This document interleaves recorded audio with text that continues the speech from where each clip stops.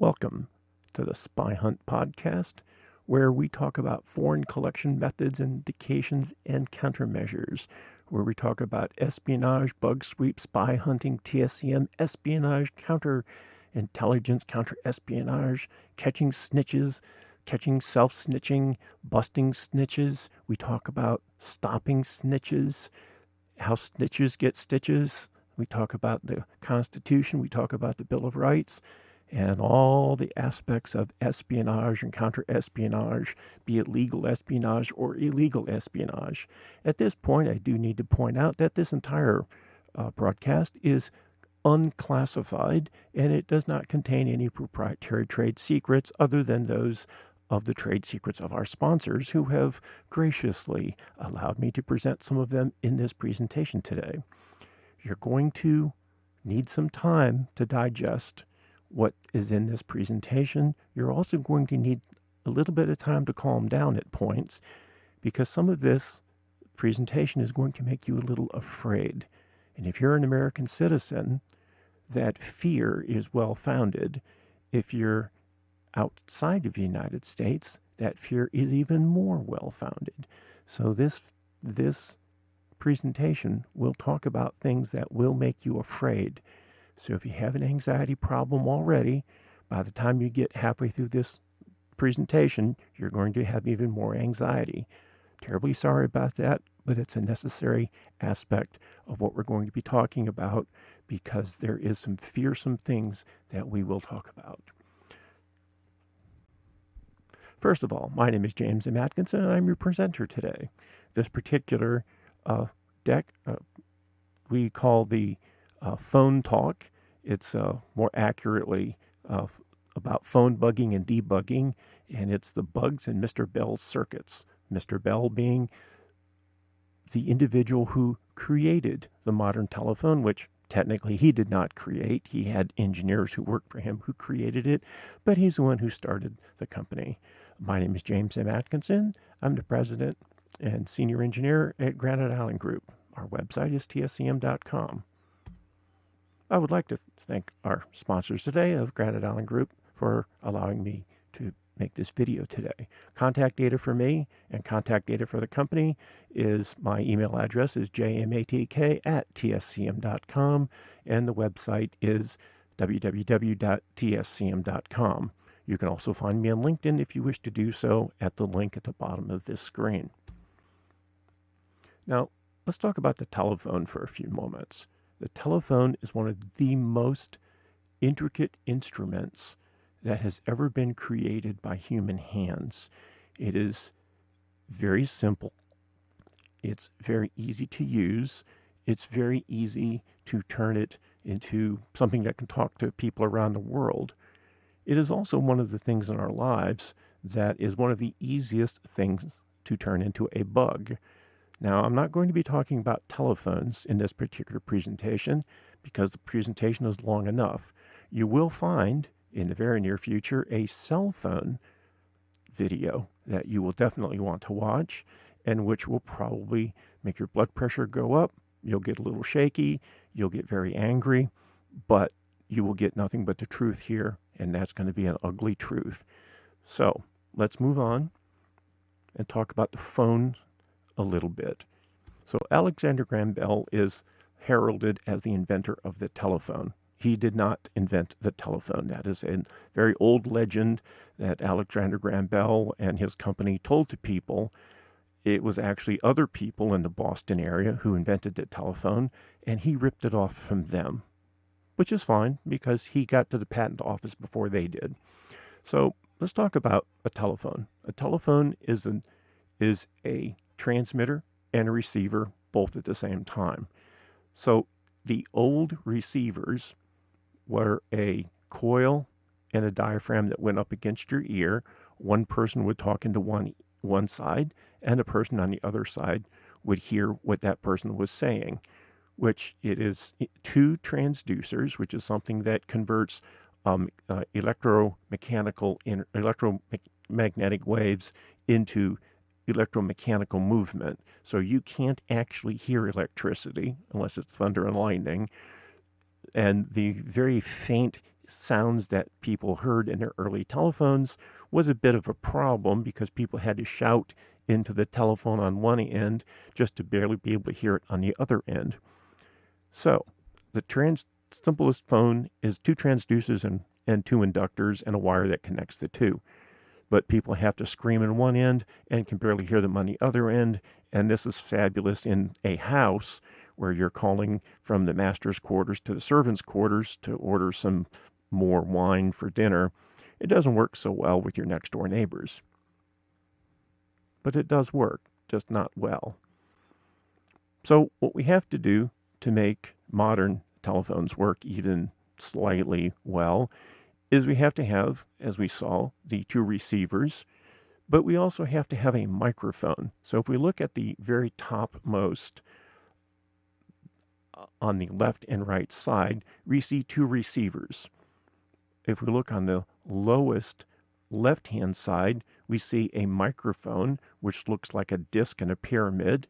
And if we look at the far right-hand side of this screen, we'll see the exact same thing moving in the other direction. So what you have in the lower left and right side is what you speak into. What is in the upper left and right hand side is what you listen to.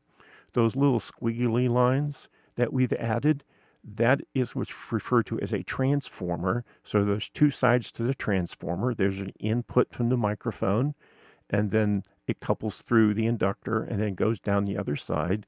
And those up and down slashes that you see down at the very bottom of the circuit on the left and the right hand side, those are the batteries that make the whole system work. So without those batteries, people would be yelling and screaming into the phones, and everybody would be very frustrated. So let's move this forward. What you're looking at, by the way, is the 2nd generation of telephone that Alexander Graham Bell came out with, and this can actually talk through half of a city. So now we get to a telephone in the 50s and 60s. This is referred to as a 500 series phone. More of these phones were made by AT&T than probably any other phone on Earth. If you're in your 60s or 70s, you had one of these on a desk at work or at school. If you look on the far side, there's a connection for a dial.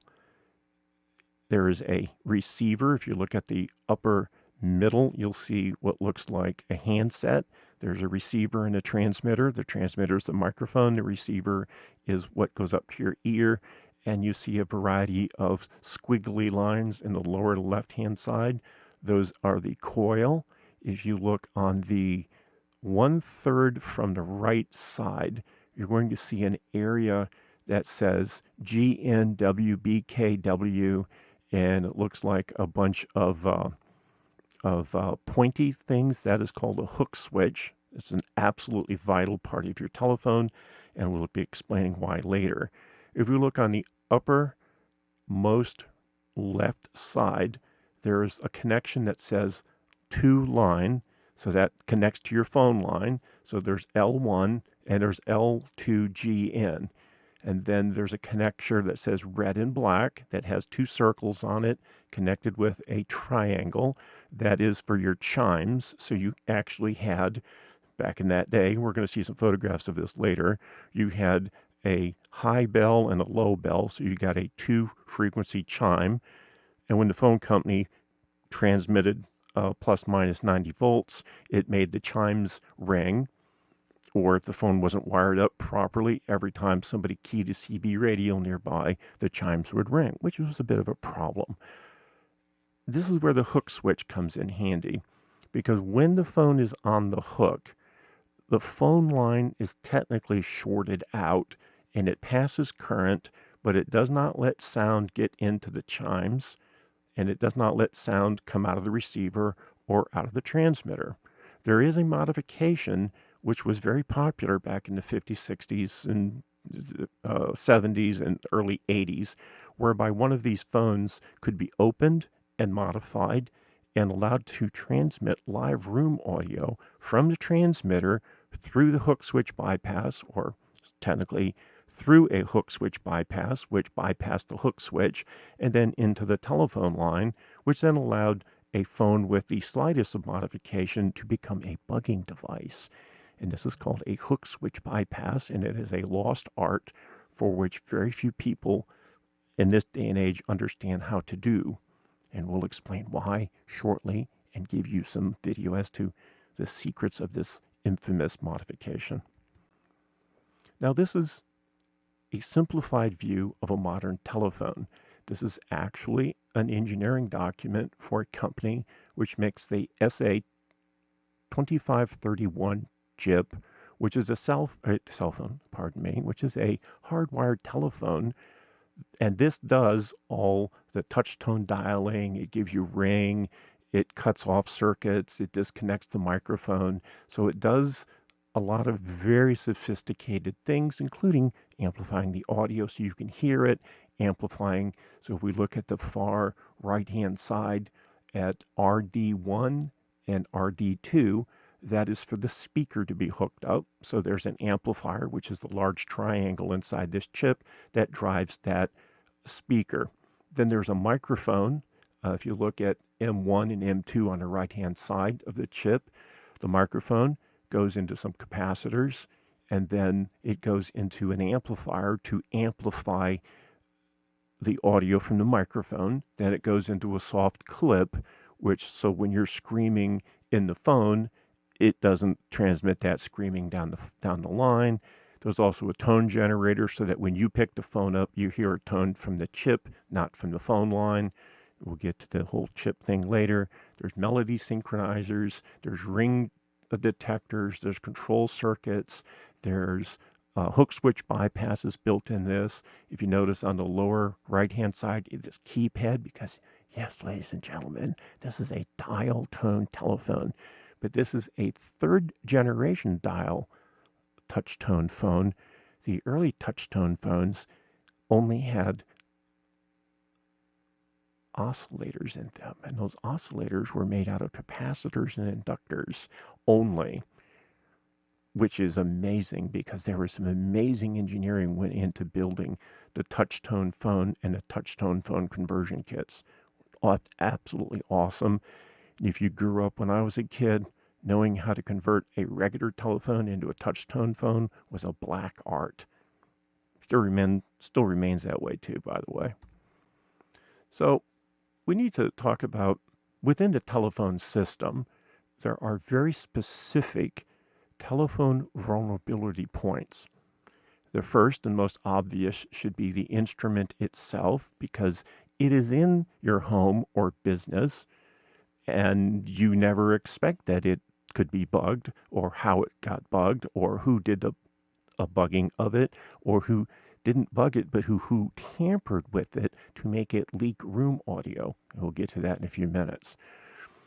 So considering that we have the instrument that's in the phone, then we have the wire that goes from the phone to the wall, and we have what we call in-house or premises wiring, which in a home could just be a very thin piece of wire that goes out to the phone box and hooks up.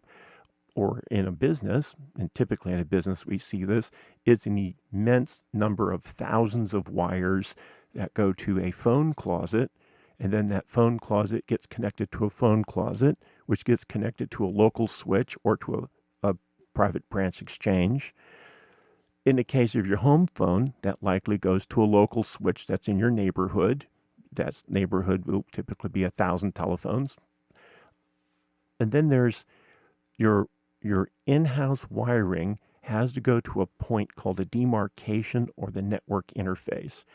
Now, we have to be careful here because the demarcation for a home is going to go from your phone to the wiring in the building to a box on the side of your house. Then it's going to go into a network interface that goes into the telephone company's wiring, the wiring you see out on the telephone pole. In the case of a business, however, those wires all go to a private branch exchange, which is the phone room that has the phone system in it. Then there is a demarcation point where the private branch exchange interfaces into a network interface, which then allows for a demarc. So on this side belongs to the phone company, on this side belongs to the business. And then typically, if it's a larger building, there's a second demarcation point where the fiber optics come into the building, which we'll see later. These are secret things that people aren't supposed to know about. And then it goes into the transmission system, which gets it to the phone company's facilities. And at the phone company's facilities, we encounter what are called switching systems. And switching systems, we could spend weeks talking about. But I want this to be somewhat simplified so that we understand the phone and what the problems are with the phone. Now understand each of these vulnerability points has at least 100, and in some cases thousands of things that can be done to render each of these things into an eavesdropping device or an eavesdropping location. So there's at least 100 or more things that we can do to the phone instrument itself.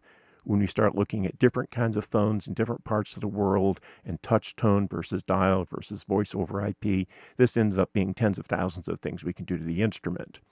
Then there's things we can do to the local distribution and to the in-house wiring. There are hundreds, if not thousands, of different things to do there.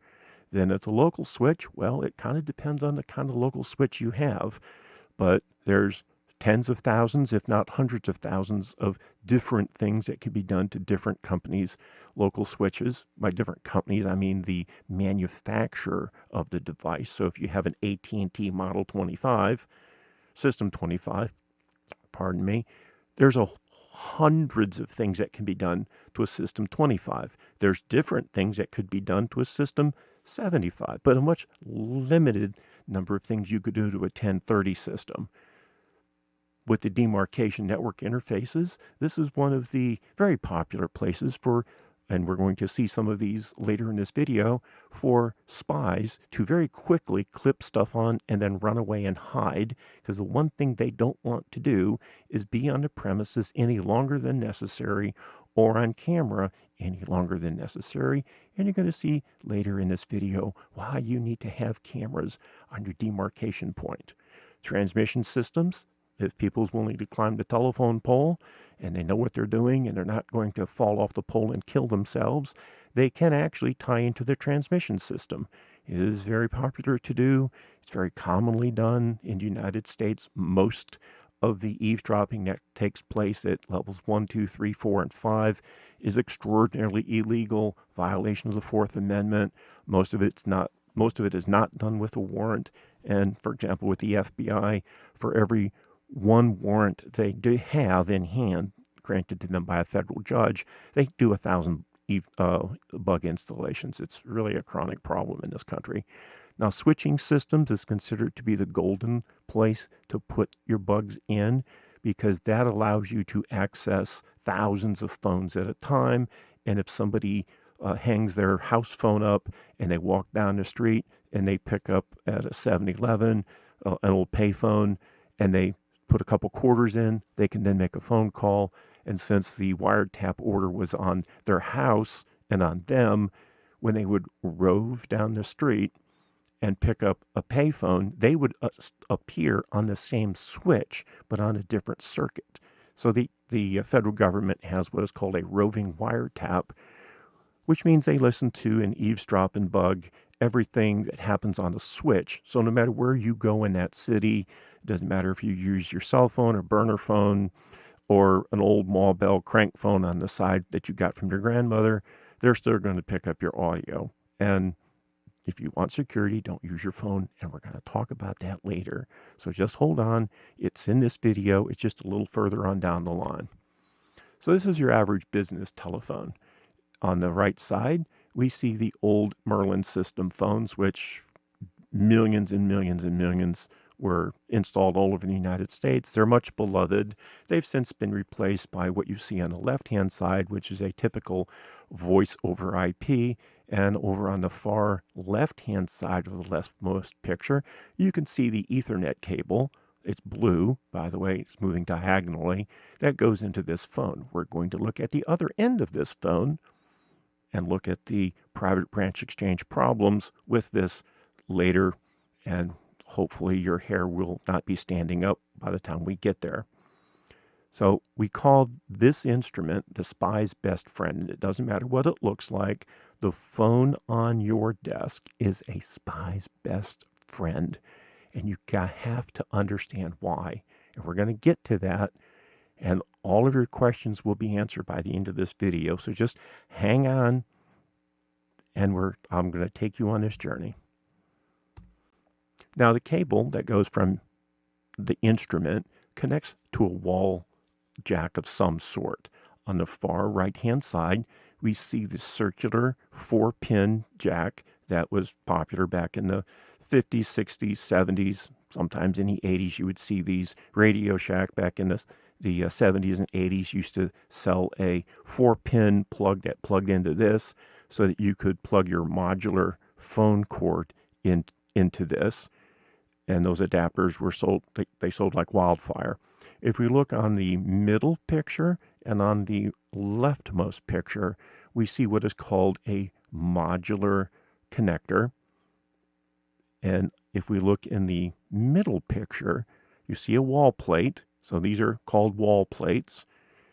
And these range from your 4 count connectors, which could be 2 phone lines or just 1 phone line, up to what we see nowadays is 8 wires on each of these jacks. So you can very commonly get 48 connectors, 48 pieces of wire hooked up to the back of a wall jack. On the left side, these are 3 ISDN lines for a video conferencing system. ISDN, for those of you who are in the know that this is not really used anymore, but this particular customer still had ISDN lines coming in. In the middle photograph, you see 2 jacks labeled 6127, which is 2 voice lines of one outlet for the telephone itself, one for the conference system, the audio conference system, and then the D is for the data connector that goes to the executive's computer. So that yellow wire plugs into a black jack that's labeled D. Now behind this is 3 cables, and those cables go up inside the wall, out over the ceiling, which we're going to look at in a few minutes, and then go to a phone room. And then in that phone room, all kinds of nasty stuff can go on. I mean, that a variety of ways. So when I say up inside the nasty ceiling, this is what most ceilings look like in most businesses who have not properly managed the nightmare of eavesdropping. This is the defense facility for a United States contractor for military defense. This was above their drop ceiling. This is a defense contractor, technically a defense facility, but this is above their ceiling. If you notice, it is a mad jumble. It looks like somebody was on meth and they were throwing spaghetti everywhere. There's no documentation anywhere in the entire building, company, no records of any sort as to what wire went to what. Things are improperly tagged. Anybody who gets up in here, we refer to it as pawnage. So you own it like a pawn on a chessboard. A spy can very quickly do very naughty things up in here. This is a very common problem. If you're an executive and your ceilings look like this, you need to resign because you're not doing your job properly. When your security department gets you up on a ladder and you look up in the ceiling and it looks like this, it's time for you to fire your security manager and bring in somebody who knows what they're doing. If you're a defense contractor and you've got any ceilings that look like this, you're in a world of trouble. Now, for those of you who know your business, if you look carefully in this photograph, you will find with your naked eyes an audio recorder, a very sophisticated Russian audio recorder made in Russia. This one was installed by a Russian intelligence service. Look carefully. Good luck. So when I talked about how your phone goes from the phone itself and it goes through wire through your house or barn, this is a typical phone wires that we see for, this is a one-line connection.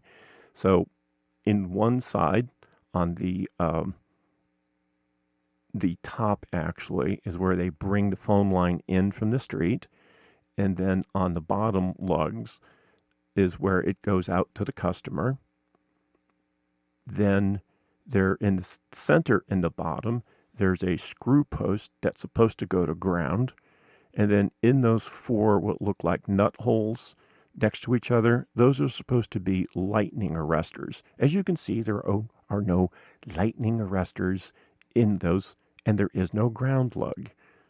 So it begs the question, who installed this connector? Is this from the phone company? Is this, which it's not, by the way, or who else did this? Now, this particular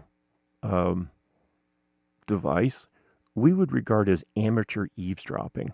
And the reason for that, for those of you who are skilled practitioners, will notice on the right-hand side of the photograph, there is some nastiness afoot.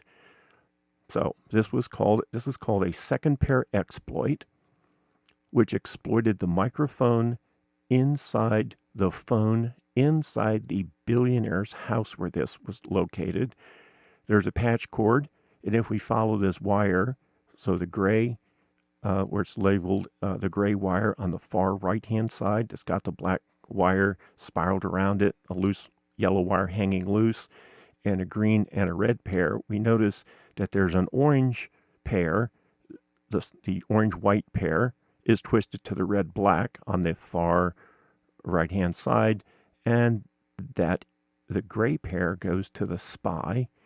The orange-white pair is what's been tampered with, and which is a hookup to the microphone inside the phone itself. The blue-white pair is okay. Now, the problem is, when the so-called electrician installed this junction, he had no idea what he was doing. He was not an electrician, according to the state. And well, let's just say things got ugly. He had actually assisted in hooking this up. The spy, in their infinite wisdom, chose not to wear gloves. So they left their DNA all over those nice, sharp, pointy bits of the copper, and DNA was extracted, and the spy was found. Now, this is kind of an important thing to look at. This was a very shoddy eavesdropping. It didn't cost anybody anything more than the microphone that sits about 3 feet underneath where you see this tool, a very short piece of cable. In fact, that cable was bought at Radio Shack, 6 feet long, which cost all of $3. The tape recorder was maybe $50, and it's did a great job of eavesdropping on the poor victim, but it's not expensive. This was, even though it was a private investigator who was extraordinarily corrupt, who did this, also a retired police officer, who did this hookup. He didn't do a very good job, and he left his DNA everywhere. So once the modified phone was found, and the modified wiring was found, and the extra wiring was found, and the DNA was found, it was very easy to track it down to who did the deed. And of course, the DNA evidence was obtained, identified, fingerprints were collected and identified. The police agency that was brought in to identify all of this after this was found, and I assisted on the forensic science side as far as the technical stuff goes, because there's some techniques and some scientific magic that I can do that most law enforcement agencies can't do. And there's actually a law enforcement agency that brought us in on this device because they were confounded by what was going on. And unfortunately, police are never taught in their academies how to look for bugs and wiretaps. Oh, and it's amazing getting a police officer on the stand, listening to them testify how they're certified and they're qualified in TSCM and bug sweeps and all this other happy stuff, and then ask them a few questions and watch their heads explode. So if you want to have a bug sweep done, don't hire a cop to do it. Don't hire an ex-cop to do it. They're not trained on how to do it. There's no police academy in the entirety of the United States which teaches cops how to do bug sweeps. They learn how to put bugs in. A few of them do. but they don't know anything about bug sweep. So use great caution, because possession of a badge usually means you're about to get ripped off for bug sweeps. All right, so let's move on. So this is a similar bugging device, also done with Radio Shack. So there's a junction block that shouldn't be there, that was added there. It's actually a Radio Shack device. Back when Radio Shack was in the business, this is a amateur installed junction block where he used a patch cable to tie into a microphone that was hidden outside the premises. So he hardwired this in.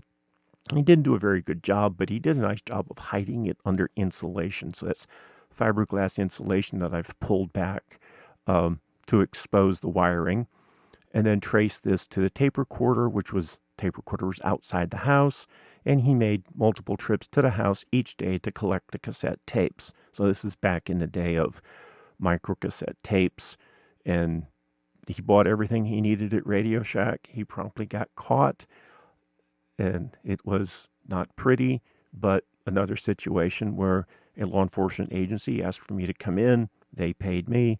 I did the sweep, found what needed to be found. I found what needed to be found. They found fingerprints. They found receipts from Radio Shack. They found video from Radio Shack. And when all this was brought together with the DNA, the fingerprints, the receipts from Radio Shack, because back in those days, Radio Shack it was impossible to buy something at Radio Shack and them not write it up. And those sent many, many spies to prison. This particular spy committed suicide before he self-terminated. Let me rephrase that. He self-terminated before trial, but he did admit to everything that he did. So with in-house wiring panels, that little wire that comes into the wall and then splits out and goes into a wall plate and then snakes around up inside the wall, comes back to some sort of an intermediate terminal. This intermediate terminal is a Category 5, and when I say that, those of you who are Bixby installers will look at this and you'll feel a little bit of barf backing up in your throat. But go with me here for a moment. We've got two Category 5 cables coming in. The category cables are broken into blue, orange, green, and brown pairs. This connector block is called a 110 block. It was made by AT&T for many, many years. You had 66M blocks that we'll look at later, but this is a 110. This is typically what you're going to find. Now, for Category 5 cable, the cables are supposed to remain twisted up until the last half inch. And my general practice was to always keep them properly twisted up until the last quarter of an inch. Now, there's about an inch of cable spread going on here. This immediately identifies this as it was installed by somebody who didn't know what they're doing, or it was installed by somebody who knew what they were doing and who were playing games. And in this case, it would actually end up being the later part. This was deliberately done to increase radiation of the data coming across the pairs of wire, because this was Ethernet connections, which made that signal radiate out just far enough, basically the other side of the wall, to an elaborate eavesdropping facility installed on the opposite side of the wall, where everything on all of these wires was filtered, taken apart, combined into a unified signal, and which intelligence analysts for a foreign intelligence service, so this was done on U.S. soil by a foreign intelligence service, and this is actually from inside a U.S. government installation, like straight up U.S. government installation. Now, this was a very interesting case, which I shall not go into because this is an unclassified presentation. But if you're with the federal government and you'd very much like me to do this presentation for you, and you would like to sponsor me for a couple nights in a hotel, I'll be happy to do the same presentation and fill in at least 150 other slides and information And oh boy, it will actually cost people their jobs. This presentation can actually make people's security clearances get poof, just like smoke in the wind, virtually overnight when their security manager checks the video out and goes, oh no, my fools have done this. I can't believe it. Now, if you look very carefully, too, on this block, you see blood. Look at the blue posts. Look on the rightmost part of the blue posts. What you see as reddish brown material is actually blood. When that blood was checked, it led to a specific person who was not a U.S. citizen, who had no business being in this building. So let's just keep in mind, this is some deadly, serious espionage that you're looking at, because they left blood on the post. They also left DNA all over the inside of all these wiring blocks. They left fingerprints and DNA all over the wiring itself. Oh, it was like a German recreational social event. You can fill in the blank as you see fit. This is the same facility, just a couple hundred, this is maybe 50 feet from the other phone room. This was a problem. This is a typical defense contractor site. This is where the spies want to get access to in the defense contractor site. I'm not going to say which contractor site this is, but this was a defense contractor site, and they were responsible for this room, and this room fed to a U.S. government facility nearby in the same floor. And, we've got some problems here. So we have 110 terminations. That's what we see on the far right-hand side. There's an orange cover. That orange cover means this side belongs to the phone company and this side belongs to us. And then there's a crisscross panel in the midsection. That's what that giant thing looks like, which we're going to get to later. Then there's a gray and a yellow cable that comes out of the bottom of that. And that gray and yellow cable goes into a splice case, which feeds stuff up and down stairs. There's also a nice gray demarcation box up at the top. And are there extra wires here? Are there transmitters here? Are there recorders here that we can't see? Are there bridges? Are there taps? Are there slaves? Are there none of those, or are there all of those? Are you sure? Let us now take a closer look. This is the wiring panel from the previous slide, but a slight close-up. Now, a professional who walks into this room with their naked eyes only, with no equipment, just their naked eyes, and just looks at this panel. They'll stare at this panel. They'll stare at the jacks next to this panel. They'll stare back at this panel again, and they may actually quietly just stand there for 2 minutes with nothing in their hands except their hands in their pockets, just looking. And a professional who looks at this immediately sees at least 48 things wrong with this panel. 48. There's 48 significant problems here. Now, there's some things here that should not be done, so the wiring methodology is wrong for some of these cables. An amateur or somebody who worked at the company who didn't know what they were doing did some crisscrossing, which they should not have done. But there's 48 significant screw-ups on this block. Now, an extensive technical audit needed to be done, and an extensive multi-day technical audit was done. However, if you look on the right side of the punch block, the larger punch block, left side, and you count down to the 9th row of cables to the 3rd pair, you will see peering out at you a little silver box. And that little silver box goes to a gray cable. You can see the gray cable emerging on the right side. Then it goes up to the loops around two different spools or spindles, depending on which school you went to. We call them different things. And then happily went off to a place where recordings were being done. That little silver box was found with the naked eye, by my naked eyes, in this room in under 2 minutes. I walked into the room, turned the lights on, stood, looked at the paneling, eyeballed it, took some photographs, and left with no equipment. And then later came back with equipment. And boy, oh boy, when we took this thing apart, there was a huge problem, because this is inside a defense contractor's building that they had leased part of the building to the U.S. government. So let's back up here. A contractor owns the building. In the building is the contractor's offices and a U.S. government agency's offices.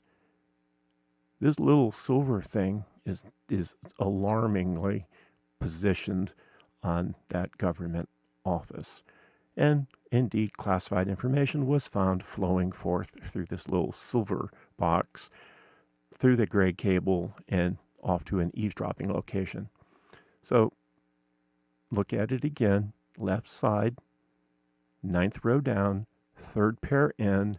You can see the little silver box. That little silver box was just a splice box, a splice unit that they crimped on real quick, and then they ran the gray cable that you see that goes from the right side of this block, makes a downward loop, then ascends upward, goes across the right side of the lowermost spindle, and then across the right side of the left side of the upper spindle, and takes off to the listening post.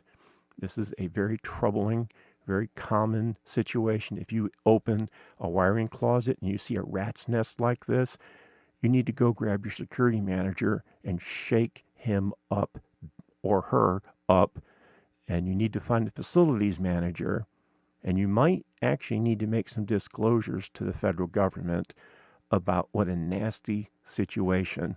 This is to somebody in my profession, this is akin into walking into a toilet somewhere and finding the toilet overflowing with nastiness, an entire roll of paper shoved into the toilet bowl, and there being nasty things all over the floor where obvious nobody's cleaned the bathroom for an entire week.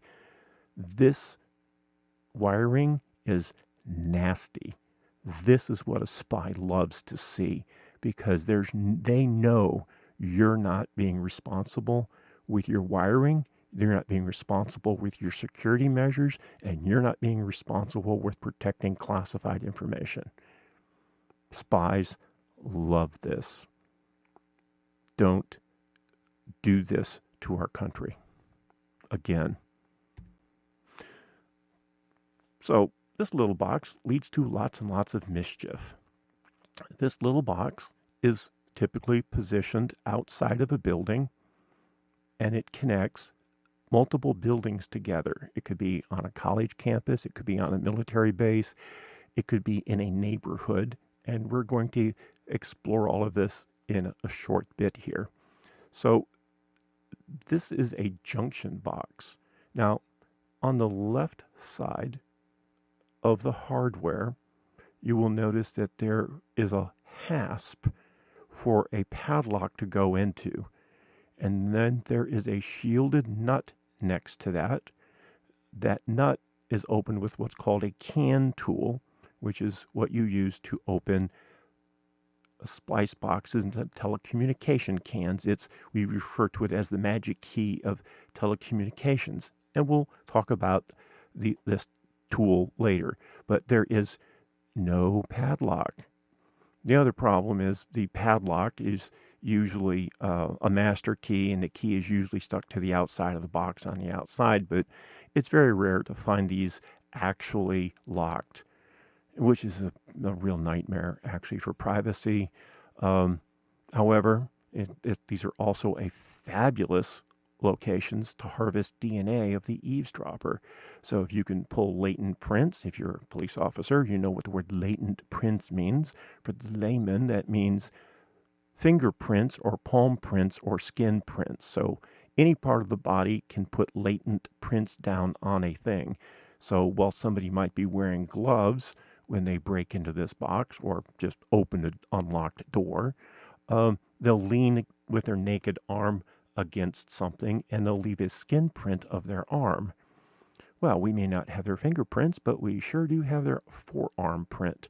Or they may lean their naked shoulder on it or something. Or they may need to urinate and they do so on the side of the box, which sheds skin cells all over the side of the box, as well as, people don't realize this, but their urine and fecal matter contains DNA, lots of it.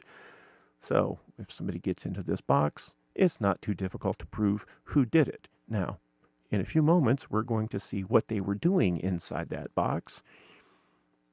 And if you're with the FBI, when you see what they were doing inside this box, your blood pressure is going to go up. But let's talk about that slide when we get to it. Sorry if I'm making you guys a little upset here, but I don't care. So, this is a cross-connection box. As you can see, there is no padlock on it. There should be a padlock, but there is no padlock.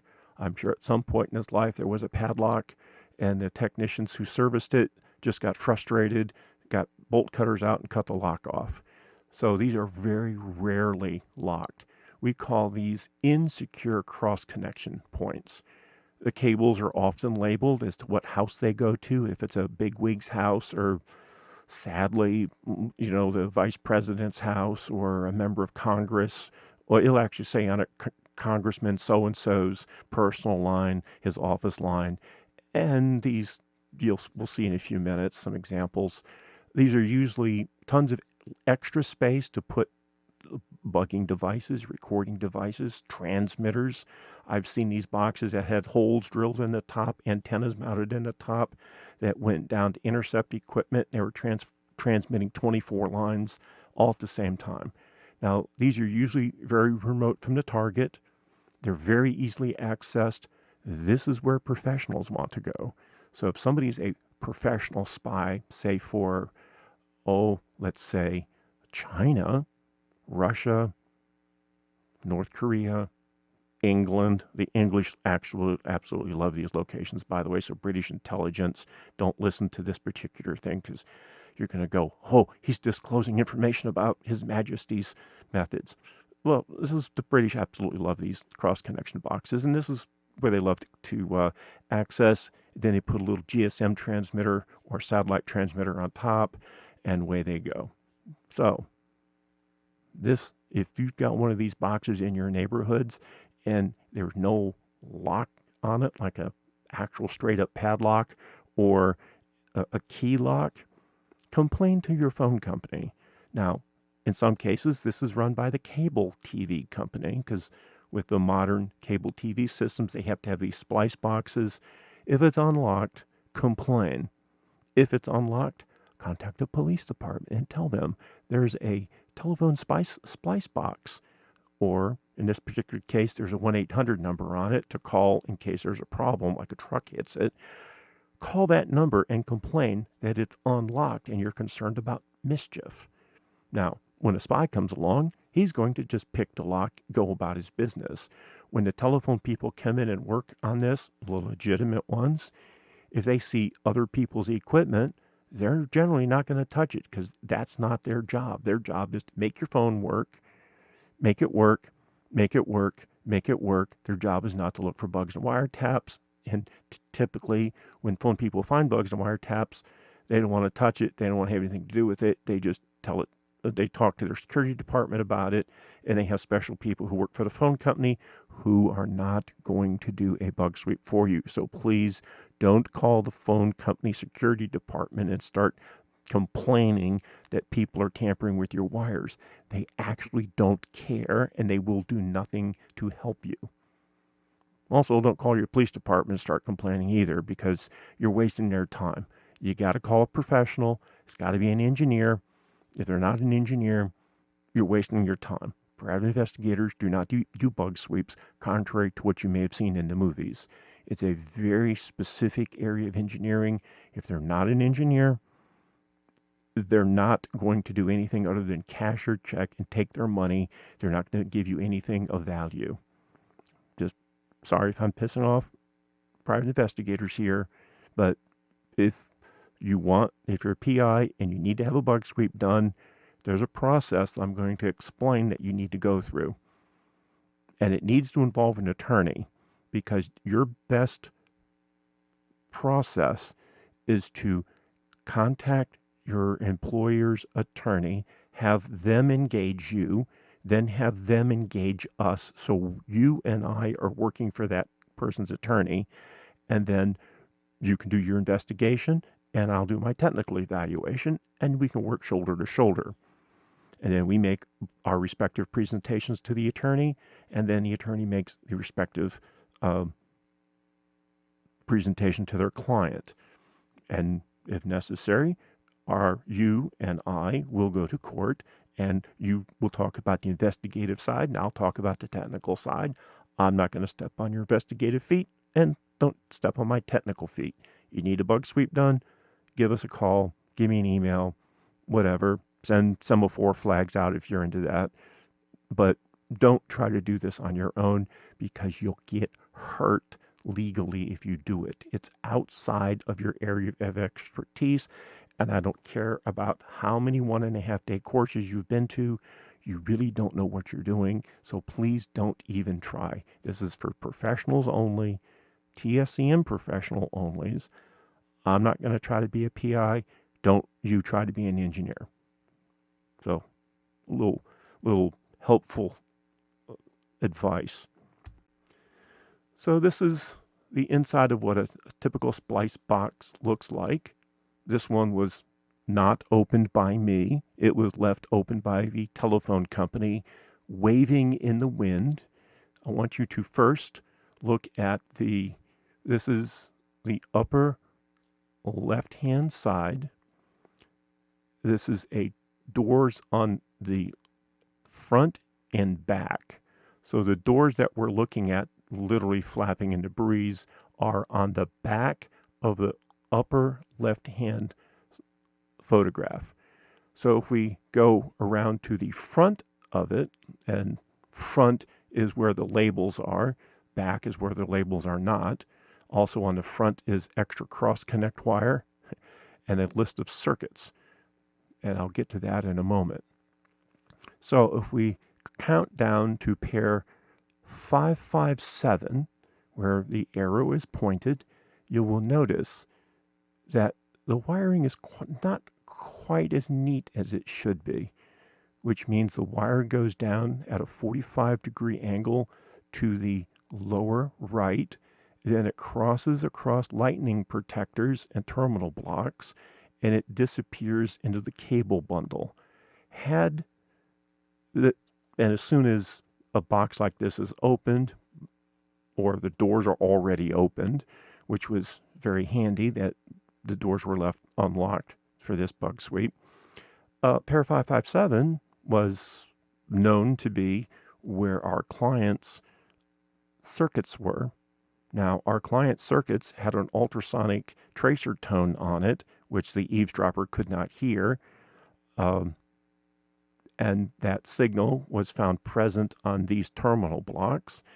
And the wire that comes down from the lower, it descends from the terminal blocks to the 45-degree angle to the right, and then traces back down and around, were connected on the back of the block to other terminals, which were then traced to the listening post for the respective intelligence agency that was not a U.S. government intelligence agency.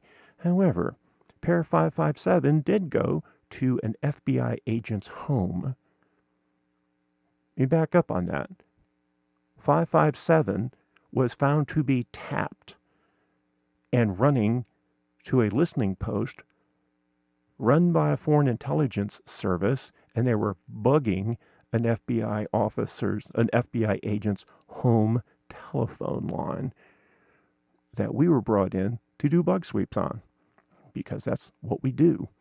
Now, if you look in the uppermost right-hand photograph, you will see that there are two white spools, it is traditional for the phone company to mount crisscross wire or cross-connect wire, typically blue and white, right there on the cabinet. So you can open that cabinet and, there's wire. You don't have to bring any from the truck. Now, you might notice that the wire the eavesdroppers used was not the blue and white wire that would normally be used. Apparently, they brought their own, and it's the wrong color, which is kind of funny. But it also helped us in very rapidly tracking down what was going on. Now, also listed but blanked out on the inside of the door is a circuit list. So it's a list that anybody can see if the box is left open. And right there is a list of what terminals go to which addresses. When you're doing bug sweeps, you really don't care what goes where, because you're only interested in tracing where pair 557 goes to, or whatever the pair is that you're tracking. We use specialized equipment where we put the signal on the telephone line and we track it out to the telephone pole. We'll get to that in a minute too. And then we track it down the street. We track it even further down the street. We track it around the corner. We go down another street. We find the splice box or the crisscross box, as we're looking at here. And we then continue to trace it until we trace it to the central office, which could be in some cases 30, 35 miles away. So it's going to be a very long day, and we've got special vehicles that are adapted to do this tracing so that we don't have to have survey crews out, walking 35 miles down the street. But pair 557 was a very interesting case. It was one of the senior FBI officers, and this was actually a foreign intelligence service who was bugging them. It also didn't help that this extraordinarily career-oriented FBI agent also had a cordless phone that they were using, which we'll get to cordless phones in a few minutes. So if you need to take a break, take a sip of water, have a little something to drink, maybe water, maybe not, this would be a good time, because it's only going to get worse from here. So this is an example of the inside of a splice box where the phone company, in their infinite wisdom, has labeled, this is a scientific instrument company. Some of you will know who it is, some of you not. It's got the circuit number on it. It talks about that it's a 56 kilobit data line. It's actually tagged. There's little blue caps that go on the wires, and it lists the address. They're not, which I blurred out, but it was also tapped, which this is a foreign corporation, and foreign governments routinely bug the circuits of foreign corporations. So if this company is, say, in Germany, the German government is going to bug this company on U.S. soil. That's how it's done. There's nothing you can do about it. If you're a U.S. company in Great Britain, the U.S. government is going to bug that business. They're also going to bug everybody who works at that business. The British government is also going to bug everybody at that business. So this particular set of wires was for this company, and they were very easily bugged, and they were very upset to find out that not only had their own government bug them, but so had the Chinese government, so had the U.S. government, so had somebody else apparently. So all their super encrypted data which they thought was super encrypted that flowed over this line, it was really a situation. But this is what the phone company does to you. If you don't like it, install your own phone system. But when they tag lines for special services, they do that customer a disservice. So I always recommend that if you're a security director at a company, that you find where these splice boxes are, and you find them when they're unlocked and the doors are open, which you wait for a little while, they'll be left open. Find your circuit and remove the tag from it. And if there's keep-offs, which are little insulators that you put on the terminals, either remove the keep-offs from your circuit or put keep-offs on the other circuits. The problem is the phone company will go into a screaming fit if they catch you doing this and claim that you're trespassing. Technically, you're not, because it's not technically their property. It's on public. So you have to make sure the next thing is that the splice box is, well, it belongs to the phone company, is on public land. This one is on public land. The door was not locked. It was just a matter of blowing on it to make it swing in the breeze without actually touching it. Now, the people who did the eavesdropping on this particular cable all left their DNA on everything. Some people left fingerprints, but everybody left DNA. And when you do bug sweeps, you have to understand about Locard's transfer principle, which is, this is black magic to most TSCM people, and that's okay. We'll leave it for the forensic science people, which I am. And DNA analysis, and even how to run a DNA column, is something that they totally cannot do. I come to court and I do it right there in front of the jury. I can bring an entire DNA kit and map out DNA right there in front of the attorney. I can go, well, this DNA belongs to this police officer. It belongs to over here. This is the test sequence. This came from a barn owl. And this is from none of this, the DNA evidence, which the government claims to have, actually came from the suspect. It's all, oh, and by the way, this blood DNA that was analyzed to be from the suspect was actually the crime scene technician's blood, which is a problem in a murder case when people are planting blood evidence that they then try to link to the suspect, and it's all a fraud. In Massachusetts, unfortunately, we did have what we call a dry labbing incident. Well, several thousand dry labbing incidents where forensic scientists at the state crime lab were not actually doing the science. They were just writing reports and putting in the report whatever the police told them to put in the report, which they would sign off on, go to court, testify on, and it was all a lie because they weren't actually doing the science. They were just writing the reports, and many thousands of criminal cases had to be thrown out due to corruption of the forensic scientists. Ooh. And, of course, the police officers never got penalized for what they were doing because that's just the way things roll in this country. Okay. When the phone company does lock things, they very often leave the keys in the lock, as you see here. This is what we call a very simple Chicago lock, not a big deal. This is a New England Telephone digital multiplexer made by NEC. This particular one is an RC28DH, so if we know which multiplexer they're using, oh boy, the mischief that can be done remotely. You don't even have to get physical access to the multiplexer itself. So when they leave the keys on or on the top of the multiplexer, the life of the spy is so much easier. So if you poke around your company and you find a situation like this where the keys are on the box, which we'll see shortly, or the keys are in the lock. In this particular case, there was 2 keys in the lock, and then they had a spare key on the top of the box. Oh boy. When you see this, take the keys, give them to your security director, have this fully photographed, and get the CEO and the legal department involved because they're making it super easy for eavesdroppers to spy on everything inside your building. Now, if they manage to get the front of this box open, there's a place where they can plug into the front of the multiplexer. There's also a place on the back of the same cabinet where they can plug into the multiplexer. Once they plug into that, they get what's called console privileges or TTY privileges, so they can access the multiplexer and shoot your photons all over Earth. They can install software updates. They can install bypass updates. You might notice that NEC is, this particular unit was not made in the United States.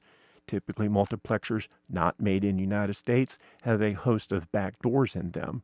Now, multiplexers made in the United States, so for example, a DDM 2000 has a host of backdoors in it, put there by the manufacturers because the U.S. government requires the manufacturers to install these back doors, which allows them to commit espionage. So if you have a DDM 2000 and you're in, say, Germany, or you have any piece of fiber multiplexing, you better make sure what's going down those fibers is your data that's going to your destination, not something slipping off to intelligence agencies, because this is where your intelligence agencies want to start their eavesdropping. This is the top of the same cabinet, and as you can see, they left a nice backup key to the same box. That piece of paper that I've blurred out a bit that's behind it is a set of passwords to get into the maintenance. So you bring a laptop, you plug a laptop in, or even you could do it with an iPhone if you wish to do so. You plug an iPhone in. iPhones have great serial communication ports, and you can make those photons of the fiber optic multiplexing systems to go anywhere you would like to go on Earth. Now, this particular one was at a defense contractor site. This room was not locked, and this room was accessible from outside the building. No alarms on any of the doors, no camera coverage inside this room. Then, on the other side of this room was a door that went into the company that was not locked. So somebody could theoretically go from outside the building into this room and then into the executive hallway and go to any of the executive rooms and not get caught. Quite literally, you could go from outside the building into this door, the door's on the left, to outside. The door into the executive hallway is on the right. From the inside of the building, the door was constantly locked and nobody questioned where it went to, even people in the building for 20 years. But from the inside of this room, you could open that lock and walk into the executive corridor. No camera would catch you. No alarm sensor would catch you. No motion sensor would catch you. And you could run amok. Further, behind this is a fire water supply for the fire extinguishing system and a valve, and then a hatchway that goes up onto the roof. So once you're in this room, you can go up and go anywhere on the roof of a defense contractor, walk around, commit all kinds of mischief, and nobody's going to know you're there. So, security directors, when you find these boxes, understand they need to have locking doors on both sides, the front and the back. There should be never a key in there. These doors must be locked. They must be alarmed, and you must put cameras in there, because this is where the spies want to go in the United States. This is where they want to go. They want to go to the outside cross-connect boxes, and they want to go to your multiplexer. And in most cases, that multiplexer can be accessed from anywhere in the world if you know the right series of photons to send in the right cable. The easiest way to do it, though, is to go straight for the TTY, the serial connector on the front. Usually there's one on the front, one on the back. The one on the back is kind of a joke because nobody ever puts a door in the back. Demand that the phone company put a locking door in the front, a locking door in the back, and then switches so that anytime that door is opened, it sends an alarm down to the phone company, and then put your own sensors on this so that that door's protected on the front and on the back, and then the door into this room is protected, and ensure that they have to go through 2 sets of doors to get to this box. In this particular case, the defense contractor was having huge espionage problems, and it was traced to the multiplexer. So, come on, let's keep on top of these things. So, this is an issue. I'm sure the Secret Service is going to be very upset with this photograph. The President of the United States was staying at a certain hotel. Very posh, very nice hotel.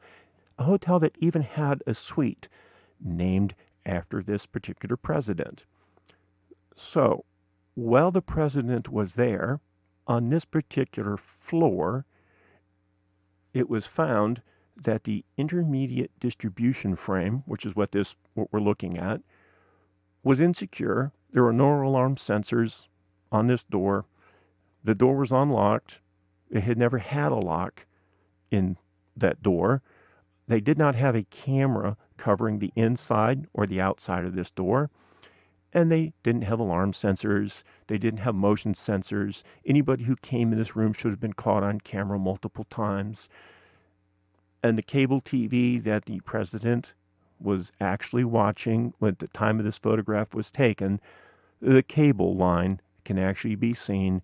And there was so much tarnish on what are called the 66M blocks, which is what you see on the white silver things on the left side of the photograph. It hadn't been touched in years. The Secret Service did not enter this room. Let me back up a minute. The President of the United States, not the prior President of the United States, the actual President of the United States was staying in a room not more than 150 feet away from where this photograph was taken, but maybe as little as 70 to 75 feet. The Secret Service was putting too much emphasis on physical security and escorting people around with these big bodyguard details and bringing their pickup truck disguised as a Cadillac, because that's what the presidential limo is. It's actually a pickup truck disguised as a Cadillac. That's an awesome hack job they did. But the Secret Service is usually totally oblivious to the technical eavesdropping threats. So, the telephone that was in the president's suite was not disconnected. The wiring that went to the presidential suite was not disconnected.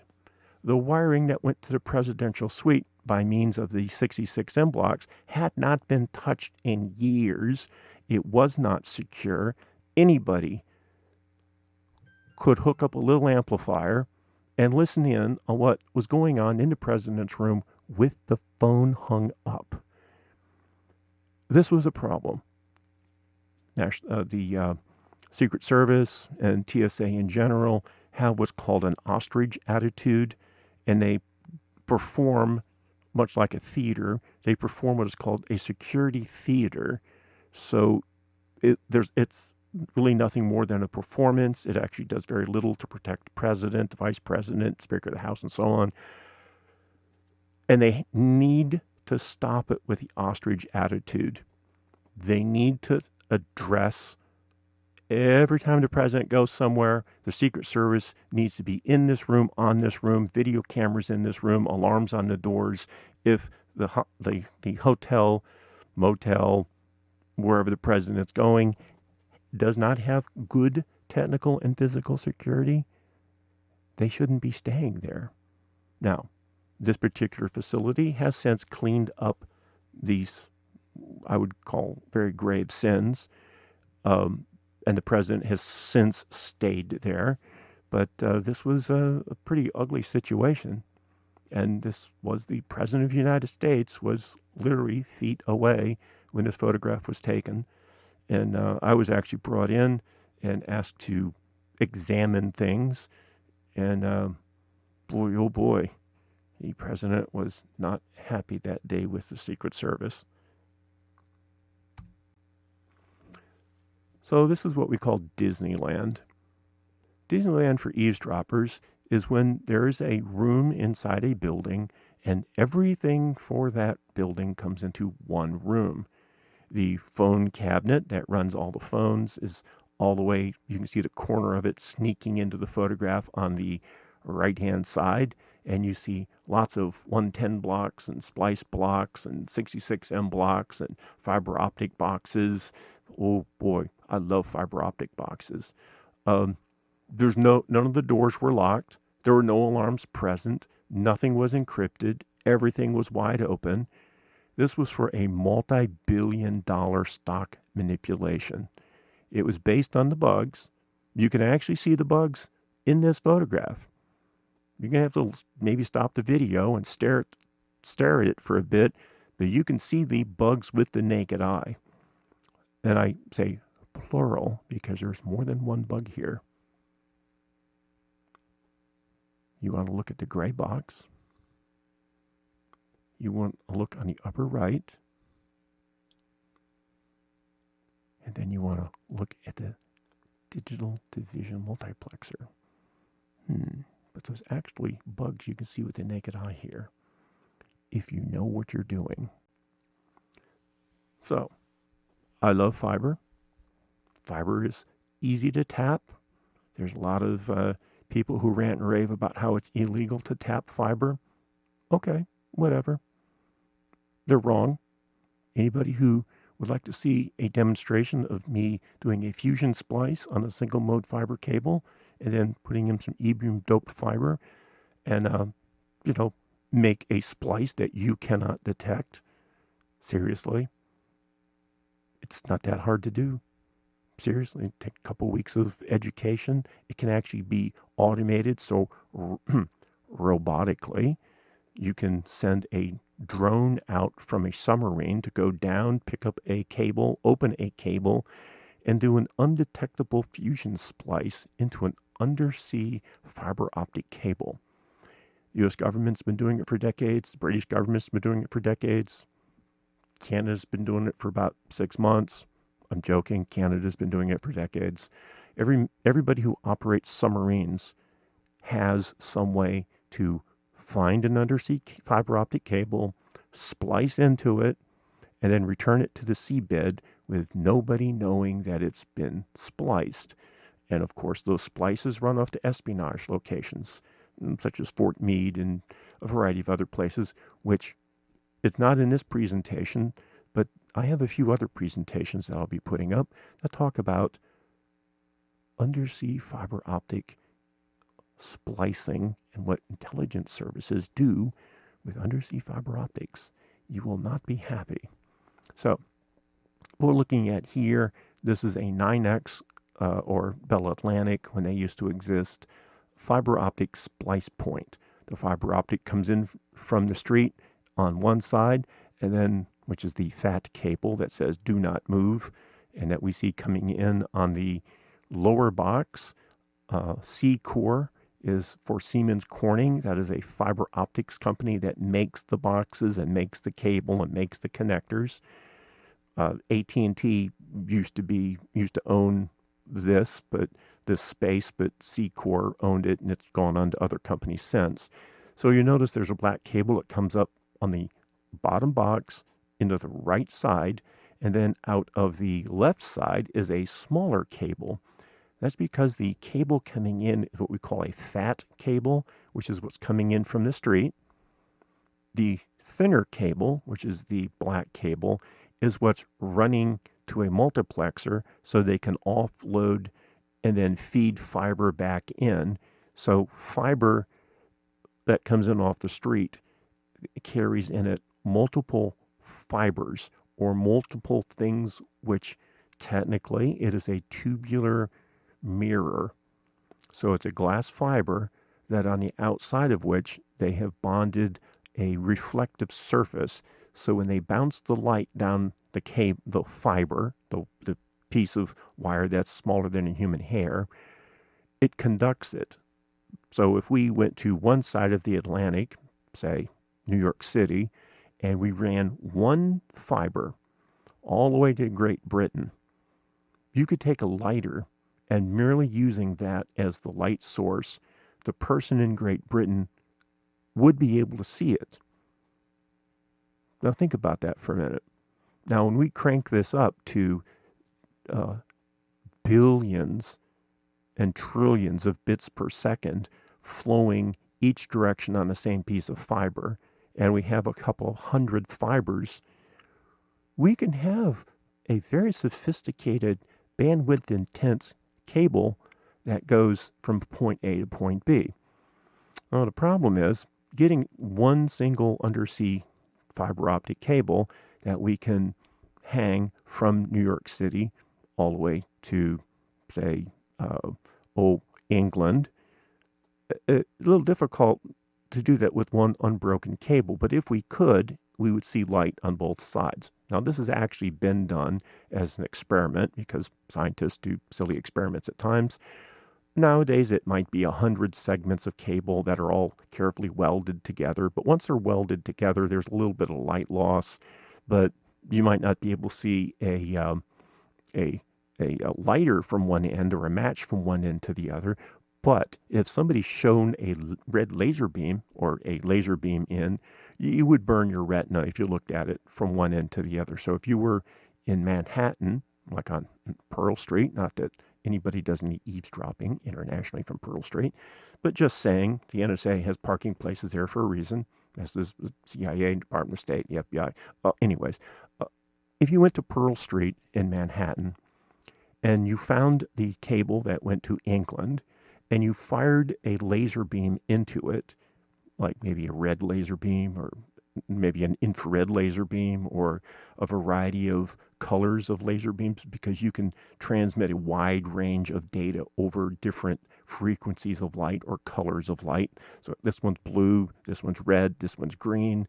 These are ones of infrared lasers at frequencies and colors that the human eye can't see, but which will burn your skin. You could actually fire a laser into a cable in Pearl Street. And in downtown England, that's not where they actually have the splice point, but we'll talk about on the undersea fiber optic cable thing later on a different presentation. You could actually get enough energy there that would allow you to cut a piece of paper. Think about that. You can fire a laser beam in Manhattan and burn a piece of paper in London. Fiber optics are fabulous. Undersea fiber optics are even more fabulous. They make spies so much money, and intelligence services depend on them to harvest an astronomical amount of data. So, National Security Agency, through the Department of State, through the FCC, undertakes massive undersea eavesdropping activities on all fiber optics that come into or out of the United States. Not inside the United States, but there are points where they bug the fiber optic communications. And it's required by law to give the U.S. government access to do this bugging in order to get your license to put your cable in. Now, if you're going from New York State to, say, Ohio, the federal government does not have any say-so. You don't need any licenses, no permissions, nothing like that. But if that cable leaves the United States, you have to get a license from the FCC. That license from the FCC has a requirement that you must give the National Security Agency, the intelligence community, the FBI, the CIA. You have to give them a certain number of square feet in your office so they can bug the cables that come into your business. Of course, everybody denies it, but there's huge amounts of information floating around on the internets I even have seen stuff with, I'm not going to get into it. We're going to leave that alone for right now. But foreign companies, foreign countries more specifically, require everybody who has fiber optics to provide a government backdoor into that network. So in some countries in Europe, who shall remain unnamed until a later date, their spy agencies eavesdrop on every inch of fiber optic communications in the country. Now, in the Middle East, it's even worse, but we'll get into that some future date. Let us continue. What you're looking at is a white box with black handles. I'm sure you've observed that already. It's on what's called a concrete pad. On the right side of the white box is a electric meter. What is in behind the box, sort of hiding back there, that's a splice box for copper cables. So what happens is copper cables in the area come into that splice box. They're spliced into the white box. And what's inside this white box is called a multiplexer, which takes a whole bunch of copper lines. Mind you, You can probably notice this is way out in the country. And so way out in the country, the copper wire comes into the splice box, which it is cleaned up and it comes into the multiplexer, which converts the data or the voice communications or internet or cable TV into a set of fiber optic lines. Now, everything in fiber optics is done in sets. You don't have just one piece of fiber. You can.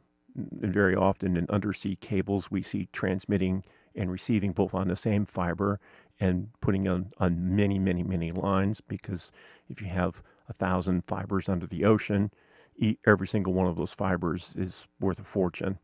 In this particular case, this is out in a rolling countryside. And so that fiber has to shoot about 50 miles to the nearest central office, where it then goes into another multiplexer, fiber optic multiplexer, which takes apart everything that was concentrated or focused onto the fiber optics, where they can then take the signals that were on the copper lines and they can then transmit it to whomever that person is calling or wherever that person is watching their videos from. If it's a hybrid, which is both coax for cable TV, which this one is, or it's just telephone lines and data lines, it pretty much handled the same way. So if a person, now you might notice there's no padlocks on these doors, because in these particular doors, there is a key that goes into the handle. The problem is they left a key on the box. It's on the top of the box. And this is on public land, publicly accessible. The power that you see on the right-hand side, there's an electric meter on each side opposite where we're looking, and then there's a connection so they can plug a generator in. And this has been sitting there for several years. This was part of an interesting, this was another defense contractor who was doing some things they shouldn't have been doing, and they were being blackmailed, significantly blackmailed by foreign intelligence services and by, other than that as well. And we were brought in and went, oh, look, their cables all goes to this splice box, and open the splice box, and oh my, then open the fiber optic multiplexer box, and it got even more interesting. And things were traced back to a foreign intelligence service operating on U.S. soil, and the FBI didn't catch them, the CIA didn't catch them, Department of Defense didn't catch them, even though they were all buying stuff from this particular company. Another government entity brought me in, and I found it. Heads rolled, and I mean that figuratively, but heads rolled. All right, so let's look at something really simple. This is line 70, which means the power company or phone company has telephone poles that have line numbers and pole numbers. This is going to be very important in a few minutes.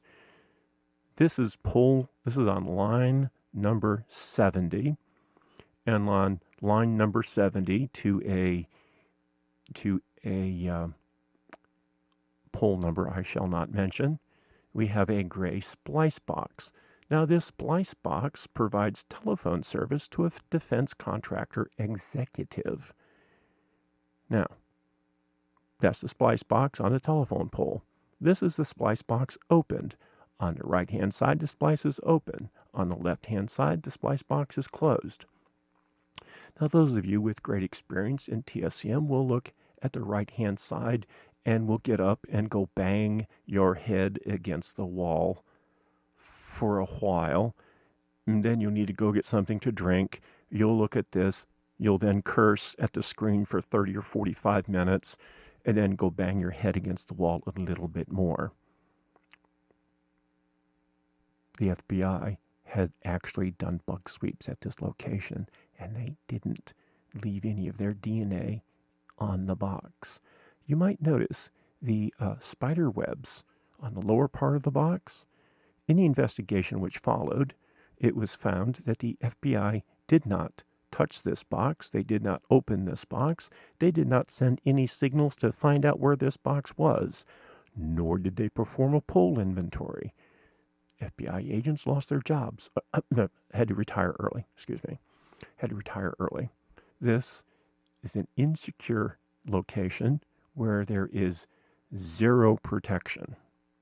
So, just zero protection. This is another case of zero protection. This is line cable 306. This is box 1. Now, when this is a splice box for both cable TV and television. This is one of the more backward parts of the country where they have both running through the same system. One might notice that it looks like there is a squirrel living in this box. One would be wrong if that's what you thought. So this splice box are supposed to be secured by a padlock, which they almost never are. And there's a nut on the left and the right side, which you just loosen with what's called a can tool or a can wrench. More about that later. You've heard me mention it before. We'll talk about that later.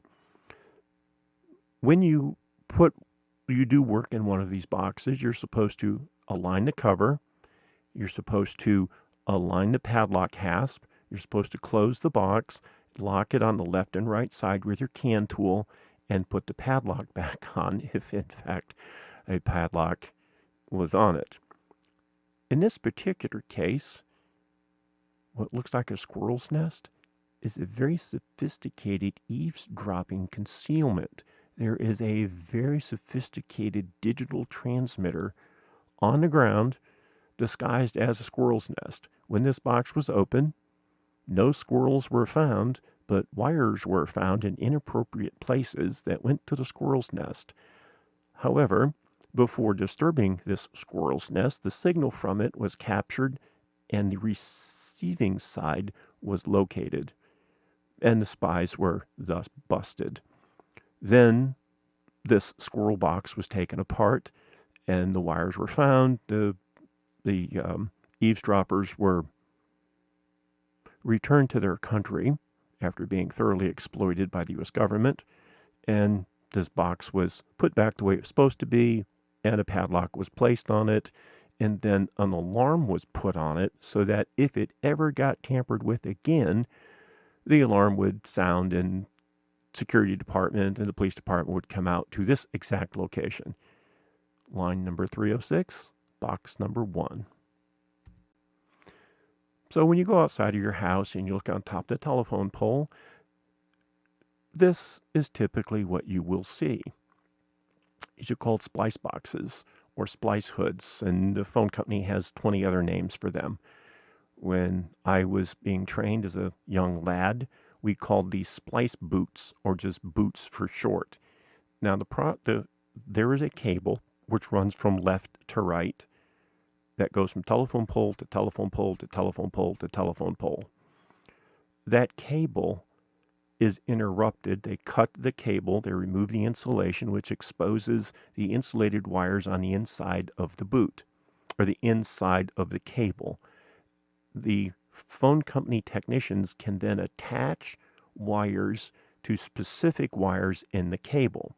So if you're on this pole and you get your service from this pole, and that wire runs down the street a mile, and it occurs that the cable also appears at your neighbor's house some miles down the street, your neighbor can actually tie in to your phone line and listen into all 300 of their neighbors. This has actually happened many times in the United States, where somebody who is exceptionally nosy and not necessarily well skilled tapped all their neighbors' telephone lines. Some will even tap their coax lines so they can tie into and watch whatever all of their neighbors are doing on cable TV. Now, this line that goes from left to right ran at least 5 or 6 miles in from the left and 5 or 6 miles to the right. Went into a fiber optic multiplexing box, but all these cables you see hanging down all service a customer. So you might have 8 customers served from the box on the left, and looks like 2, maybe 3 customers serviced by the box on the right. So there's a left box and a right box. These are splice boots. This is where professional spies love to hit, because it's very easy to cross cable pair 1 to pair 7 through a isolation box, or what's referred to as a bridge, or there's a number of other names for it. So it's an interface from one telephone line to the other telephone line, and the other telephone line the eavesdropper owns, and those devices are actually fairly easy to find, which we will cover later in this video. So be patient. I know this has taken a while to plow through, but it's worth it. And like I said, this is not information you're going to get anyplace else on YouTube or Google or anywhere else. So you're welcome. So when we're doing a bug sweep, we perform a task called a pole walk.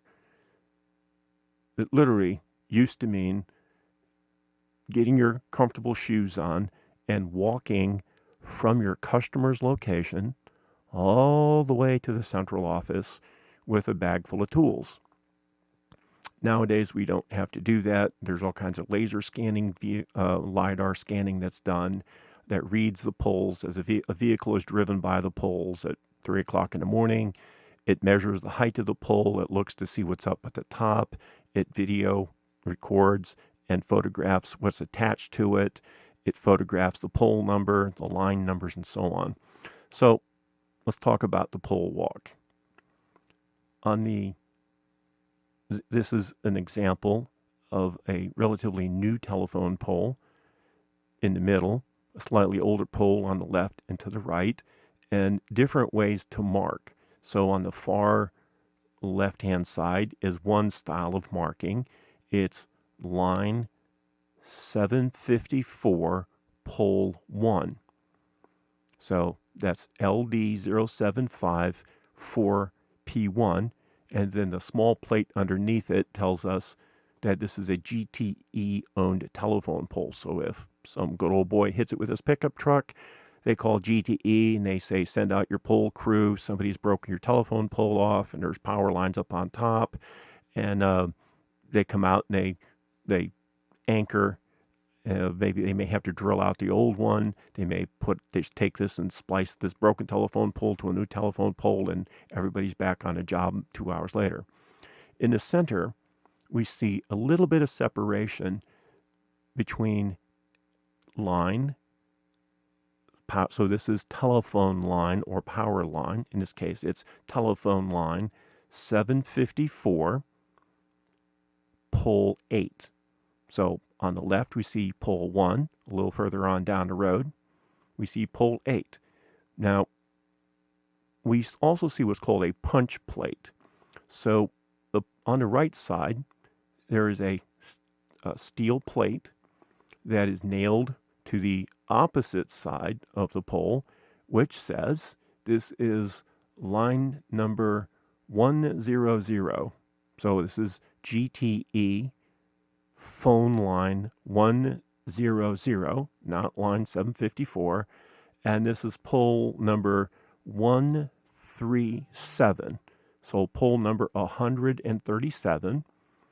It says that it's not owned by GE, it's not joint owned, but it's foreign owned. So GTE, when this pole gets damaged, they're going to have to call in 3 different entities to get this pole replaced. While GTE may own it and have it tagged, it's actually a foreign GTE pole, which doesn't mean a foreign intelligence service owns it.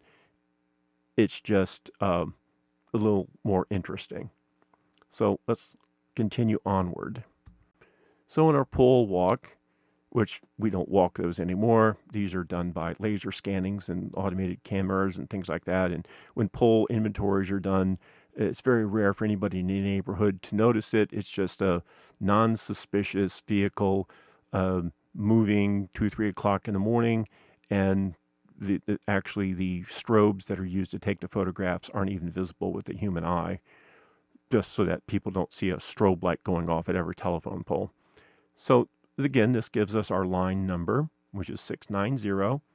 This gives us our pole number, which is pole number 60. So there's 59 between this pole and the multiplexer or splice box. And this pole is owned by Bell Atlantic. So when a drunk driver crashes into this pole, Bell Atlantic sends their truck out to repair the pole. Now, there probably is going to be cable TV on this pole. There's probably, most likely, in this case, there was power on the top of this pole. There's also alarm services on this pole. But the pole itself is owned by Bell Atlantic. And this is very important. If you think there's somebody doing mischief outside your house to your telephone lines, you have to tell the phone company what the pole number is and what the line number is. And most TSCM people, they simply don't know how to do this. In fact, unfortunately, many U.S. government people who do TSCM, they don't know how to read these pole numbers. And they don't know how to read the line numbers. They don't know what it means. They don't know that pole 60 is pole 60. They're spaced 400 feet apart. So it tells me that the splice box is going to be 2,400 feet in this direction, and that I can measure the thickness of the joint cable, which tells me it's a 100 pair cable, and I know that I've only counted off 60 phone poles, and I've only counted off 180 pair drops. So we have some odd math going on. So you have to know how many pole drops we have, how thick the cable is, and you don't have to touch the cable anymore to do this. Used to be you had to get a bucket truck or some climbing gaffs, which I always hated, but I was pretty good at gaffing up a pole. And you would go up, you'd open the boots, and you would 1 and 2, and you'd write everything down as what it was spliced into. You'd fire it off with your time domain reflectometer and go, oh, there's 4 other people tied into this line, and then you'd climb down the pole and get on the radio. And old school, we don't do it that way anymore. New school is how we do it. We scan all these lines. We scan the poles. We scan what's up on top. We don't actually have to physically touch the pole. We don't actually have to physically touch the line. The laser tells us how thick the cable is. The wires coming out of the bottom of the boot tells us how many are tied into it. And then when we get to our client's location, we can fire signals off, which tells us if there's an inductive bridge or a capacitive bridge or a resistive bridge or a couple of diodes or something. There's really nothing that can hide on a modern telephone line. Well, let's go a little further. So these are 3 cables. This is all on the same line. This is line number 754. Now, 754 was something that we had to look at and trace the poles and so forth on down the line. So from the splice box, pole number 1 was 173 feet down line. Pole number 2, which is in the lower left-hand side, it was 461 feet down line. Pole number 3 was 759 feet down line. So this isn't the distance between pole 1, pole 2, pole 3. This is the distance from the splice box. Now, you need to know, if you're actually concerned about your security and your privacy, you need to know how many feet from the central office you are, or how many feet you are from the splice boxes you are. So these poles are more or less 300 feet apart, which is typical spacing we see in the United States. The first pole, however, is not the same distance as the other feet, as we're going to see. And this was traced 15,000 feet, or a little over 50 poles from our client's location to the central office. this was back in the day when you had to take photographs and you had to get calipers, and oh my heavens, we don't have to do that anymore. But if that's what you want, you're going to pay for 2 weeks of just tracing out one round of telephone poles. So this is the same line, just a little further down the line. So on the upper left-hand side, we have pole number 4. On the lower down, we see pole number 7, pole number 8, and then we continue for another 50 poles to get to the central office. Now, pole number 4 is 1,045 feet downline from the splice box. Pole number 5 is 1,321 feet. Pole number 6 is 1,610 feet. Pole number 7 is 1,897 feet. Telephone poles are never set the same distance apart because they have to be placed on the opposite side of a driveway, on the opposite side of a fire hydrant, on this side of the sidewalk, on that side of the sidewalk, on this side of the road, but on that side of the road, this ground is too soft. So they can be set pretty close to 300 feet, but they're never exactly 300 feet. They're typically going to be a little off, which means when you run a time domain reflectometer down this system, if you know that pole number 7 is at 1,897 feet and your time domain reflectometer fired from the splice point says there's a bug at 1,900 feet, you kind of know which pole to go through. So doing a pole inventory, or we used to call it a pole walk because you literally had to do this on foot, just get a bottle of water and a nice hat and walk down the street. And you'd send a survey crew out with survey equipment to measure the exact distance between pole 1 and pole 2. And then 20 minutes later, pole 2 and pole 3. And if you were lucky, at the end of the day, you might get all 50 poles in, but 50 poles, just the inventory and photograph them, will take 2 people, the better part of 2 days. But especially in a case like this, because the central office was like another 3 miles away.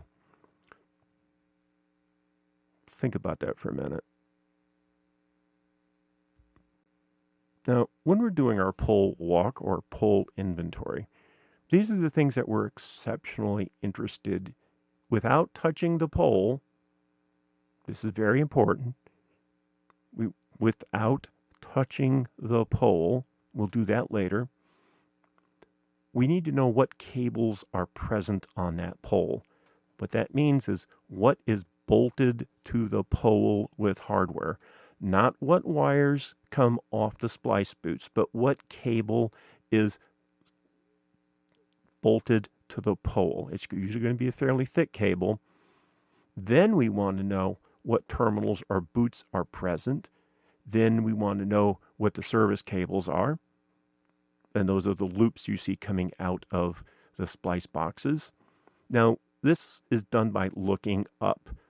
Nowadays, in 2023, this is actually a robot camera that looks up, photographs everything, tells us what the distances are, tells us the thickness of the cable, it tells us how many boots are present, who made the boots, how many service drops are coming out. You can do this all by hand if you're very patient and you don't mind getting lots of exercise. It works a lot better if 2 people do it with surveying equipment, but even then. So you look up, and then you look down on the ground. What you're looking for on the ground, now you have to check 8 feet all the way around the telephone pole to find these things. You're looking for what is called spoor, S-P-O-O-R. Now, if you're a hunter, you heard that word and you got all excited because hunters go out in the woods and they look for animal spoor, scratchings on trees, deer poop, places where the animals are urinating or sleeping. So you're looking for marks which the animals leave on the landscape. When you're doing bug sweeps, you're looking for spoor that the eavesdropper left where they were working. So little bits of wire, little pieces of insulation, in some cases, the actual bug itself. The one they dropped and they couldn't find, it's in the weeds. That's been in the weeds for 3 years and nobody knew about it. It wasn't on. They couldn't find it. They wrote it off. Sometimes you actually will find a tape recorder. The wire runs up the pole and you're looking on the ground and lo and behold, there's what looks like a bag with a dirty diaper in it. But there's wires running into that bag. Maybe you should pay a little closer attention and not be offended by the stench. You might actually find a tape recorder that somebody's coming out to and putting fresh blank tapes in every night. Document what you find as soon as you find it. If you find spore, photograph it. If you find tool marks or gaff marks on the pole, photograph them.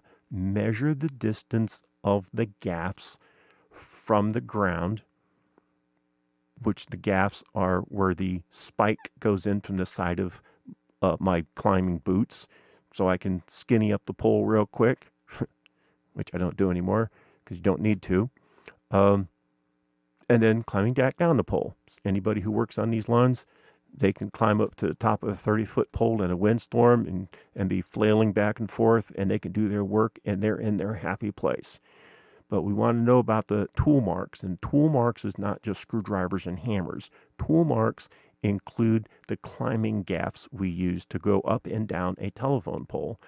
Also, there's going to be marks from the belt that's used because there's a safety belt. So when you climb a telephone pole, you need to have your hands available. So you gaff your way up the pole with your gaffs and your hands and a climbing belt. When you get to the top of the pole, you lean back, you set your gaffs, you lean back, make sure that your belt is holding you in place, and that leaves your hands free to work on the telephone line. This is a pretty cool thing to learn when you're 19 years old, which by the time I was 17, I could do this pretty rapidly.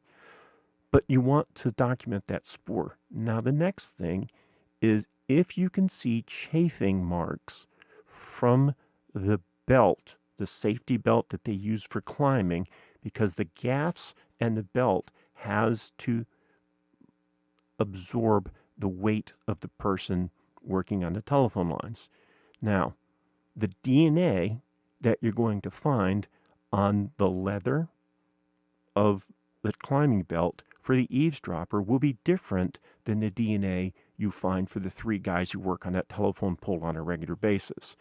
Also, the gaffs will be a little bit different. So when things come to consummation, the forensic science people come in, special putty is put into the tool marks, and then you extract from the tool marks the little chips and dents and things that you find in the gaffs so that gaffs can be matched with tool marks.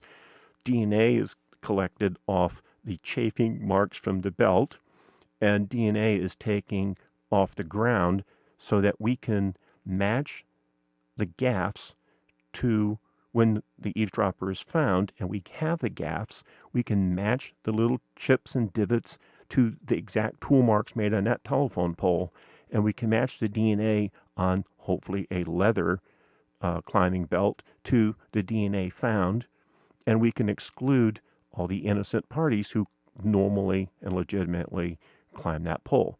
But you got to document what you find when you find it. You can't go, well, we had sport pour number 7, so we'll come back to it when we're finished. You document it as soon as you find it, because if the eavesdropper is on to you and you are taking pictures at a telephone pole, I assure you, when you come back to pick up that spore or to photograph it, it's going to be gone, as will the tape recorders and the transmitters and the bridge taps and everything else.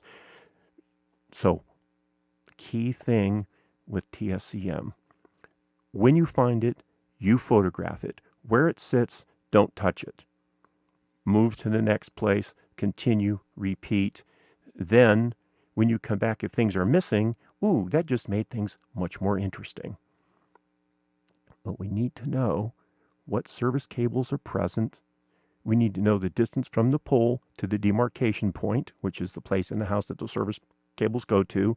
We need to know the spore, because there usually is. Eavesdroppers are very sloppy with what they do. They're usually because they don't climb poles every day. There's going to be tool marks on that pole that are unlike the pole marks anyplace else. And those tool marks are going to match to the gaffs that the FBI finds when they raid the eavesdropper's location. And the electronics, you may actually find a cassette tape that somebody dropped and they couldn't find, but they've been there replacing cassette tapes every single day and they dropped a cassette tape. That's the reason you always search. I'm not going to tell you how far around a telephone pole I search, but I search more than 6 feet around a telephone pole.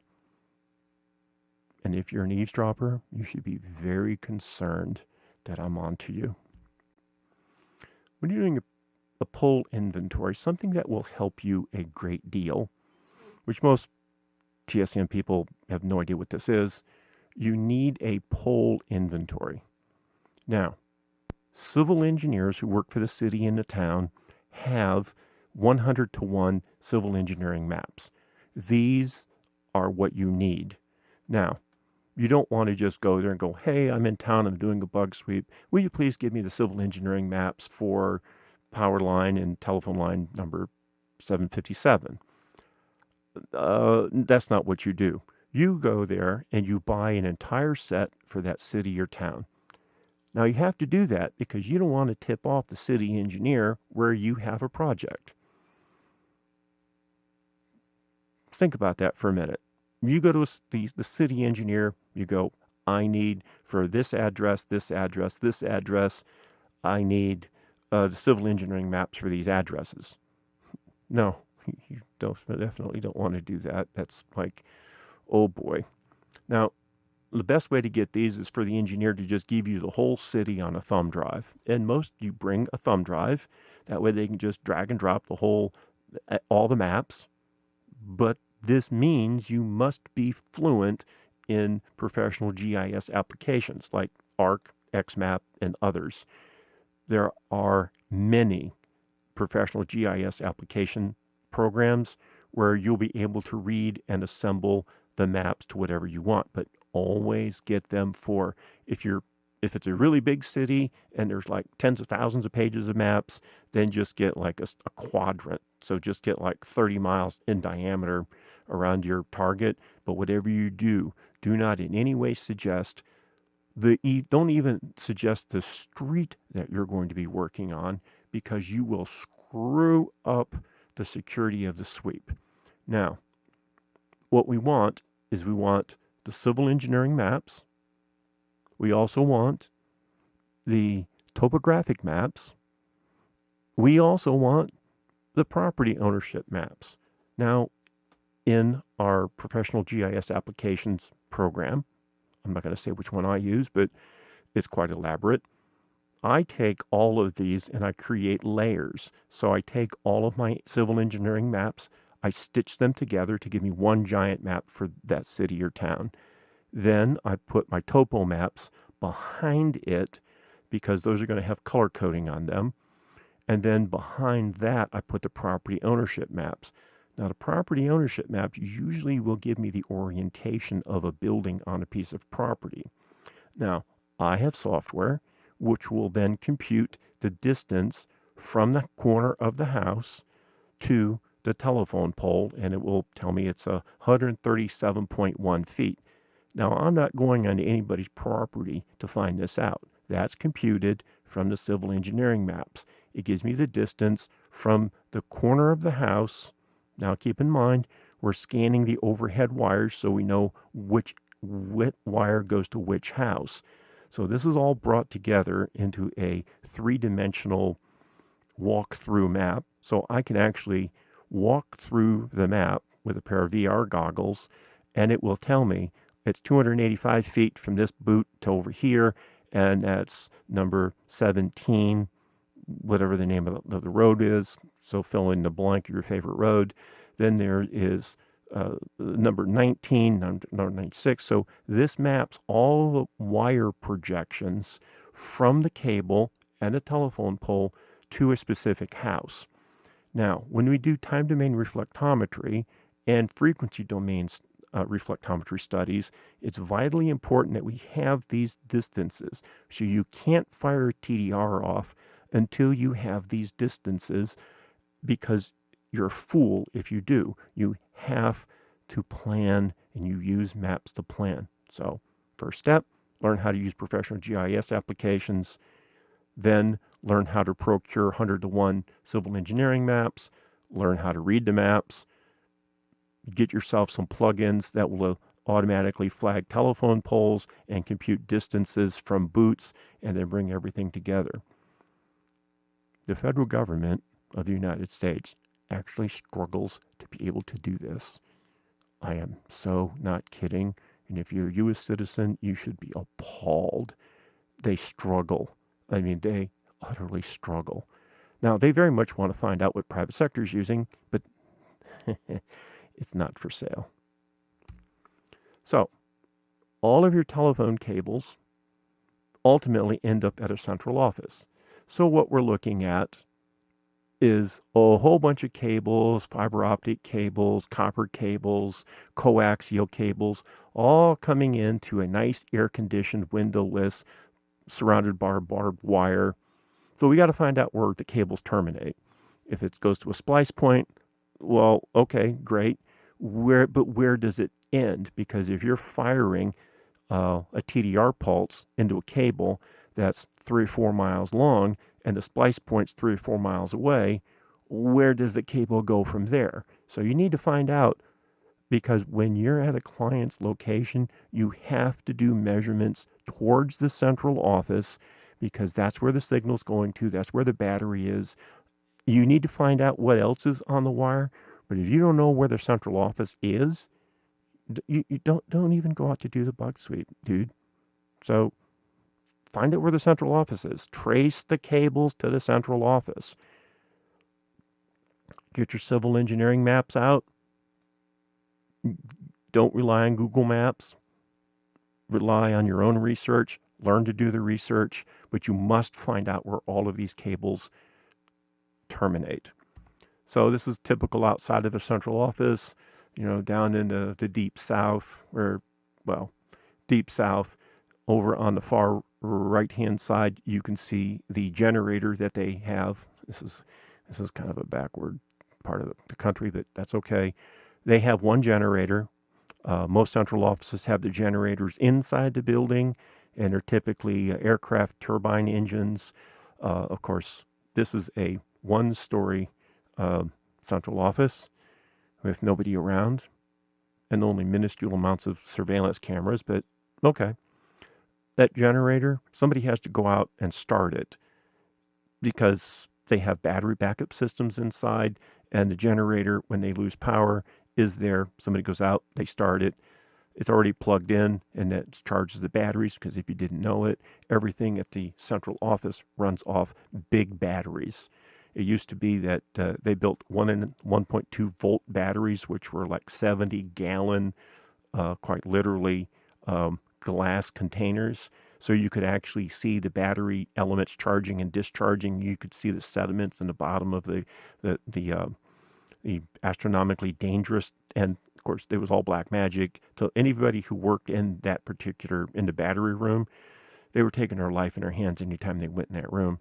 When we were in the military, all of our batteries had clear sides, so you could actually see when one of the batteries was cooking off. All of our backup power supplies had these giant racks of batteries that we all hated having to, oh, look, battery 74 is screwing up again. So unbolt it, take it out, test it, put a new one in. Loads of fun, 75 pounds of lifting.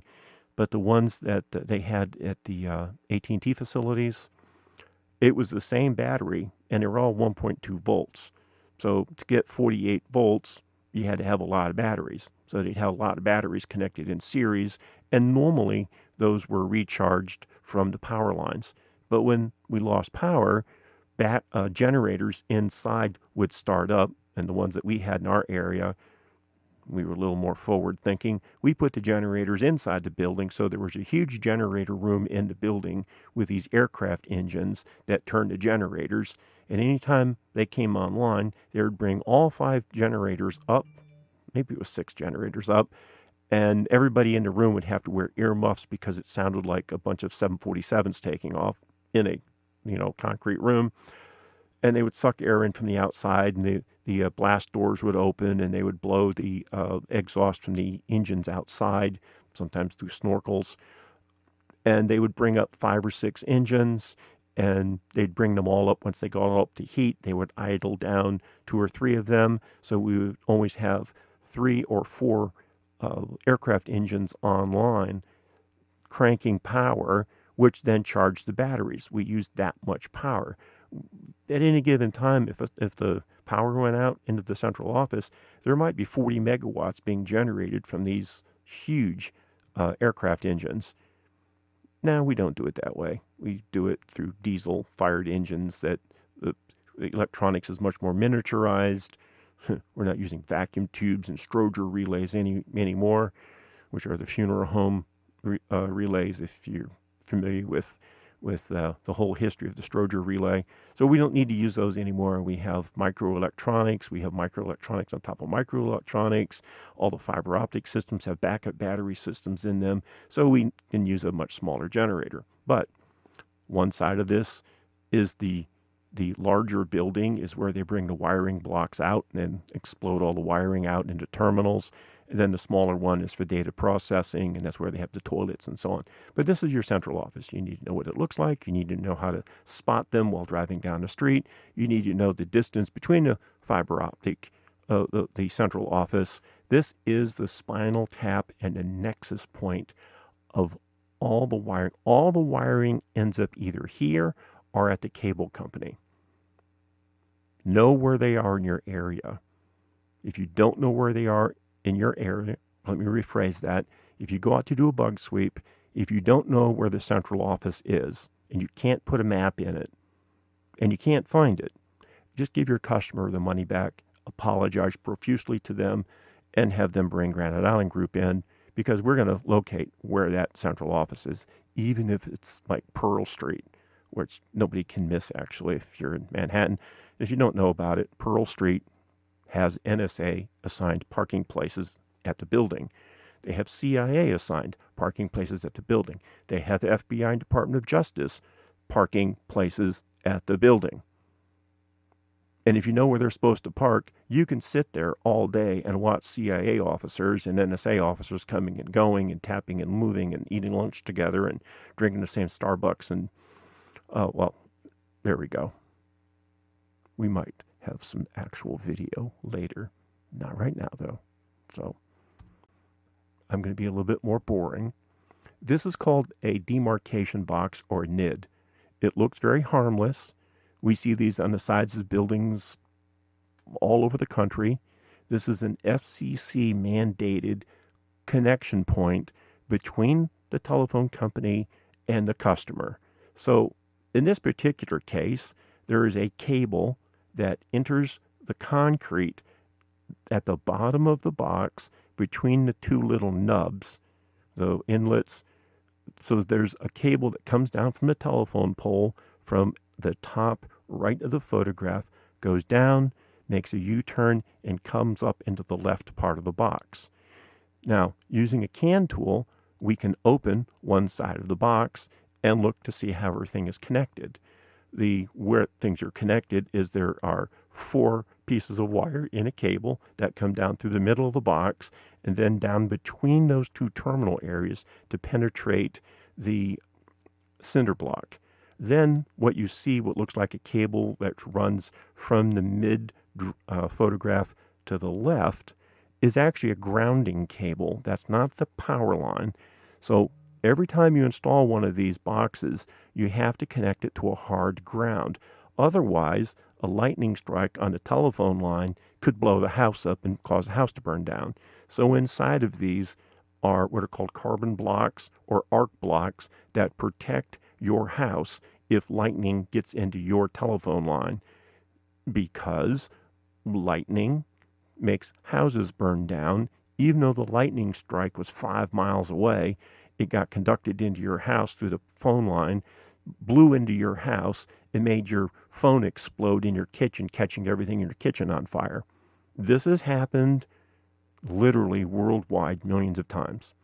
Not so much in recent years, because we put lightning protection in the splice boot. We put it on the cable. We put it in the NID, the demarcation box, which we'll see more of momentarily.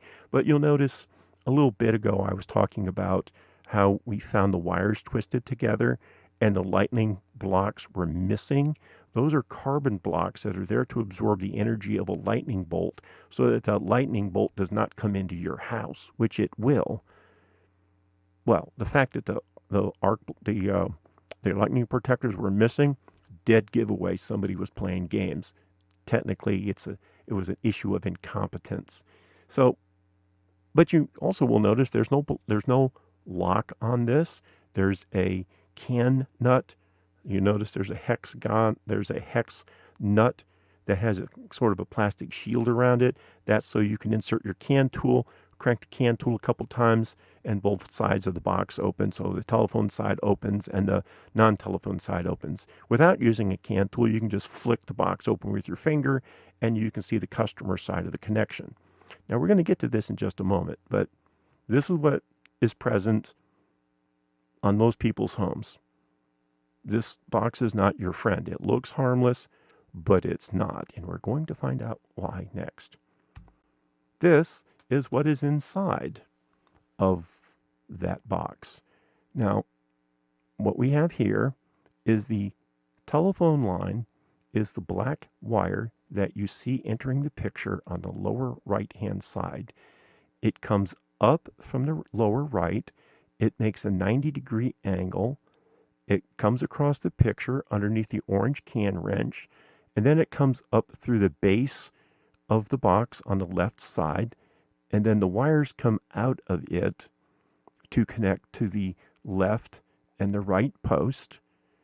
Then, if you look up a little further, you'll see that there's another set of blocks, and then in the center of the block, you'll see there's a long copper strap with a heavy gauge, a copper wire attached to it, and there's only one wire attached to it. So that's the grounding block. So in this particular case, the line protection is built into these splice blocks. The telephone line comes in, then the telephone line goes out. You'll notice the black cable comes in. It's split to the left and split to the right. And then there's cables that are above it. So this is a two-line box. Then you'll notice that it crosses over to the lower right-hand side of the block. So what normally the phone company sees is when they open the box, this is what they see. When a customer, which they have to use the can wrench, which is that wrench you see in the photograph, that's a can wrench that you use to make these, so you don't have to use really any tools other than a little pair of pliers and a can tool to get in, hook stuff up and break stuff and move stuff around. And so this is what the telephone company technician sees. Lots of rooms for lots of electronics. You're also going to notice there's something wrong in this picture. And if you're a bug sweep guy, the hair on the back of your neck stood up when you looked at this photograph. So, when the customer opens the box, the telephone company side is locked out. Not really locked out, but you have to use a special can tool to open it. In this particular case, there's no cover on it. You'll notice the hinge points on the top do not have a cover on them. So the cover had actually been removed a long, long time ago, which left all the copper exposed, which just made the Spies' job a lot easier. So if we look at the lower right-hand side of the box, we see two wires connected with a bail latch, and we see a variety of wires attached. So the way that this works is those wires go out to phones in the building. In this particular case, there's 8 wires or 4 telephone lines in the building.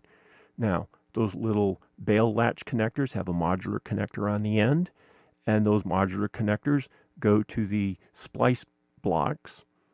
So you have to look at this and go, something, if you're a bug sweep guy, like you went to Loretta Schoolhouse or something like that, you're looking at this and the hair, you're getting a little cranky. You want to get your TDR out and start collecting DNA and looking for latent prints and where's the video cameras at? And you're getting all excited and you're starting to jump up and down like a chihuahua on meth. And I'm not kidding. Somebody in our profession looks at this and they start getting all excited because, oh boy. Now, there was in fact a spy here. A spy did his dirty deeds here. We were brought in. We found it. We traced the spy. We traced the eavesdropping device. And blackmail that was taking place got reversed. And the last person to touch this block was actually a private investigator.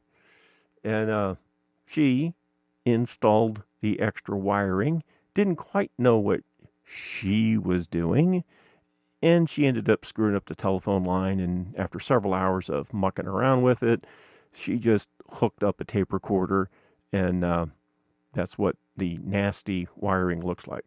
Keen thing, people who work telephone tradesmen, which means people who work in a telephone trade, are meticulously neat. They all route their cables a certain way. They all make their terminations a certain way. Neat, neat, neat. It's much like a surgeon. They all wash their most of them wash their hands, not all of them. It's sort of like trying to find a nurse who will, empty a bedpan. They're not the people doing it. They have the nurse's aides do that. So private investigators are very often not technically savvy, not technically trained. If they were technically savvy and they were technically trained, they would be working for the phone company and not following people around trying to do, tracking down extramarital relationships and videotaping people taking bribes and blackmail and stuff like that. So please, if you're a PI, I love you guys, but please don't try to do a bug sweep. Please bring in somebody who that's what they do. Like if you can bring us in, or you can select 2 or 3 other companies in the country, because there's only 2 or 3 companies in the country that you really should be doing business with. You should be doing business with us, but that's okay if you don't. I'll be happy to give you the names of some competitors who they'll do an honest job, but I can't say they'll do a better job. So, what's wrong with this picture? So, when we look at the telephone, the instrument, as I've mentioned before, has some specific vulnerabilities that we need to look at. So, earlier in this video, I talked about instrument vulnerabilities. So I'm going to look at some of these. So there's a number of vulnerabilities. Somebody can exploit the speaker and turn it into a microphone, or they can just hook up to the microphone itself. Some frames back, I did talk about a microphone exploit on a spare pair. You can back up and look at that. There's installation of foreign devices, which means it is a thing which the phone company does not normally install. That would be like a spy transmitter from Japan or England or Germany or Indonesia or China or wherever. The problem is, when you install a foreign device, it's actually not that difficult to find. All you have to do is open the phone and know what you're doing, and you go, aha, this should not be here. But you got to know what is supposed to be there in the first place. So, vulnerabilities are speaker or microphone exploits, installation of foreign devices. The one that trips up most spies and most law enforcement people, and which gives the FBI endless headaches because their people constantly screw these up, is called a hook switch bypass. So within the phone, and I have drawings and diagrams and photographs of this later in the video, just kind of mark it down on a piece of paper. That we'll come back to that shortly. So with a hook switch manipulation, hook switches do wonderful things inside phones. They were absolutely needed when phones were first done. They're generally not present in modern phones, which is a problem. So we'll get to that later. There's also software and firmware exploits where with a modern voice over IP phone, it's very easy to transmit new software to the phone and make the phone do things that the phone isn't supposed to be doing. voice over IP phones. We'll get back to that later as well. You can do the same thing with the cell phone, and that's on my cell phone video. Then there's what's called normal operation exploits, which means the phone has not been modified. There are no exploits installed in the phone. The hook switch has not been manipulated, but you're doing something to intercept the phone where you have not actually modified the instrument itself. Now, there's hundreds of things you can do. It differs from manufacturer to manufacturer, but there are literally hundreds of things you can do. Now, there's moderate protection against instrument vulnerabilities, but that protection is easy to subvert, and the only way to actually protect anybody or anything of value against instrument vulnerabilities is endless vigilance. Swapping the phones around randomly, buying a new phone, installing a new phone, you're just fooling yourself if you think that's protecting you. You need to bring somebody in, leave everything alone, leave it as you found it, bring somebody in like us. We're going to take the phone apart. We're going to analyze the phone. We might even x-ray the phone, but we usually don't need to. And we'll find the mischief. All right, so let's move along a bit. So this is a typical cordless phone. It used to cost under $20. It had absolutely zero security, as we will see shortly. You could buy a scanner from Radio Shack back when Radio Shack was still in business, and you could have the store employee program in all the cordless phone frequencies for all the phones they and everybody else sold. The frequencies were very well known. This is a 902 to 928 handset on one frequency, base on another frequency. So you would just divide that in half, and you would have 14 megahertz to scan for the handset and 14 megahertz to pick up for the base. But you might have 10 people all pounding away on their cordless phones at a time. Really bad news. Nowadays, there are more digital systems used, but those systems, for lack of a better phrase, are not a good idea, and we'll look at those shortly. Now, this is a case of a customer self-bugging themselves. They were totally clueless about espionage. They didn't understand why I hate to say this, they were an MBA, master's degree in finance, and they ran a Wall Street firm that they couldn't figure out how everybody knew about all their trades hours before they made their trades. Well, this is the offender. This owner of this company, who world famous PhD right now, who teaches at Ivy League colleges and charges thousands of dollars an hour to lecture, was using this particular Panasonic 900 megahertz phone. Everything he talked about on the phone and everything he talked about on his wireless headset was being transmitted for roughly 7,500 feet in every direction. Where we found the listening post and the spy, and oh boy, was the proverbial things hitting the fan was, well, actually the firm ended up going under because of the SEC investigation due to their lack of diligence.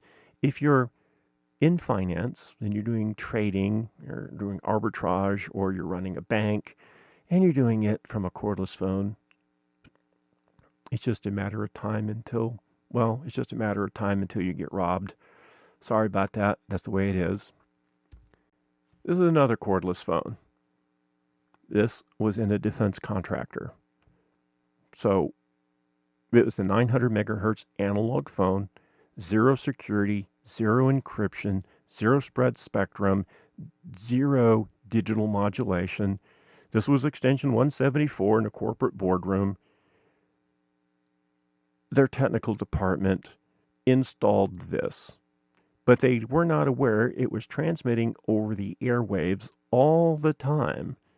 So every time they had a board meeting of this publicly traded company that's also a defense contractor, They were transmitting it for quite some distance. And of course, I believe it was a Chinese espionage entity, had a listening post set up down the street where they listened to this room and several other rooms because they had multiples of this. And this, I hate to say it, but this was inside the skiff. This is literally the holy of holies inside a defense contractor. So they had a conference room that was a skiff, which is that's where you have your classified conversations. Very classified conversations. And those classified conversations were being picked up by this phone and transmitted. Now, this phone was hot to the touch at all times. Nobody ever used it. Nobody can remember when it got put in, but it does show in 5 separate years of photographs on the inside of the room. Director of Security didn't know who did it. Technical guy didn't know who did it. They finally tracked down a technical guy from like 8 years prior, and he had installed it, but he wasn't sure why he installed it. It's just that he was told to install it, and he can't remember poop, kind of a problem, which is fine. But this is what the Chinese government uses. One of many things the Chinese government, and keep in mind, this is an unclassified video. This was installed by the Chinese government, who paid a technical person at this company several years prior to this inspection to install this cordless phone. And all he did is he took the old phone off the wall and plugged this one in and snapped it onto the wall.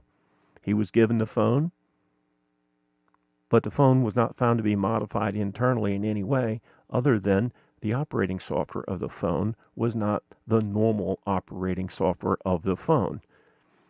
Bring in a spectrum analyzer, turn the spectrum analyzer on, be about 300 feet away from this phone, and you go, oh my. You bring the spectrum analyzer inside the skiff and close the door, oh my. Eyebrows go way up, and it makes my life a lot easier.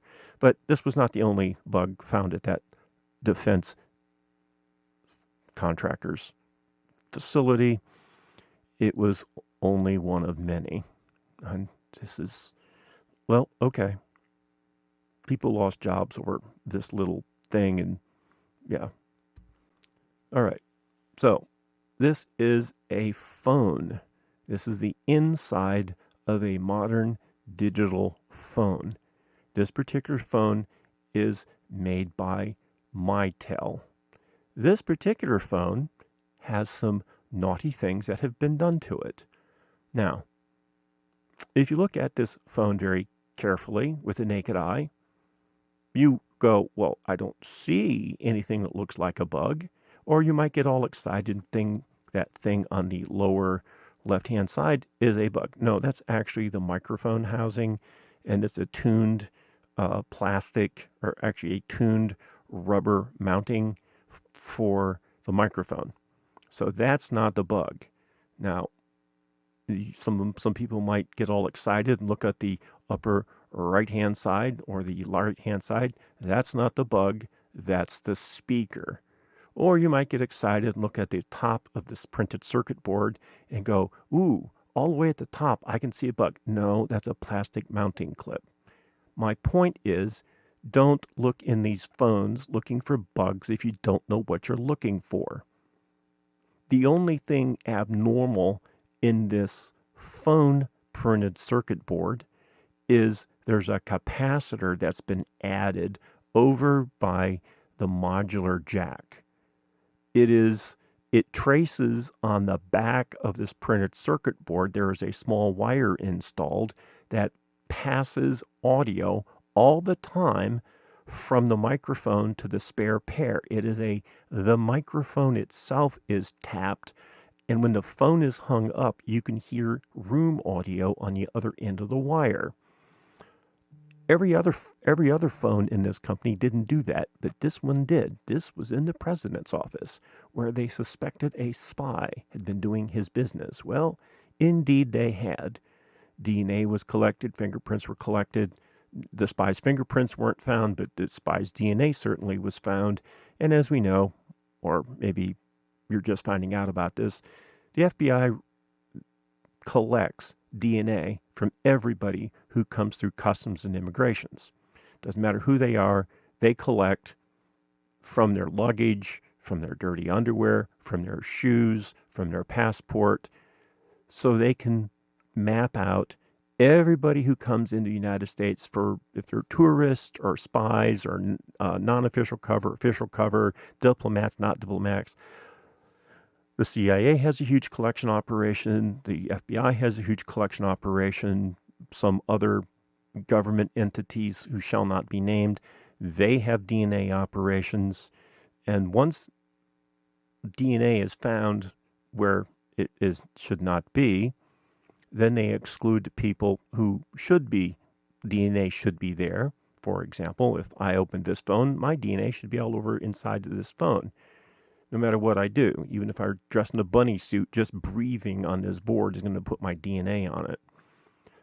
The people who built it, their DNA is going to be on it. If somebody's opened it to inspect it a year ago, their DNA is going to be inside the phone. Anybody who's opened this phone up or was involved in building it, etc., their DNA is going to be on it and in it.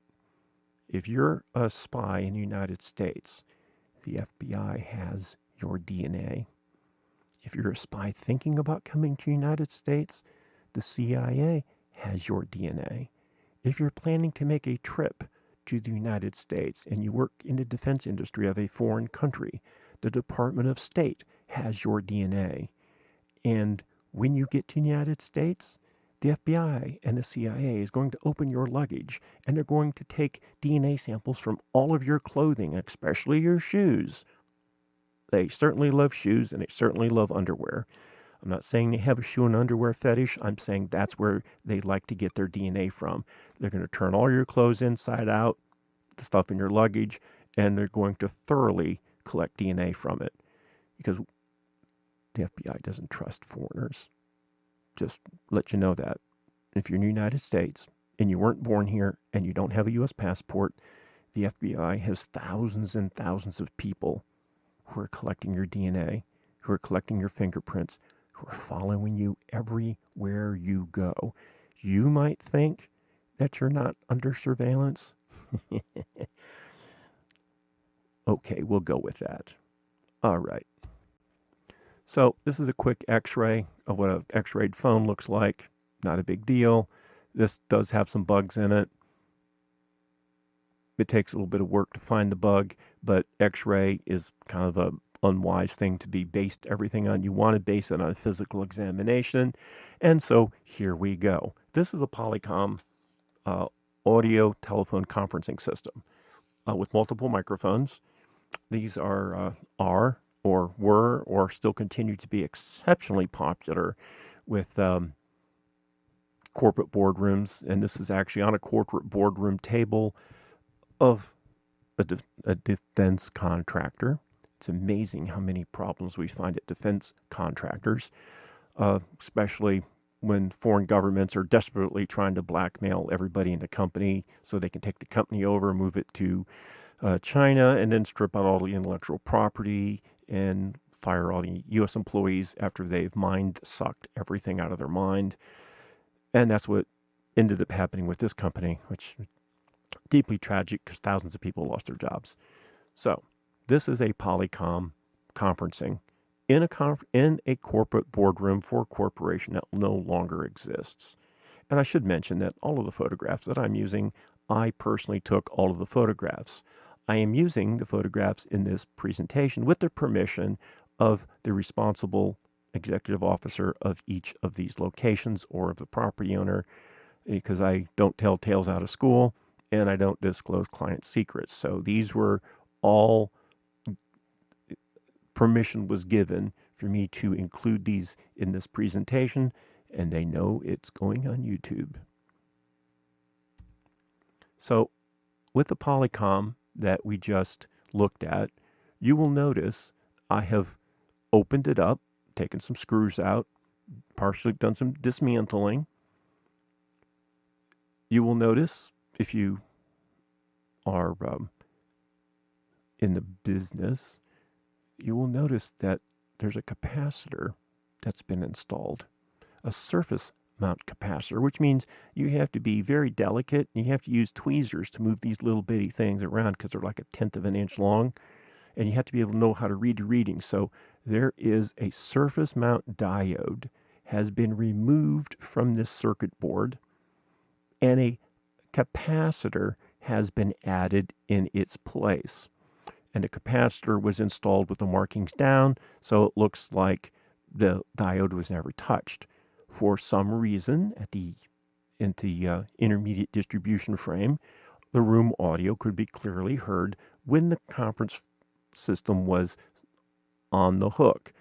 The unit was opened because we've got audio leaking, which should not be leaking. You can see the laboratory notebook in the background that we use for all of our projects. And we open this unit up, and it's, oh my, trace the audio, find a diode. Now that diode was there so that microphone audio would not leak into the phone line. So with a capacitor the diode being pulled and a capacitor being added, it allowed the audio to be bridged out of the room and down the wires. Now, this was not a skiff. This was just an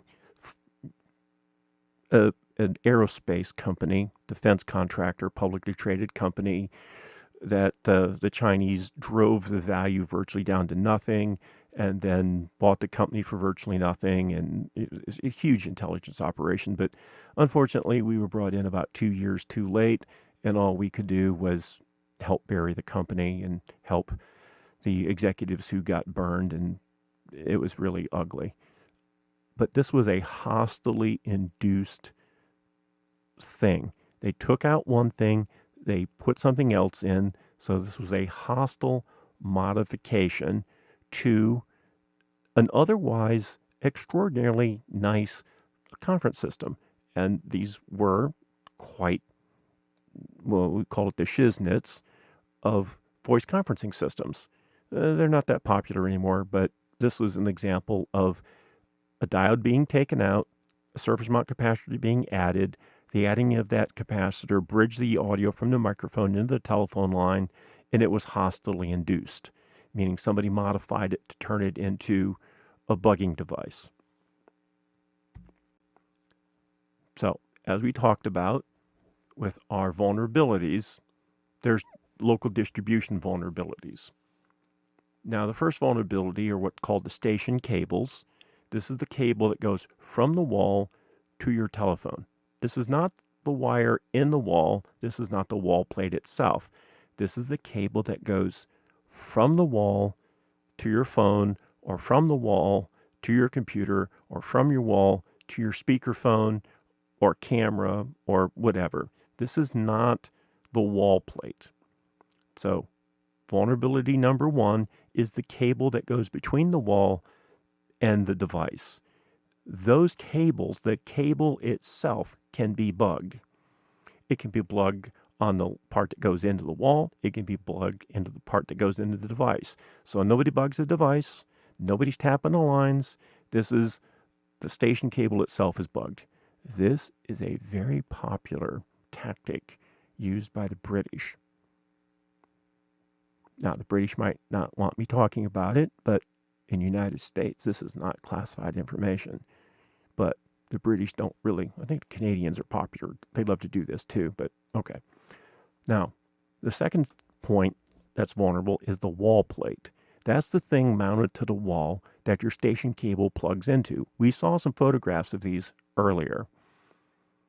So they could be, the old ones could be round, the new ones are modular. There's some fancier ones, there's some less fancy ones, but that's the wall plate. So that wall plate can be unscrewed from the wall, and things can be put inside the wall plate itself. They can put things on the wire behind the wall plate itself. The Russians used to absolutely love doing this. They would pull a wall plate, and then it would take a bugging device, and they would stick it way down in the wall, about 3 feet away from the wall jack, and they would run these fine little, smaller than a human hair wires up to the wall jack, and then it would, so if you undid the wall jack and pulled it away from the wall to do your inspection, it would rip those wires loose and they would fall down inside the wall because they had a little spring action on them, and you would not find the bug.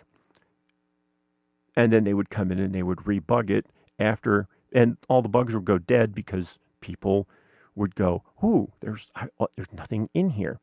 It's very important to check these. And when you're doing a wall plate inspection, don't move it away from the wall more than about 3/4 of an inch. Because you might, if you move it an inch away, you might be disconnecting some live bugging devices. So you need to know what you're looking for. And with the Russians, they loved planting things inside the wall 3 feet to the left or 3 feet to the right, and they would put it on the floor because they knew it was extremely difficult to find stuff on the floor, and it would digitize the audio or the data, and then it would transmit it when it did not see thermal activity, that of humans moving around a room. So it wouldn't transmit until told to transmit, or it wouldn't transmit unless humans were not in the room, because there was a tiny, tiny little hole right where they installed the bug at the floor that looked through the trim that goes on the bottom of the floor. And that was looking for human body heat. If they heard humans, or they heard human breathing, or they sensed body heat from a human, they would not transmit. This is something to think about when you're doing bug sweeps. How are you concealing your infrared signature? How are you concealing your breathing? How are you concealing making noise? Professionals know how to do this. Amateurs do not. And if in question, ask your TSCM provider how they're doing this and watch them get embarrassed like a prostitute in church. Just saying. So once we get past the wall plates, we have the raw wiring that's inside the walls and inside the ceilings. We've seen photographs of the nasty, nasty ceilings that a lot of people have. If your wiring up in the ceiling is not neat, you have a huge problem. And if it's overly neat, you also have a huge problem. In some cases, the best thing to do is to tear all that nasty wiring out and replace it with all new pristine wire that you know has integrity. Because the nastier and the less neat it is, the less you can trust it, the easier it is for a spy to exploit. And foreign intelligence services actually look for nasty wiring rat's nests because they know their bug's never going to be found. They know that you don't care about security and they care about espionage, and you are on the dinner plate. Okay? That's all I'm saying. Now, the next issue is the cross-connection points. The proper name for this is the intermediate distribution frame or the medium distribution frame, depending on where the hookups are done. This is not where the wire from your office goes to, it's how it gets there. So most companies, they have like a 6-story building. They have one designated phone room, and all the wiring in the whole building goes to that designated phone room, or the telephone at least. And it has to go through riser closets and through different floors. All of those cross-connection points, the spies love those. They may not bug your phone room. They may not bug your office. They may bug the IDF or the MDF. So those cross-connection points, you got to document them. You got to make sure they're neat. You got to check them. Now, you don't need to bring in a bug sweep guy to open the wiring closet and look at it and see if it's a nasty mess. Okay? I've seen teenagers' rooms that were neater than most of these cross-connect closets. These are never to be used for storing things. These are for wire only. If anybody has left anything in that room, or you find anything in these rooms, and you need to be checking these rooms once a week, if something appears from last week, here's a photograph of this room last week. Here's a photograph of this room this week. How did this thing get in this room, and why is it here? Pull it out, make sure your IDF and MDFs are on the intrusion detection system. They're usually not, which is why spies love them. In fact, the IDS is the intermittent distribution frame, the medium distribution frames. They're usually in publicly accessible areas, and that should make your should make your blood run cold if you're in security or counterintelligence. These rooms must be on your intrusion detection system. These rooms also must be on your cable system, on your camera system. You must have video of anything that enters that room. You need to have a motion sensor that's thermally activated. You need to have cameras that are constantly on and videotaping these rooms. Spies love these rooms. Security people rarely know where these rooms actually are. So if you're a CEO of a company, you grab your security guy and you make him show you all the intermittent distribution frames. You make him show you the MDF. You make him show the phone switch room. You make him show you the fiber optics vault. You make him show you all of the infrastructure of your company. Now, at the end of that discussion, you may very well not have a security director. So find your security director and make them give you the Spies tour. If you don't know how to do this, bring us in. We'll show you where all the stuff is, and then you can prepare to be dazzled by your security department, be dazzled with what they don't know. If you're on a security department, bring us in. Let us show you what to look for, where to look forward, how to take the weekly photographs, where you need to put your, everything to deal with this. But you got to put these closets all on your intrusion detection system, and you need to put them on your weekly eyeball checks. Eyeball check is you go to the door. Does the door look like it's been manipulated? Are there scratches on the door frame? Are there scratches on the wood? Okay, there aren't. Everything that was there last week has been painted over. We're good. Open it up. Look inside. Take your weekly photograph of what's inside the room. Step back. Look at the wiring. Take a photograph of the wiring. Then compare that when you get back to your office. Compare that to the photograph you took the week before. You don't need anything other than your cell phone to take these photographs. And look for new stuff. And find out why there is new stuff. And know that certain new stuff might be legit. Certain new stuff might be a spy. Certain new stuff may be targeted against your CEO, the guy who controls your budget and your job. So when I said this is going to upset some people, but I'm trying to help you keep your job. Please pay heed. Now, if you're in a U.S. corporation and you're a U.S. citizen, you should be listening to all of this. If you're with a foreign intelligence services, ignore this, pretend it never happened. But no, I'm hunting you.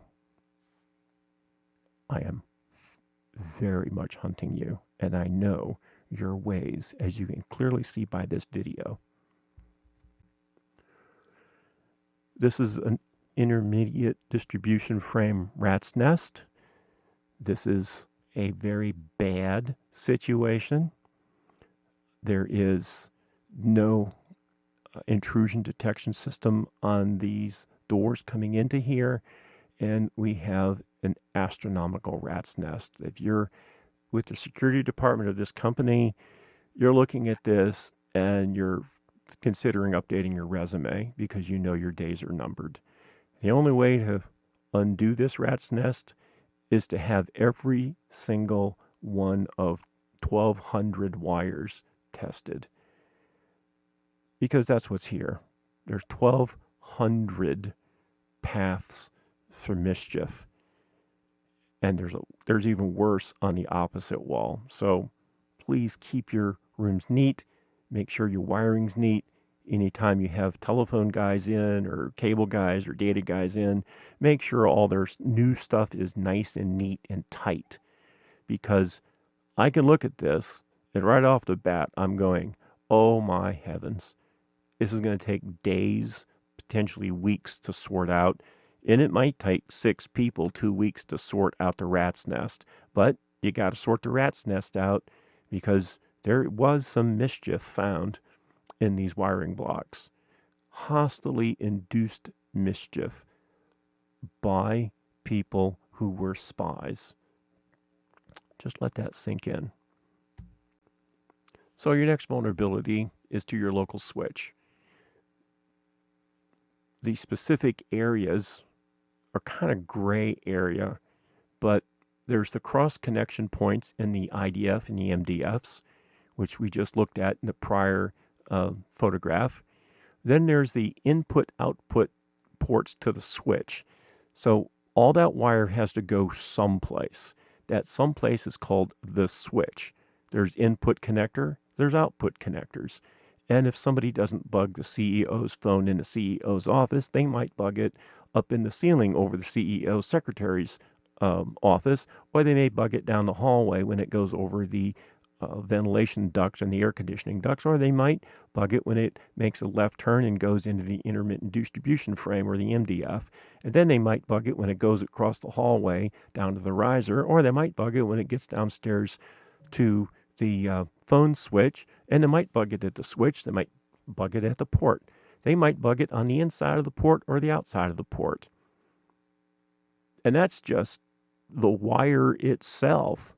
Now, if they get into the switch, and most of these switch rims are not secure in the slightest, they can actually go into the switch itself, capture the PCM, called pulse coded modulation backplane, that's on the inside, and they can hang wires off that and transmit that off the premises, which gives them full unrestricted access to the audio in every telephone, in every office, and they can actually, through a PCM backplane switch attack, they can actually control everything that goes on. They can put everybody in monitor mode through the entire company all at the same time and have 400 microphones planted and fully operational and never get access to any other part of the building other than the PCM backplane of the switch. If you have a phone switch, you need to have your alarm company install alarm sensors so that when the door is open or the panel is taken off, it logs who, what, where, when, and why, and your switch closet must contain 2 cameras, one that looks straight down at the back of the switch, and this should be a covert camera, and then a second one that shoots from across the room that photographs and videos the back of the person doing the bugging and what they're doing across the back, the wiring terminals. Then you need to put an alarm sensor on the door so that every time that door opens and closes, you get a text message. The alarm company gets a text message. When the company is shut down for the night, if somebody's fooling around with a switch, and by the way, it should be a covert switch that you install for your alarm system, not something that's noticeable unless somebody really is studying it. And nobody except the head of security and the CEO should know that you have intrusion sensors on your switch, in that room, on the wiring closets, but nothing in that company moves in terms of telephone communications or data communications that in any way goes through in any room, door, hallway, riser, closet, anything, unless it's covered with covert switches, overt switches, so switches that, oh, look, here's where the switch is. We can modify it from the outside of the room. Oh, no. If that's going on, you've got huge problems and you're in the wrong line of business. So install covert switches, meaning covert alarm switches, covert sensors, covert cameras, but very importantly, install an overt camera and an overt alarm sensor. So that is what the spy thinks they need to fool, and they don't know anything about your covert one.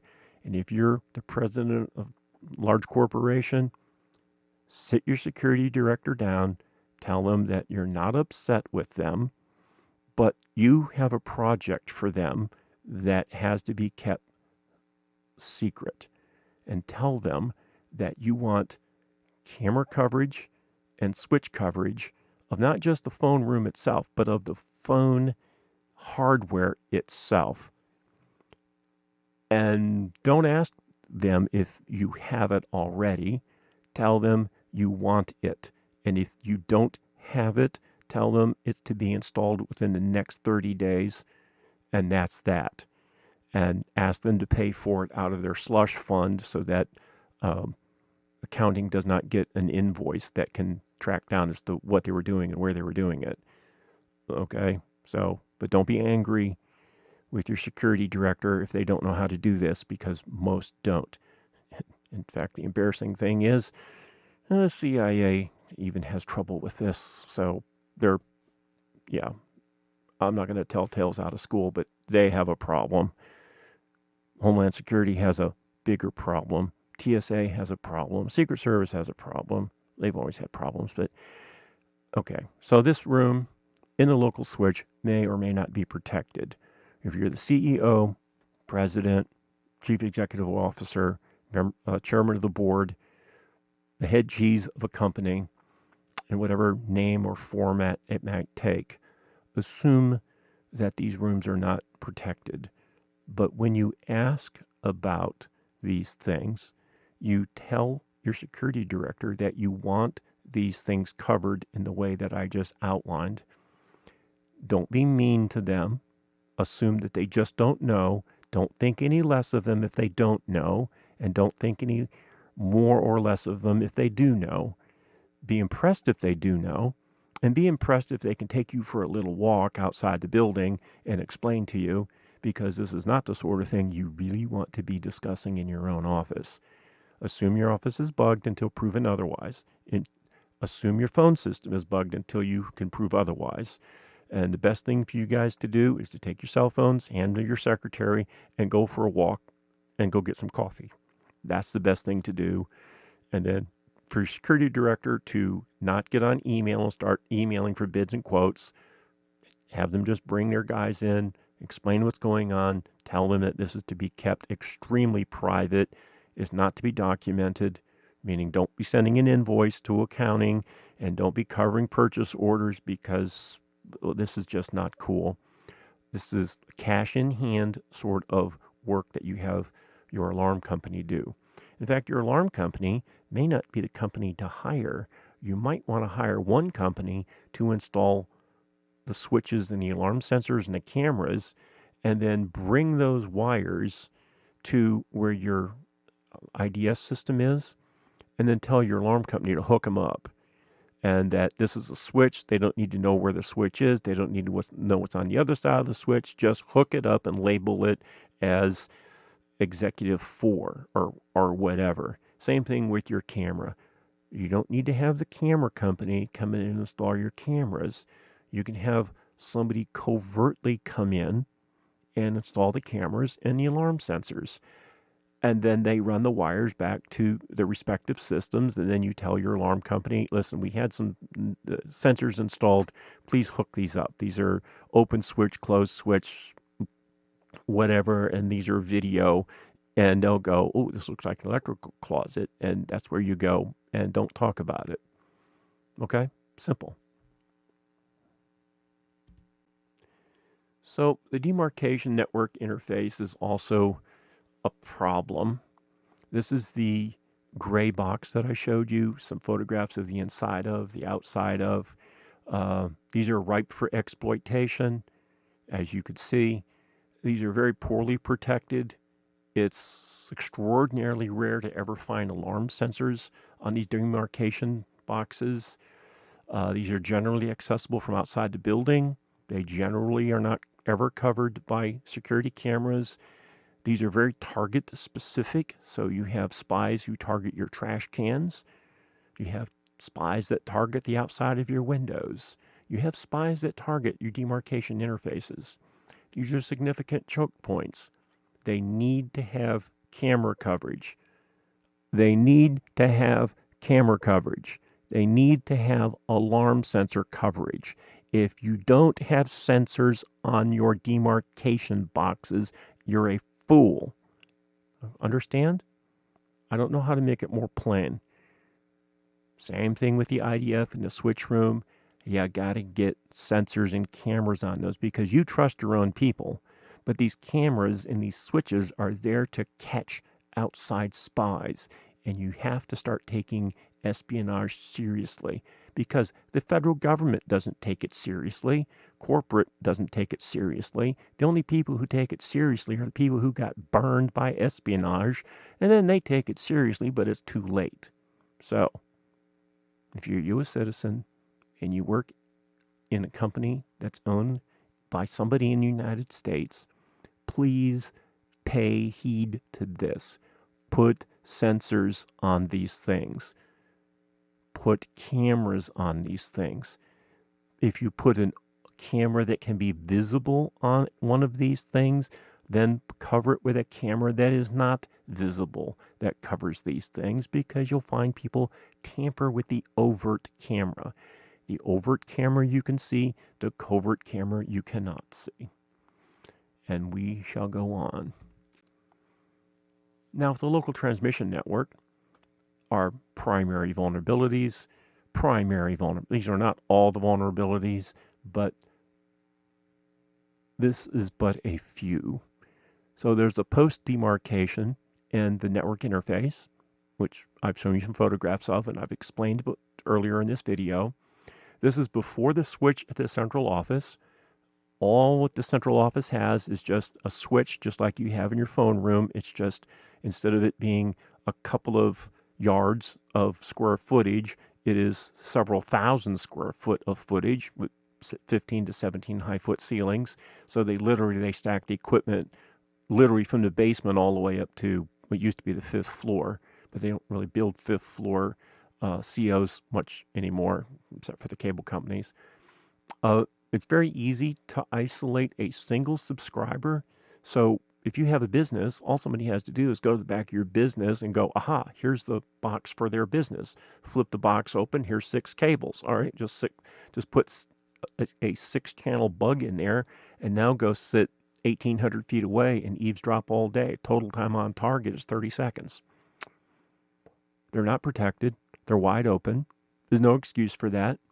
There's also open terminals and open boots up on the telephone lines. No excuse for that.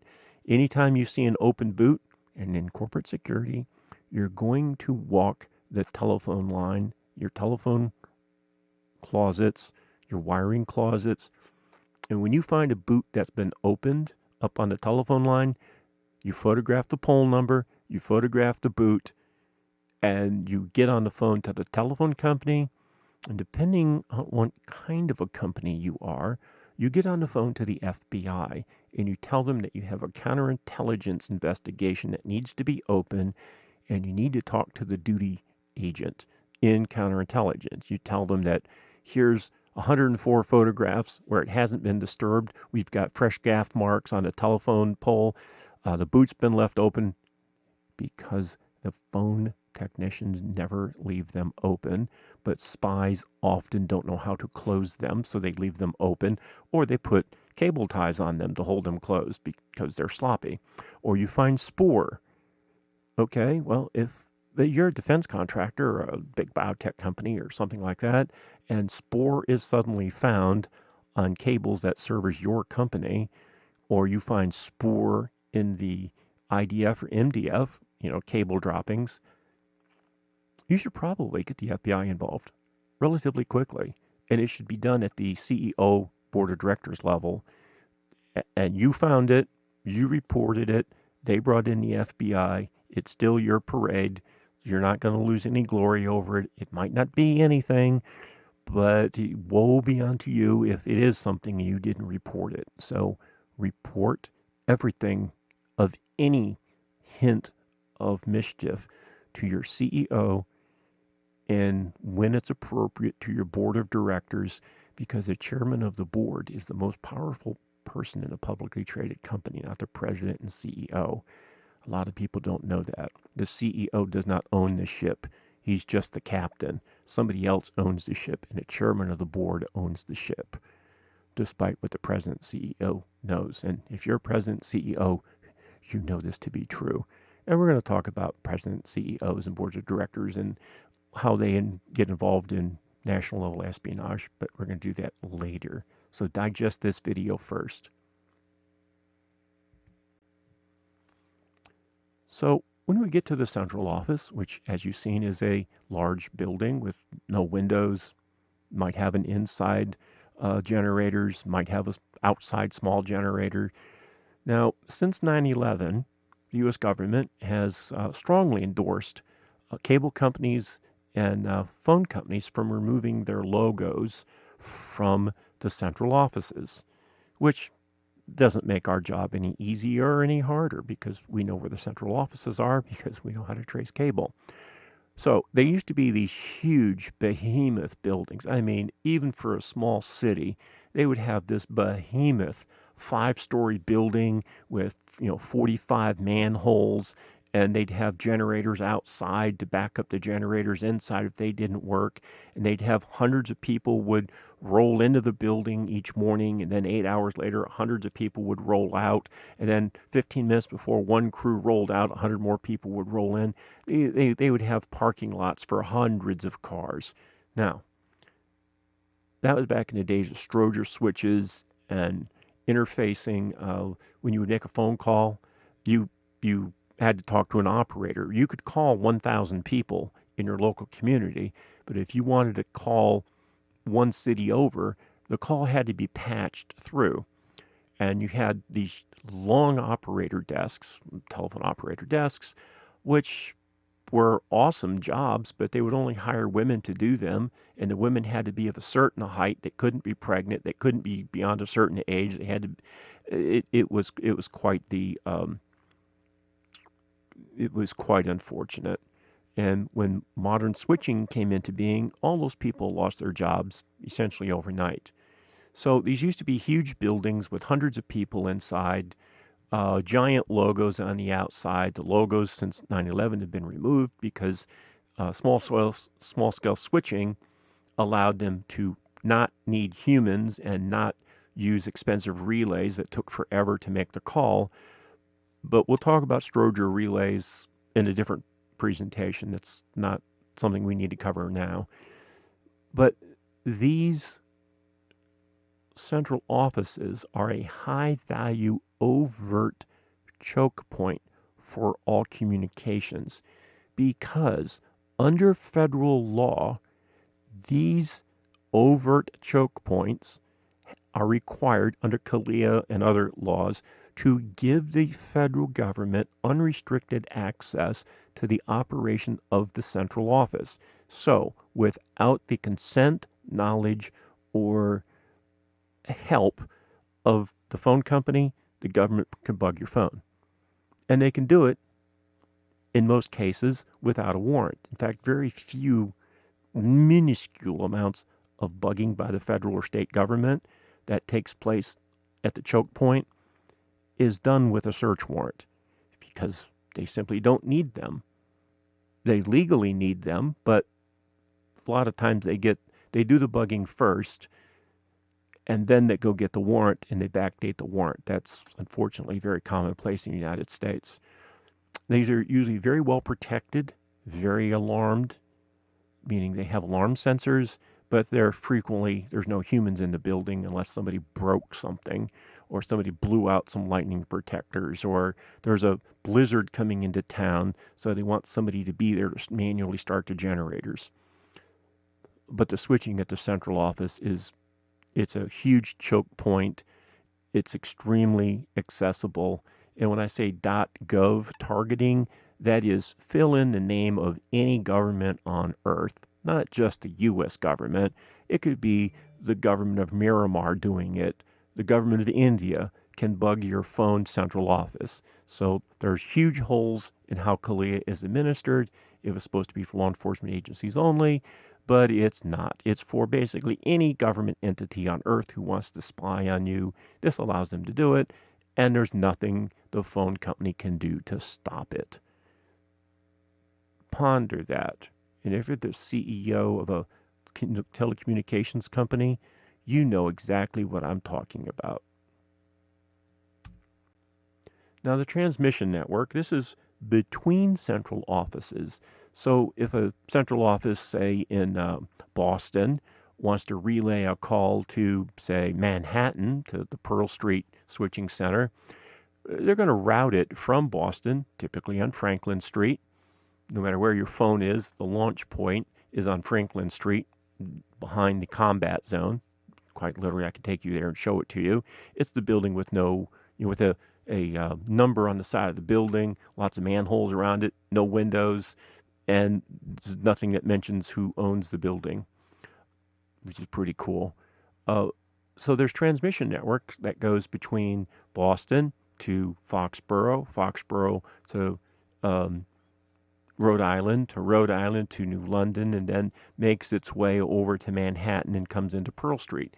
This is typically single mode fiber. It's typically underneath publicly accessible pathways.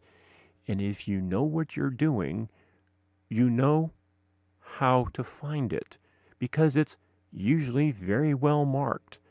You can literally walk down the Massachusetts Turnpike and go, oh, there it is, oh, there it is, oh, there it is, oh, there it is. So the Massachusetts Turnpike has 4-foot fiberglass posts that are bright orange, and you can see them as you go down the highway. Fiber optics here, fiber optics there. Those are the fibers that are going out to Albany and going out to Cheshire, Connecticut, and going out to Meridian, Connecticut, and going out to Hartsfield. But there's the same type of cables that go all over the United States. There are millions of fiber inside the United States that connects everything to everything else. For the most part, they're accessible on public pathways. Usually they're underground, but not always. Some of the most vital fiber optics in the Boston area are on telephone poles. And I know where those telephone poles are. And boy, oh boy, talk about frightening. So sometimes these are high-value covert choke points. They're cable faults. Sometimes they're on alarms. Sometimes the alarm flakes out so often that they have to deactivate the alarms or bypass the alarms. The cables themselves are supervised against breakage, and there really is no security for these fiber optics because they're usually on well-marked pathways. They're next to roads, underneath railroads, but the fiber optic companies are really ridiculous about marking where their fiber are so nobody digs the fiber up. So we call it damage by backhoe or malicious backhoe, where somebody inadvertently digs up a fiber that they didn't know was there, but they should have known was there had they had the tracing company coming out. So the transmission network is, for all practical purposes, not in any way protected in this country. So let's look at telephonic integration. This is actually a fairly complex area of electronics engineering and the engineering of networking. The biggest issue is that the cable companies are at war with the traditional telephone company. The cable modems, we refer to these unfortunately as a fool's phone because a lot of people get their phone lines disconnected and get a cable modem installed and they hang a phone off of that. The problem is under a cable modem, everybody in your neighborhood can listen to and watch everything you do on your cable modem. And there's nothing you can do about it because the cable modems utilize a shared party line style cable where they put entire neighborhoods, usually hundreds of houses, all on the same piece of cable. In some systems, they have cable, fiber optic cable to the phone pole, and then from that, they'll bring out 8 pieces of coax and run those into the different houses. But the problem with the fiber optics is it just adds more and more traffic on something that comes into your house. Now, if they've used a multiplexer on a telephone pole in front of your house and there's 8 cables coming out of it, one comes to your house, and then one goes to each of your 7 neighbors, then you can very easily watch everything that they're doing on their TV and on their Wi-Fi and what their kids are doing on their tablets. Trust me, you don't want to see that. You don't want to know about it. But you will have no privacy, and they will have no privacy. We call this the open windows phenomenon, where people, when they leave their windows open all year long, everybody in their neighborhood knows their business. So for privacy, they have to close their windows. If you have a cable modem, all your neighbors can know all your business. If you get some 15-year-old high school nerd interested, they can actually get into their next door neighbor's cable modem, and then once that's done, they can get into all the devices in their house that's hooked up to the cable modem, and they can play games with it, they can flirt with it, they can talk to the cute girl next door, which usually that's why kids do this. But it gives us a jack to do everything, and it makes eavesdropping on your privacy so much easier.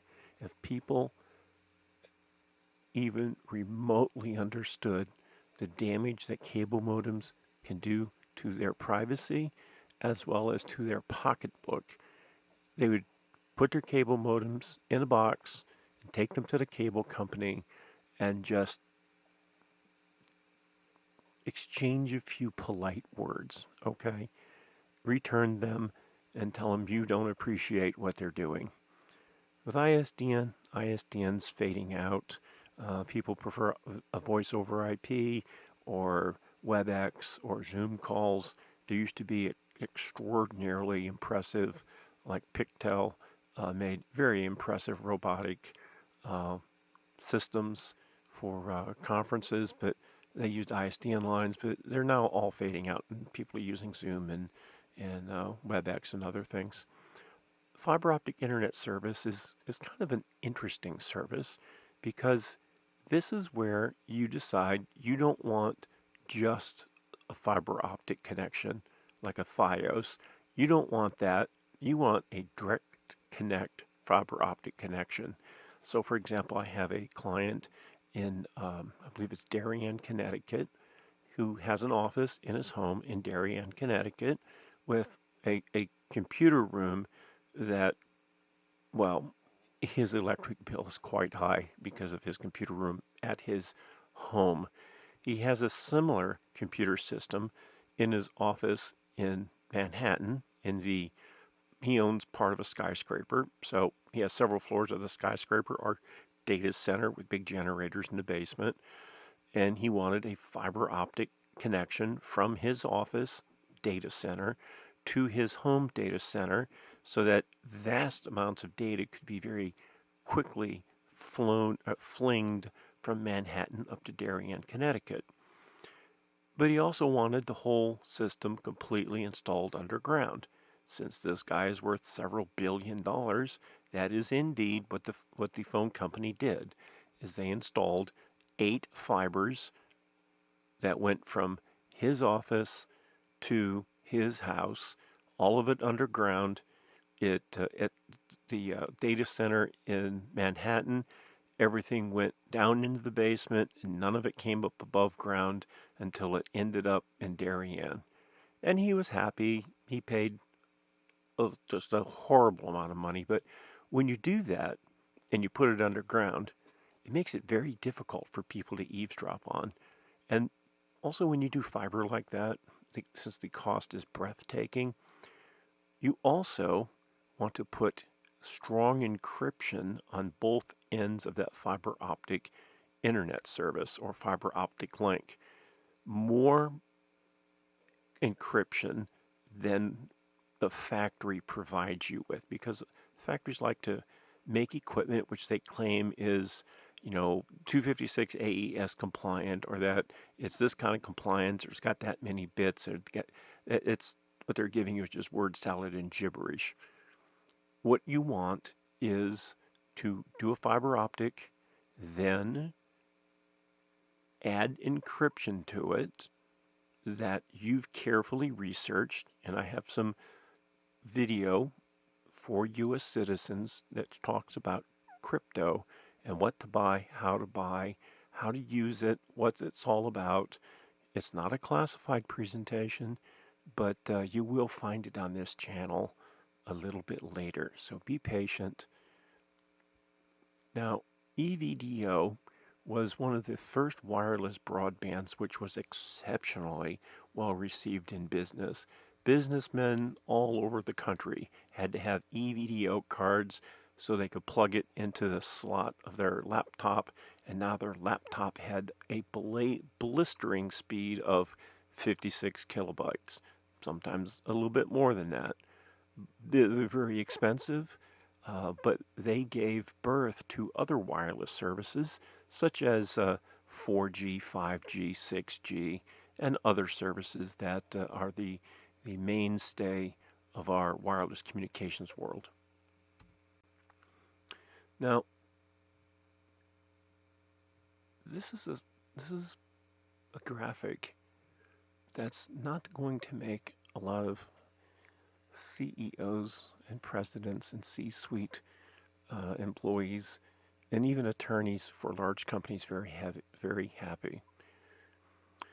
This is the statistically realistic threat that you need to be worried about within your company. So when you have somebody come in and do a bug sweep, they need to prioritize things in this order. Okay? The vast majority of illicit eavesdropping done in the United States is done with an RF device, which means a radio frequency device. It would be a small radio transmitter which gives the eavesdropper the ability to be 1,500 feet, 1,800 feet, 2.5 miles away, and it decreases the fear that they have that they're going to get caught for burglary. And when we do bug sweeps, we have to spend a lot of time on addressing this matter. We have to carefully and covertly perform a spectral analysis examination, because the spy likes to transmit stuff either over the air or over the power lines, and I've actually found some exceptionally dangerous devices, which I'll talk about later, which transmits digital data over the power lines, but it only does it so it takes audio, it records audio, and then it transmits it over the power lines, but it does it in such a way that the data is so slowly sent out that this filters in the skiff, and if you work in a classified environment, you're going, what? Allows the eavesdropping device installed inside the skiff to transmit through the power cord into the wall, which goes to the filter that filters out things above 300 hertz, but does permit the 75 hertz data being streamed out below the cutoff threshold of the skiff, typically 70 hertz or 75 hertz. The data is very slowly sent out, very patiently. They know that the Russians, the French, the Latvia, Lithuania, and Romania all do these against the United States, where their devices don't transmit up at 300 megahertz. Oh no, they transmit down at 70, 72, sometimes 75. You might from time to time catch it at 85, but they know that the United States intelligence agencies, when they do their bug sweeps, there's certain frequency ranges that they don't check. And every other intelligence agency knows what they don't check. For example, Great Britain's intelligence services know exactly what areas of the spectrum the United States intelligence services that do bug sweeps do not check. For example, maybe I won't give this example because I want to keep this an unclassified presentation, but there are methods that are used to find bugs. Most of those methods inside the United States in the last 25 years are grossly ineffective, and they will often miss bugs, which if you bring in a private entity to follow up on the official bug sweep, they often find things that are so horrible that the security manager has to make disclosures about, oh my heavens, we have found a very serious problem that our bug sweep people didn't catch before, so we brought in an outside firm. They double checked the work, and oh dear heavens, we are in a lot of trouble, kind of a thing. So when you're a president or CEO or senior director of a company, your first nightmares about eavesdropping needs to be with the RF device, then with the hard exploit modifications, and that right there is about 60-70% of your nightmare. The rest of your nightmare is hardwired recorders, then wireless intercept, like somebody using a cordless phone or Bluetooth earbuds, or using their iPhone or their Android. Then there's software manipulation. And these first 5 things is where you want to ground about 95-97% of the nightmares you have about espionage. The very last one is other methods, because there's a variety of other methods that are not statistically significant, but these other 5 are. So because these other 5 are, this is where the bug sweep core service has to address. So the big thing you have to do is analyze the RF environment, check for hard exploits and mods, hardwired recorders, things that transmit, like Bluetooth earbuds, things like that. And then they look for software manipulations and bugs and viruses and Trojan horses and things like that on your computer and cell phone and speakerphone and so forth like that. So let's move on. Now, the things that will give you good dreams are what are called defensive tasks, and there are some very essential defensive paths that you do to start your bug sweep. The first is what's called a conductor inventory, which may or may not involve a pole walk. Some customers absolutely don't want to pay to have a pole walk done, which is fine. It's their money, but it's also their privacy. If they're concerned about their privacy, they want the full Monty, as they say.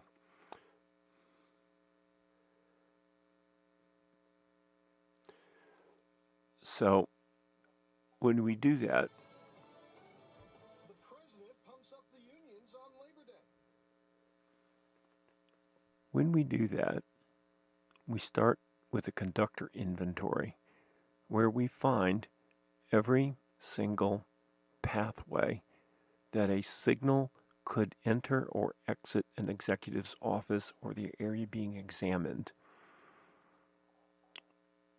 And that includes the power lines, the data lines, the phone lines, the wires that connect to the alarm systems, the wires that connect to the HVAC systems, the wires that connect to the fire alarm and the smoke alarm sensors, and other wires, any conductor of electricity or anything which could be used to conduct audio, we inventory.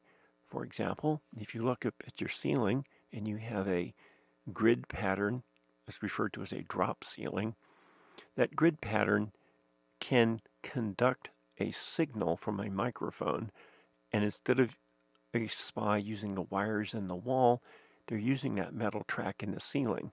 So we have to get up there and we have to inspect all that.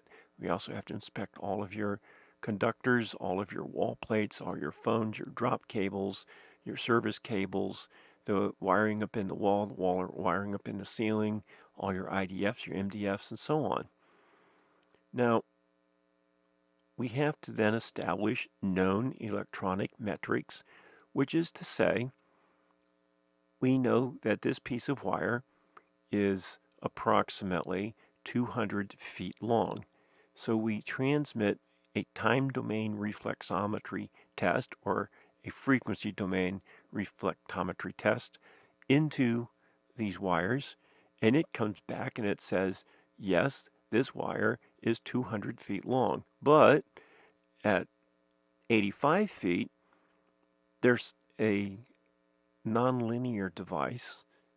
It could be a transistor or a diode attached to the wire, which means we will then go there, we will find that exact location, and we will see what is going on. Is it possible that a transmitter has been installed? Is it possible that there's a tape recorder installed?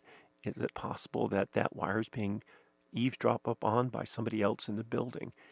It's usually harmless, but you won't know if we don't check. Then there's physical inspections, where we physically inspect every single wire in the area of concern. Then we repeat this on every other wire of concern.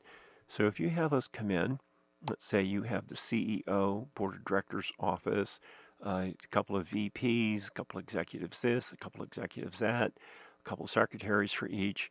You may have 24 people who need to have 4 lines checked for each, and each of those lines is 8 wires or 4 twisted pair. This can take 2 people the better part of a week just to do the wiring, plus they have to trace and physically lay their hands on the wire up in the ceiling and shine flashlights down in the walls and use a variety of imaging systems so that they can look around inside the wall without breaking holes in the wall. There's a variety of tools that we use that let us see a mouse inside a wall, let us see a wire inside a wall, even if it's an astronomically small magnetic wire, which the Russians love to use with a little varnish on it, coil it up so it gets a little spring to it. We can actually see those through the sheetrock. But this is part of the physical inspection. But these are your essential defensive tasks. Next, we have the process of auditing the telephone instruments. Now, this is an exceptionally, I personally really enjoy it because you have to take every single phone, you have to know what the soft underbelly of that particular model, make, and brand of series is. Like, is it an AT&T System 25 Executive Merlin, or is it one of the fancier Merlins? Does it have this? Does it have that? And you want to go into this situation knowing what kind of phones they have. The most common thing to do is to photograph several of the phones throughout the company, and then photograph the front of the switch so that research can be done. To be prepared to come on site and start working with the switch and the wiring and everything. But it is a soft underbelly.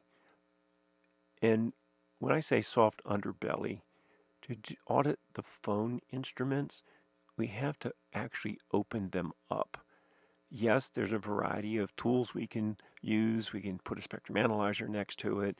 We can put an audio loop underneath it and then pop audio around it to see if it picks up the audio magnetically. So it's called a magnetic plate.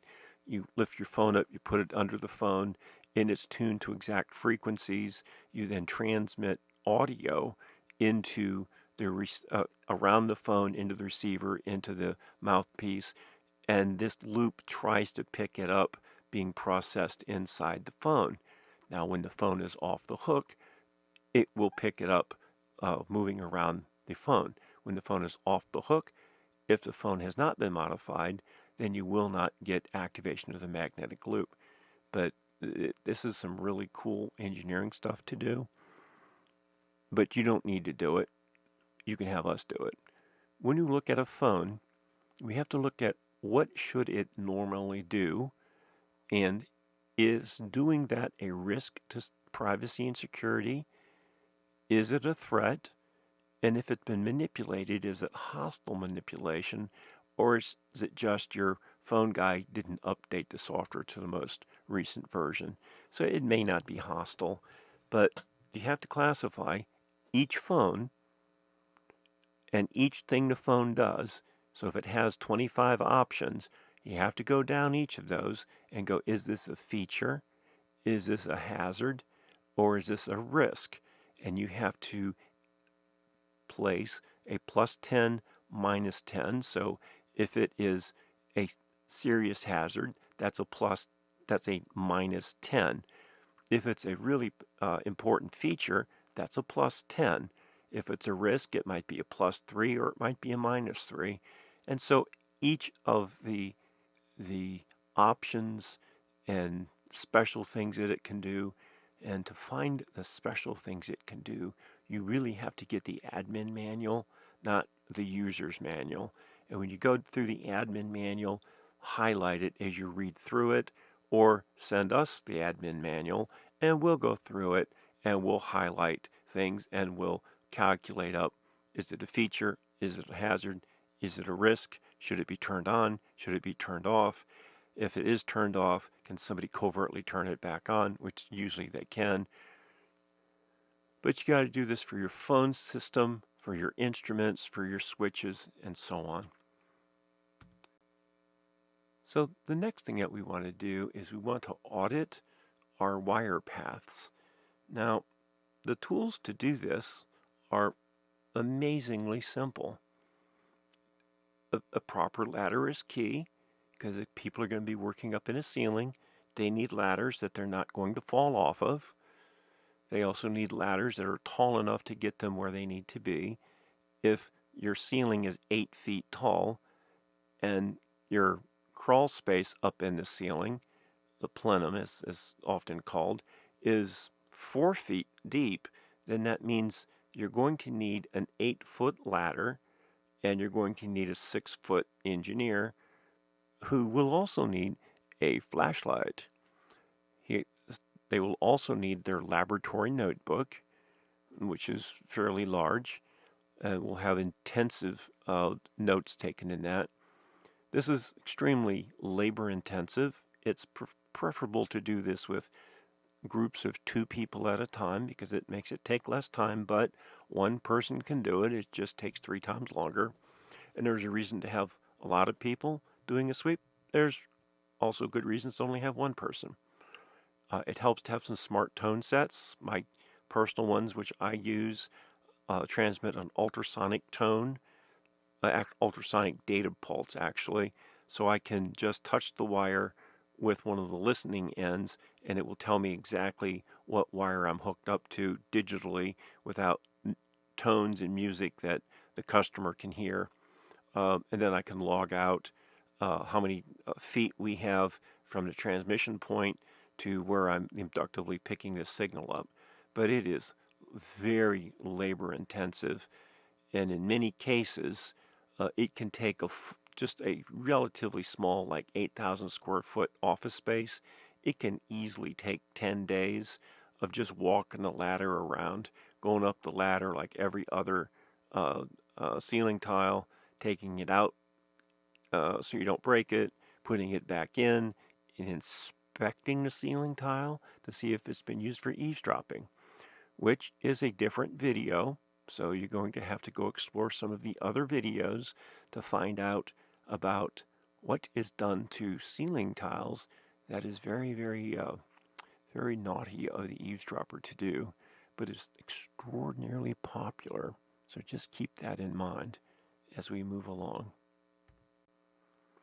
Now, when we're auditing the wire, we want to write down what wire is in the walls, what wire is in the ceiling. Write down and photograph the wall plates. what are the termination points of the wire that are in the wall and the ceiling, and then where are the junction points, the punch blocks, etc. And we want to be meticulous. If you're just doing a CEO's office and he only has 4 cables coming into his office, you just do those 4 cables, and then you back up and you look at all the cables that come into the walls that abut the CEO's office, and if there's wires going to somebody next door, you audit those wires as well. So all shared walls are added to the audit because it's very easy to run the cables to the office next door, but then run a microphone off those over to the CEO's office. It's actually a fairly clever way to do it, and it's something which the Czechoslovakian government did. The Russians did it a great deal, but the Czechs absolutely loved going into the not into the office they were interested in, but instead going into the next office, pulling the power socket out, installing a bug in the back of that, and then putting it back in, and then pushing a needle through the executive's office sheetrock large enough that it would let audio flow to the microphone, and then that would flow over the power lines and be intercepted at the transformer in a transformer closet. So we have to audit these wires. We got to audit the CEO's wires and then all the wires that share any walls with the CEO. I do recommend that you never just check the CEO's office, but rather you check all of the C-suite offices, which are normally all clustered close to each other so they can interact throughout the day, and then also check their conference room and check all wires in walls which they share, including the walls that they share outside of the conference area and of the C-suite. You never want to just do one person's office, but that's what's in the budget, so you got to work with what's inside the budget. Now, when auditing wires, we also do what are called conductor maps.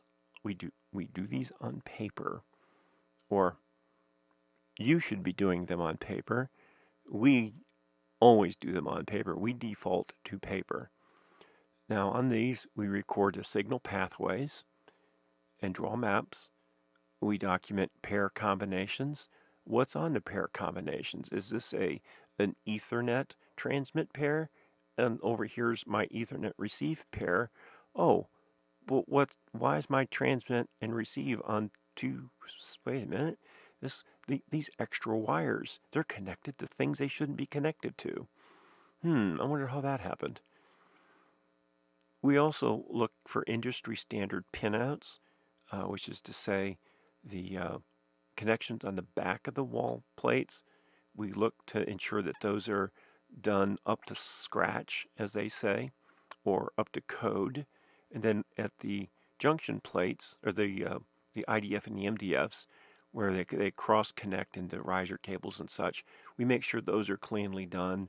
And of course, in the central office, the PBX room or the central switch or the whatever you're calling it in your company, we make sure that everything's neat as a pin, because when it's not neat as a pin and done in a tradesman-like manner, it screams an amateur's been playing with the wires, and that amateur may very well be an eavesdropper.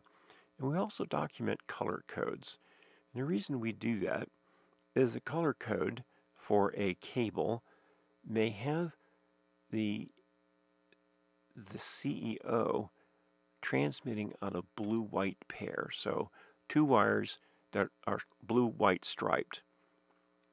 The problem is, when we inject tone onto that pair, the orange-white pair also lights up. So we know there's a bridge somewhere along the lines that isn't shorted out, but is deliberately hooked up so that somebody else can tie into conductor blue, orange, white, and typically it's somebody already in the executive suite who's spying on another executive, which is one of the ugly truths of this industry is it's dog eat dog in the C-suite. A lot of times eavesdropping, somebody's brought in, somebody documents, they talk to corporate counsel, they explain what they found, corporate counsel and the CEO or the chairman of the board will confront the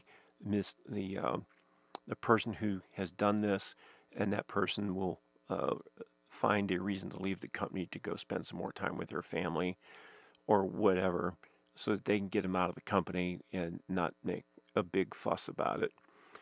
The conductor lengths, which is part of the metrics, is usually done in fraction of an inch accuracy.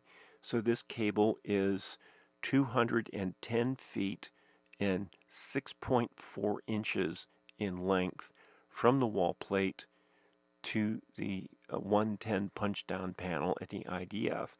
Then it's 85 feet to the central PBX switch on the third floor. Now, if I come back, say in a month or 6 months, a year, and I run this same measurement on that cable, if there's been a variation from my last measurement, we have a problem. Or rather, the eavesdropper now has a problem because he will be served up as lunch. We also have a nonlinear junction conductor combinations where we have a specialized tool that will perform not just a time domain reflectometry, which we'll get to later, but we also do time domain, we do frequency domain, and then we do nonlinear junction domain studies on wire combinations, and we look at every wire against every other wire, because a microphone can be placed and installed by just adding a diode somewhere or adding a transistor somewhere. And what you want to do is you want to keep the wire that goes from your wall plate, actually from your phone, to the wall, through the wall plate, up through the wall, across the ceiling, and through everything else. You want to keep a certain purity of that. And you don't want anybody moving it. You don't want anybody splicing into it. You want to ensure that it's neatly done in a workmanlike manner that a tradesman of cable running would understand. And you want them to do several types of tests. But we'll talk about those tests in a few minutes. But let's continue with the auditing transmission paths issue. So when we're doing an auditing transmission path, location accuracy must be to within fractions of an inch. So we map out every cable. In this case, you see a bunch of blue cables going into a phone box. Every single one of those cables has 8 conductors in it. So we test all 8 conductors against all the other conductors. So we take conductor 1 and we compare it to conductor 2, then to conductor 3, then conductor 4, conductor 5, and so forth. And this is all done through an automated means, of course. Then we check its reference to hard ground to that conductor, conductor 2, conductor 3, and then we plug great numbers of these cables into test equipment, which looks at cable 1 and takes every cable in cable 1, cable 2, cable 3, cable 4, all the way out to however many cables we're working on. For example, in this case, this is 8 cables. So we would plug all 8 cables, which represents the 8 telephones they have in this particular specialized government office. And we will plug them in and we will test every wire and every cable against everything else. We will also test them against hard ground, which is the station ground that the phone company installs or electrician installs. Then we will check each wire against all the electrical lines that come in. So we go across phase and neutral, and we scan every cable. And we're looking for a cable to light up unexpectedly. Well, we always expect the unexpected. but we're trying to stimulate something that is either too long, so everybody else's cable is, say, 180 feet, more or less on average, but the executive's cable is 4,300 feet. That's kind of strange. We need to find out what's going on. So we map out every cable, every conductor, every wire, every fortuitous pathway. Now, fortuitous pathway is a fancy way of saying we're looking at every wire against every other wire, and we're looking at every wire against a known good ground and then against an assumed ground, because if there's a difference, an eavesdropper can really, really have his way with your phone system and your microphones and eavesdropping and things like that. So we check the integrity of the ground.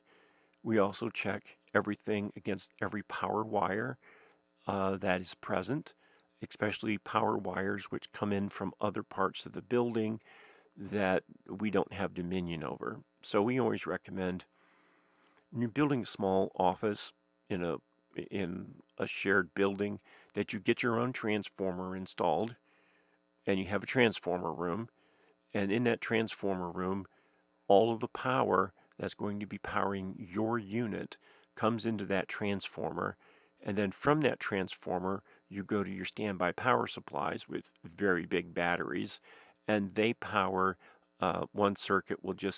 It'll just strictly be to plug the computers into. Another circuit will be just for phone and phone related and phone charging. Another circuit will be strictly for the camera system. Another one will be strictly for the alarm system. Circuit breakers are not expensive, but if you don't use enough and you don't get sufficient coverage over delicate areas, you will strongly regret it at some point in the future.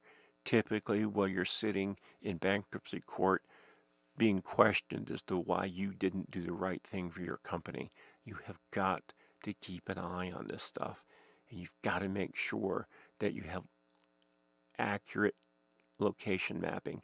You can have somebody just come in and map your wires out and have that as part of your monthly TSCM inspection. And then next month they do an RF survey.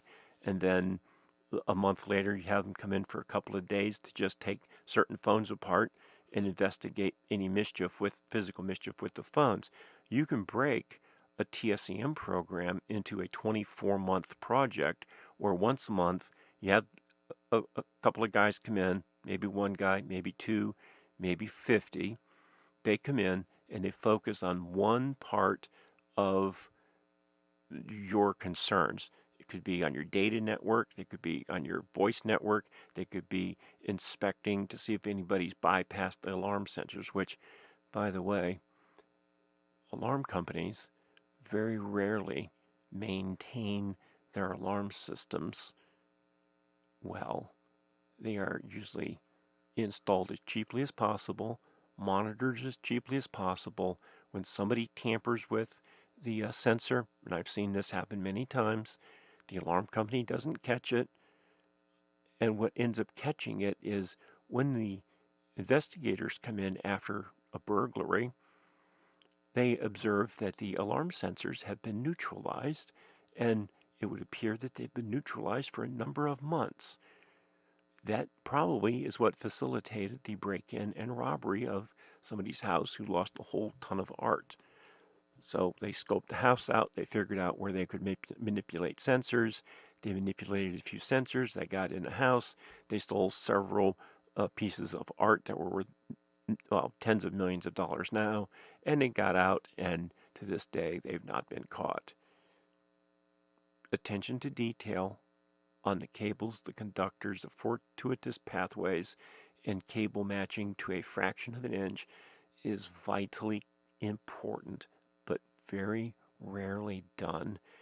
And it breaks my heart to see a CEO of a company going down in flames because he's been the victim of eavesdropping or alarm system bypassing. It breaks my heart when this happens, but they're going down in flames because ultimately they are responsible for the security, not the security director. When you have a major intelligence breach or a classified information breach or a spy, an actual live spy, and I'll have some video on dealing with live spies. But when this happens, it's not your security department's fault. It is the fault of you. You. If you're the CEO, it's your fault. If you're the president of the company, it's your fault. If they're the chairman of the board, it's your fault. You did not properly instruct your security people what needed to be done, or they went through some chump school for a few days, came back, thought they knew something, which they don't, because the ability to do what I'm showing you takes 4,000 to 5,000 hours of classroom time to learn how to do. You don't learn it at a 1 or 2 week course.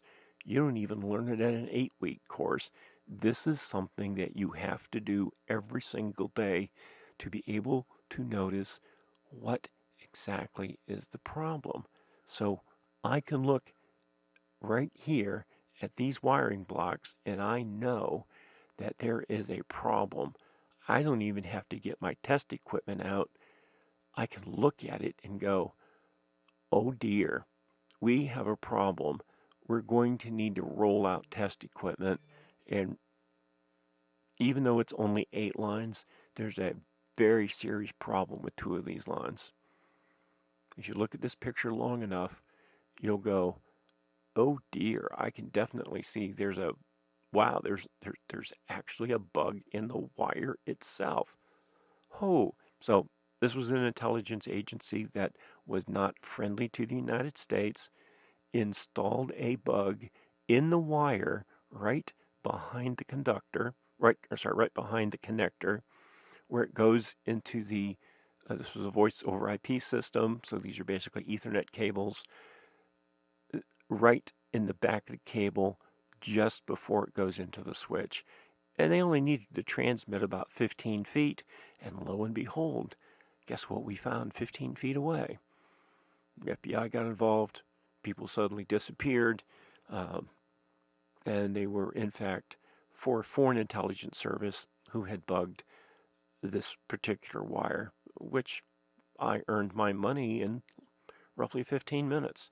Of course, I continued to do the bug sweep, even though I had visually identified something that was not the way it should have been. So, let's move on. Now, when auditing the switching system, switching system includes the telephone company's central office system. It also includes the PBX or private branch exchange that you have at your company. There is a thing that is called a default generic, and then there's a thing called an actual translation. Now the difference is that the generic is how the phone system comes from the phone company which made it. Translation are modifications that you do that are specific to your company or to your community. That's the difference. One is called the default generic, which is the generic, which basically has not been configured yet, and the translation is how it's being configured. Now we want to know, anytime that we're doing a bug sweep, we want to download the generic, and we want to download the translation, and we want to see what the difference is. Has an eavesdropping mode been turned on, and the button the light that lights up to tell people the microphone's on, has that been turned off or turned on? Are the things that have been done to it, is it safe? For example, in some PBX systems, every single time a phone call comes in, it rings one person's phone and it activates a recorder in somebody else's office through the PBX. Well, this is kind of a not cool situation. There's also, we may find that the translation allows for the changing to allow you to listen in, which is what it's called, to a phone call. So you just, oh, looks, you see that the phone number 5 is busy. So you know they're on a phone call. So you type in a couple of buttons on your phone and it lets you listen in to that extension so you can listen in on all your employees. Now, in many states, this is a very serious felony. And depending on if you're on an Indian tribe or on federal land and you do it, it can be an even bigger felony. So we need to find out what does this phone do and let's lock out the things it's not supposed to do. Now, your internal security people need to repeat this bi-weekly or monthly. Now, they're going to want to do it maybe once a year, but they work for you. You run the company. They do what you tell them to do. And if they wish to continue working there, they need to generate this Excel spreadsheet bi-weekly or monthly. And if they can't do it, bring in somebody who can and reassign the security department or phone department or customer service department, whoever is responsible for your switching system, get them to do it. The biggest reason that this doesn't get done is because the person who's doing it isn't trained on how to do it. And ultimately, that lack of training is not their fault. It's your fault because you're the president, you're the CEO, you're the chairman of the board, you're the department head, you're the one wearing the suits and getting the very high 6-digit paychecks. So cut your guys some mercy, make sure they get trained. If you need to, engage us to come in and teach your people how to do these audits. Excel is one of the best tools for auditing PBX translations, and essentially it automates it. You just export the files, drop it in Excel, click, click, click, boom, boom, boom, format, the report's done. Takes 15 minutes every 2 weeks or once a month, and then you let Excel highlight any changes that have been made, especially the changes that you don't know about or your security department does not know about. It is not a difficult thing to do, but it is something which security people utterly despise doing. But when they catch a spy, they're all excited. So please don't be mean to your security people. They're trying to help you, but give them the budget they need so they can do the work. The security department is not a liability to the company. Every penny you pay to your security department is an asset. Every penny you pay to have a bug sweep done is an asset because it gives you knowledge that you did not otherwise have. It's much like buying a new machine for a factory floor. It gives you knowledge and it gives you something that you don't have. And if you are a little fearful right now, having a little anxiety problems, good. That means that you know that there's a problem. And if you hang out on this video a little bit longer, you're going to start getting some answers, hard answers. Some of them are going to be difficult for you to swallow, but your hand's going to get itchy and you're going to want to watch some of the other videos. So when we audit the instruments, the goal is to see if anybody has tampered with the actual instrument. Then have they tampered with the uncontrolled accessories, such as has anybody tampered with the handsets? Has anybody done any monkey business with the cords and cables? How about the power supplies? And let me get back to the power supply shortly. If you're in a skiff, has the low bandwidth filters been bypassed? And by the way, on military bases, at CIA facilities, at FBI facilities, at the National Security Agency, at SCS, at many other extremely delicate facilities such as Department of Energy facilities, NASA facilities.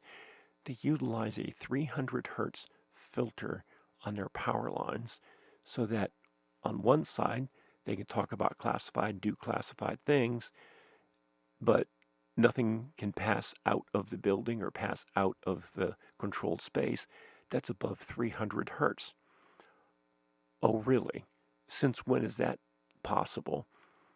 Because many foreign governments have bugging devices that operate below 100 hertz, and they take a 64 kilobit signal and they slow it down and send it out on a 70 hertz, that's 70 hertz carrier, and they slowly exfiltrate that data. It might be a 1.5 megabyte file, but they will slowly exfiltrate it over the power lines, out of a skiff, onto the outside of a skiff and out of the building, and they basically put bugs and microphones inside the skiffs. In fact, in skiffs, one of the classic places that we find bugs is in the power outlets. So the spy undoes the power outlet and installs a bug on the back of the power outlet, or they replace the power outlet, which has a bug that's deeply hidden within the power outlet. They then put that power outlet back on the wall.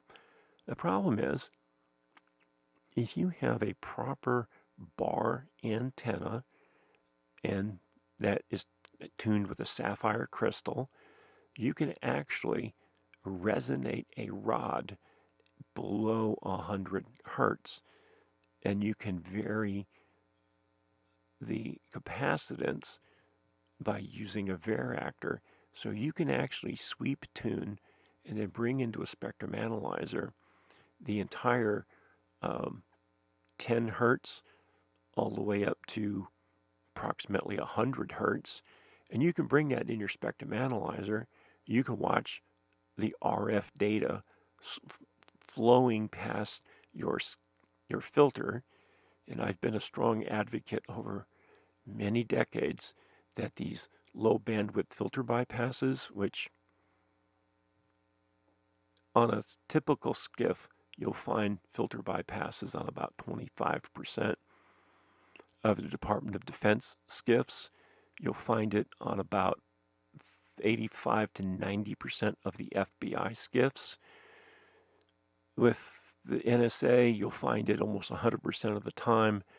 And what happens is they either bypass the filter by transmitting a signal that's below the cutoff frequency, or they modify the filter. So when we do bug sweeps of skiffs and controlled spaces, we actually check the function of the filter to make sure it's letting 60 hertz through, which is what the frequency of your power that coming in is, but it's not allowing anything other than the 60 hertz.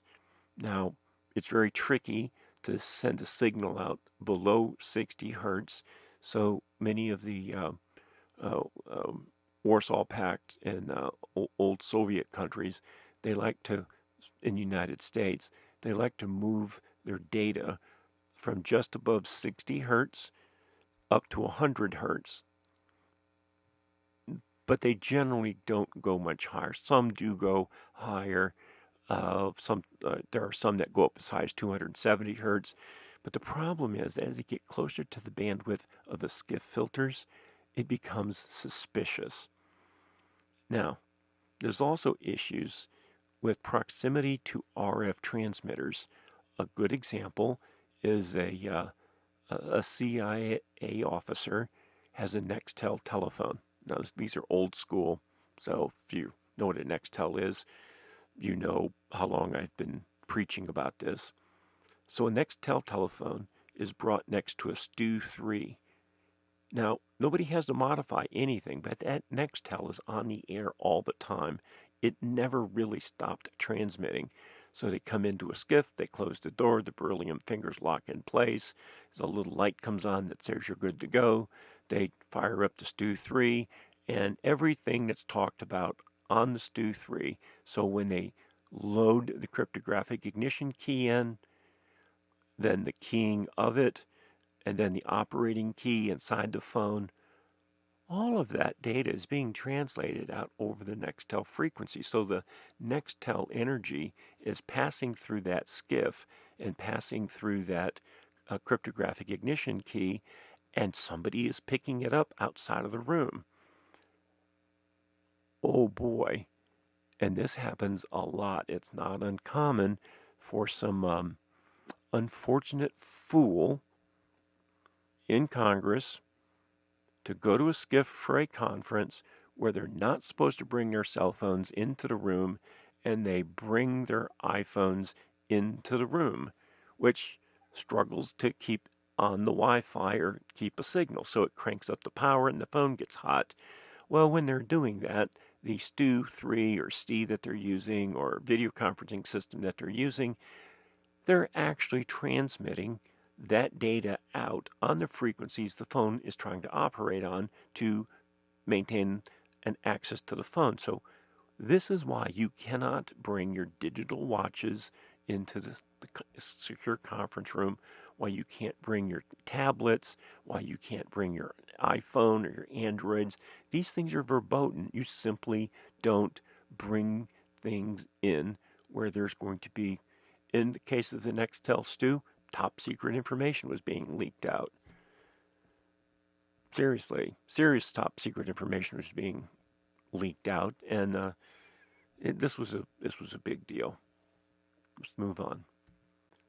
So when we audit instruments, we also take basic electronic analysis, which is an electronic fingerprint, or more accurately, we take the electronic DNA of that phone and we examine it against identical makes and models. And if you have a number of these in your company, we will check all these metrics against all the other phones in the metrics to see, oh, which one is different. Then there's a actual visual inspection where things are taken apart, they're put back together. Once they're apart, there's an intense physical inspection of the instrument, and then there's an extended technical analysis. And on a single telephone, I can, through automation, perform over 750 measurements on a single phone, and I can generate over 200 pages of reports and data and printouts on just one phone. And the little bitty slight variations show up when I do this. And it's amazing how easy it is to find these, but it is a laborious task to collect the data. So the greatest labor is collecting the data and then analyzing the data and then making sense of what does the data mean. Oh dear, do we need to call the CEO of the company, the board of directors, corporate counsel? Do we need to get the FBI in here, et cetera, et cetera, et cetera? But if you do these extended technical analysis on these phones where you have hundreds of pages, there are companies that every month they get a bug sweep on the same phones, and they have the same process performed every single month. There are other companies that they never stop doing bug sweeps. They may have 50 people in the building, and all those 50 people do is they just randomly go around, they grab an office, they bug sweep that office. They'll spend 2-3 days in that office, they'll trace every wire, then they'll bounce around randomly, or what appears to be randomly, because it's not really random. It's actually very carefully thought out. So they hit multiple offices, and then they'll hit that office again in 8 months, and then 7 months later, and then across the hallway, they're in that office every 4 months, etc. But you gotta keep grinding away at this. This is a year after year after year. You don't get it just done once. You get it done endlessly. If you want to have privacy, you have to have vigilance, and you have to have people who can do these analysis. So common penetration hacks and attacks. There's all kinds of software manipulations and remote manipulations that can be done to Avaya, Nortel, etc. There's raw hacking and manipulation. Usually that targets one specific target switch or one specific person on the switch.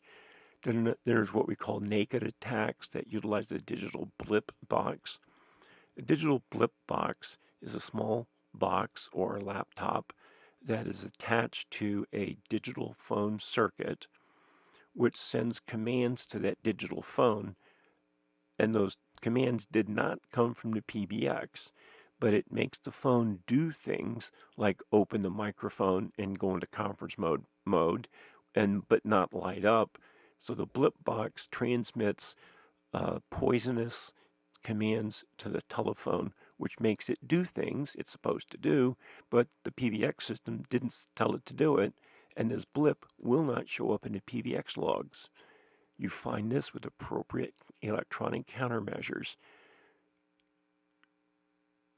To put that very succinctly, you call us, and we come out, we look, we talk, we study, we give you technical knowledge based on decades of experience.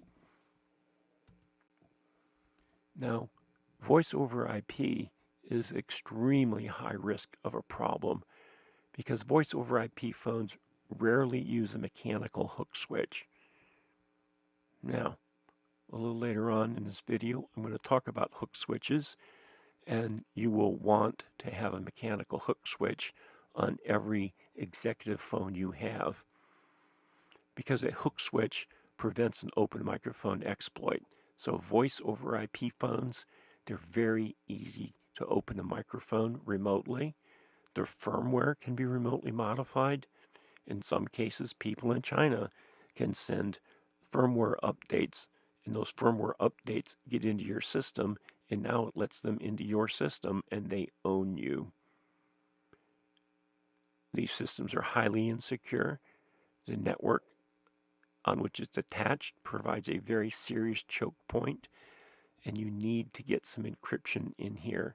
And you also need to check the phones you're using to make sure that they have a mechanical hook switch, and it doesn't matter what their salesman tells you. You need to have a phone opened and examined, and you need to have a TSCM person come in and pick a couple of phones apart to determine just how in trouble you are in terms of, oh my heavens, we've been leaking everything to everybody. Now, for voice over IP attacks, they're fairly automated. A hacker can get a program called Cain and Abel, Wireshark. There's many others. There's some plug and play things. There's new software coming out every week or every month. There's an endless amount of software designed to monitor voice over IP. Don't be a victim. Now let's look at this for a moment. Your reasonable voice over IP audit efforts must include an inventory of all your network connections. You need to also install a true switch, which isolates every line from every other line. You have one switch for audio or telephone. You have one switch for data. You never mix these up. Then you have a switch for your intrusion detection system, a different switch for all of your video. So you never put data on a switch that also has a voice connector. So if you have a voice over IP audio system, awesome. Don't have just one system. If you have cameras, have them on a separate system. So in a small business, you may very well have 4, 5, 6 voice over IP systems, and don't be tempted to cross-connect them. You don't need people on the telephone system to be able to listen in and packet capture all of the data on the Ethernet. Again, you need to make sure that you have a mechanical hook switch. You need to keep a careful eye on the port statistics on all of these. which you need to have a person in-house to whom you delegate, download all the port statistics once a week. That way, if something bad happens, it only happened in the last week. And if this data is not acquired, you need to find someone who can come in and acquire it and present you with hard copy documents of what the port statistics are. It is vital to monitor the port statistics. You need to also monitor the voice over IP backbone for off-hours activity, because off-hours activity is usually suspect activity. It is very often eavesdroppers using your voice over IP backbone to perform eavesdropping and to download data from computers. So watch your port statistics. Ideally, you want to set your monitoring up so that it collects statistics every 15 minutes, 24 hours a day, 7 days a week.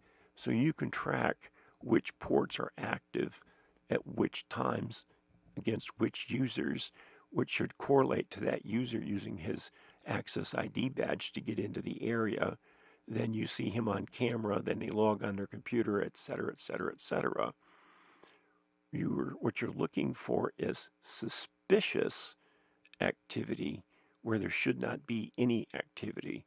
And usually when you find this, you need to get the FBI involved right away as a counterintelligence issue, because that off-site, off-hours access on your VoIP backbone is typically spies, thieves, and hackers getting into your system. One of the easiest ways to do, somewhat controversial, but it does work, is to use inline analyzers on suspect backbone or suspect lines. What that says is you're putting in something to intercept the packets off of a specific user using Wireshark or Kane Enable or any of 150 other products, but it captures the packets so you can then reconstruct what took place. So if at 3 o'clock in the morning you suddenly see camera and video activity flowing through your backbone, and it's from different IP addresses inside your company, it's people hacking into your phones to use the cameras, to hack into the computers to use the cameras. And it's also people hacking in to look at the security system. And interestingly, what they do is they then construct a sphere and they reconstruct a three-dimensional model of what the inside of your business looks like. And they can really do it quite accurately. Then they can go at a later point, but if you detect this after hours activity with a wandering camera, is what we call it, you need to get the FBI involved because they're hacking your cameras for a reason. And I can think of a number of defense facilities that have had this happen, but I will not go on to name them because, as I said, this is an unclassified presentation. Now, a reasonable voice over IP audit effort can be somewhat controversial. You can use something like Wireshark or similar simple software-based sniffers that are an eavesdropper's friends. Eavesdroppers absolutely love these things, but don't use it as an eavesdropping device. But simple sniffers like this can be used to track down weak security or phones passing voice over IP room audio. So if you know that Carl isn't working today, and you know what Carl's IP address is, but Carl's phone is transmitting a signal all day, you then packet grab or packet capture, PCAP, the data from his phone, you reconstruct what you're hearing, and you go, oh, this is an audio file. You listen to the audio file. Oh, this is his phone, but he's not in the room. Thus, the microphone is open. You're not trying to do this to eavesdrop. You're using this as a security tool to find weak security phones passing voice over IP, people doing camera audits, stuff like that. Do not use a product such as this to eavesdrop. Do not use a product like this to eavesdrop. I can't say it more strongly. Be nice, be honorable, stay within the bounds of the law, and do not use this to eavesdrop. It's very powerful, but it can get you locked up if you don't use it the right way. Reasonable voice over IP audit effort is as follows. You packet sniff at the instrument. So you put a splice between the wire that goes to the phone and then into the phone, and then you sniff that Ethernet signal that passes through so you can see what's leaving the phone, because what you think is leaving the phone might be leaving the audio conferencing system, and you might be in the right room but on the wrong instrument. So you do this on everything hooked up to a VoIP network. Then you do this at every single point when the cables appear at the switch, because the sniffing may start in the wall. The bridge may be in the wall, maybe in the ceiling. So you have to know what you saw at the switch. You should see that at the switch itself. You should see it on the backbone. You should see it on both sides of the firewall or router. Then you also have to do VoIP leakage checks at the multiplexers. And then you have to do what's referred to as the DS level, the digital signal level, just before it hits fiber, because just before it hits fiber, somebody may have tampered with it and added in audio from someplace else in the building. So you got to know where the multiplexers come out just before they hit fiber. Then, once it's on fiber, you use a different type of system to see what's being multiplexed out of your building and where it's going. Because a really clever thing that the Chinese love to do is they'll get into the fiber multiplexing system and they will send a copy to them at their listening post of everything that flows across your fiber. So they're actually having the multiplexer send signals to them as well as to where you intend to do it. So for example, a government office in, say, Tyson's Corner has fiber in their building, and it goes to an AT&T multiplexer, which fires it out to the street to an underground cable, which fires it to, let's say, the Pentagon or Crystal City. Now, if we look at the activity on all the fibers in that bundle, we find out that the data that is being fired from the controlled facility is appearing on two sets of fiber where it should only be on one.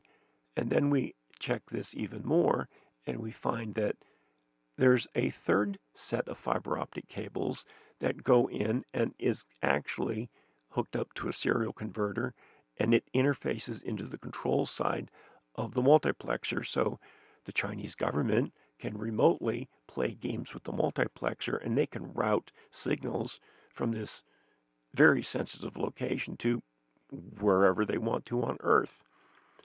Although where they wanted to on Earth ended up being about 7 miles down the street. But they were catching everything that this government office was doing, which was not a good thing. You can also have purpose-built hardware and instruments. I do recommend that you stay away from computers and purpose-built. Go for purpose-built hardware. Fluke has, in my opinion, the most accurate and the most robust systems for doing this. They're a little pricey, but they are worth their weight in gold. But avoid using laptops. While they do give you more functionality, they are prone to miss a lot. Typically, using a computer to do this, you're going to miss about 30% of the packets. So you're going to want to use hardware and let the instrument capture it. Then you can offload the file to the computer. When you do this, take care not to disrupt the traffic you're trying to sniff. Do not broadcast an address for yourself, which good instruments will not do that. Will do that. Computers will transmit your address. Purpose-built hardware and instruments, test equipment will not do that. Remember, receive only, do not transmit, because you don't want to give away to the spy that you're hooked in and sniffing.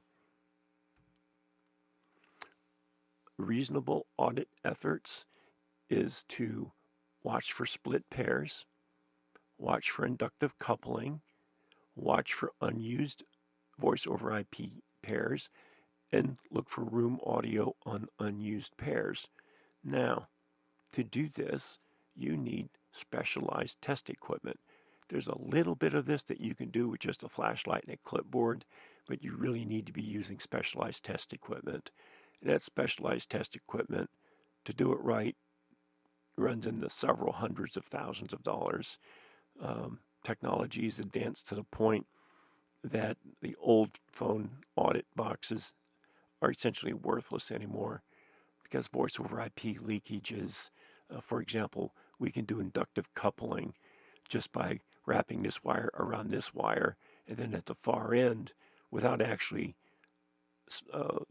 soldering any wire together, we have inductive leakage from one pair to an unused pair, and then that can be picked up elsewhere in the building. There's unused voice over IP pairs, so if you're only using 4 wires and there's 8 present, strip out those other 4 wires. And do we have room audio on any of the pairs, including the used pair, the unused pair, the power pair, and so on? So you have to very carefully check these wires because voice over IP is both awesome and dangerous. I compare it with it's like giving a 5-year-old a circular saw and showing him how to turn it on and play with it, which is not a good thing. In the hands of somebody who knows what they're doing, it's a very useful tool. In the hands of a 5-year-old, somebody's going to get hurt, and somebody's going to get hurt bad. So just be forewarned. So there's mechanisms to detect and defeat voice over IP attacks and exploits. The typical detection methods that we use is we look for unregistered IP addresses on your voice over IP network.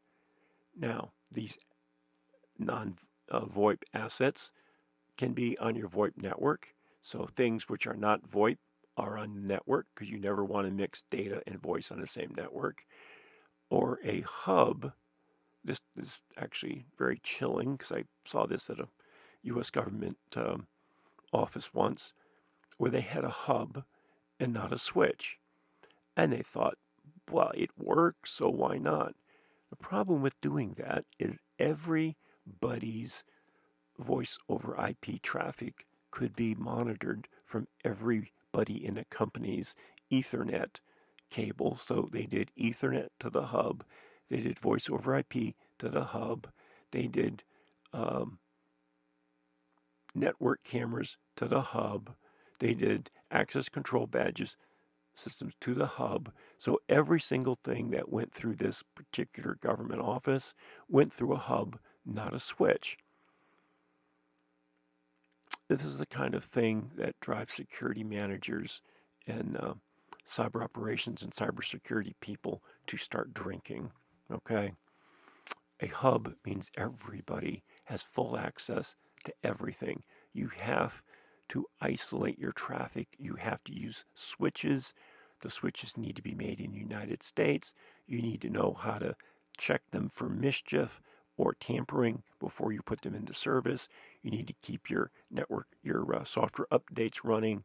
My preference is to only go with Cisco, but then when you get to Cisco, inspect the inside of it to see what tampering has taken place. And is it really Cisco, or is it a box that says Cisco, but there's some Chinese company that made the board inside? So you got your hands full if you have a voice over IP network and your job is to keep it secure. There's a very classic man-in-the-middle exploit on voice over IP where all of your traffic is routed, in some cases, to an entirely different country where they can record it and then they can modify your files. So you're transmitting a Word file from yourself to somebody who you work with, and the man in the middle is inflicting a virus or a backdoor or a Trojan horse into that document and then sending it to the intended recipient. This is extremely easy to do. This is extremely widespread. So watch it with your voice over IP network. Suspect data traffic when you find it on an unused voice over IP phone line or on unused conductors. So know what's on every wire, know what's on every connector. Photograph the connectors and the wire that goes to the connector. Photograph the phone. Specifically, you want to photograph around the screw holes, you want to photograph the handset, you want to mark the handset, you want to mark the cord, the cables, the power supply. You got to mark all of this stuff. You got to mark the cable that goes in the computer and then the other end that goes in the wall. You got to monitor the keyboard that plugs in. You got to monitor the USB cord that plugs in, because all of these things will be covered in other videos, and you will be shocked, astonished, and probably a little upset once you consume all of these videos.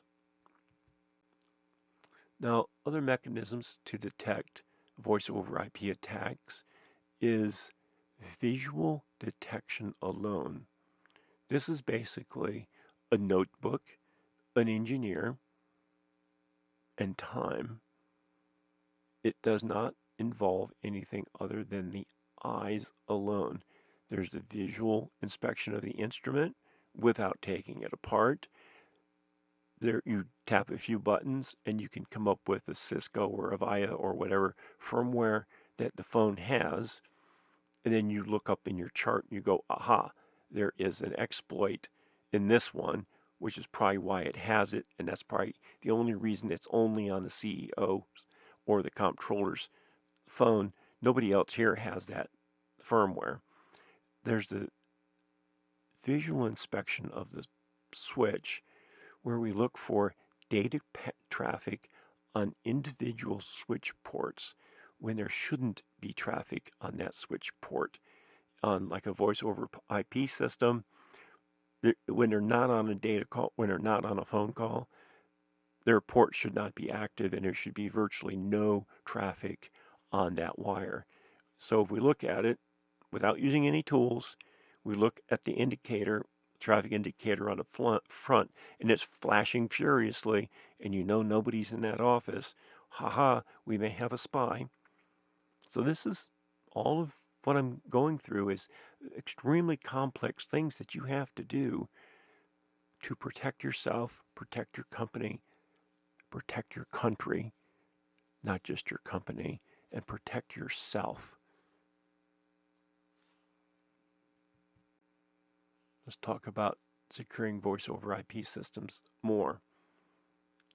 Only by switches that are smart switches that have statistics on every port, and download those statistics to your computer every 15 minutes. Keep all your VoIP terminals on dedicated network routers and gateways. Keep VoIP off the main network. Do not integrate into your primary data networks ever. The VoIP goes to fiber optics that you only run VoIP through. If you have a data network, you do not put your VoIP traffic on your main network. It is the kiss of death in terms of espionage. Spies love it when you make this mistake. Don't lose your company because you do this. Stop doing it. Don't be cheap. Buy a second network and isolate all your data traffic on one network and isolate all of your VoIP traffic on a second network.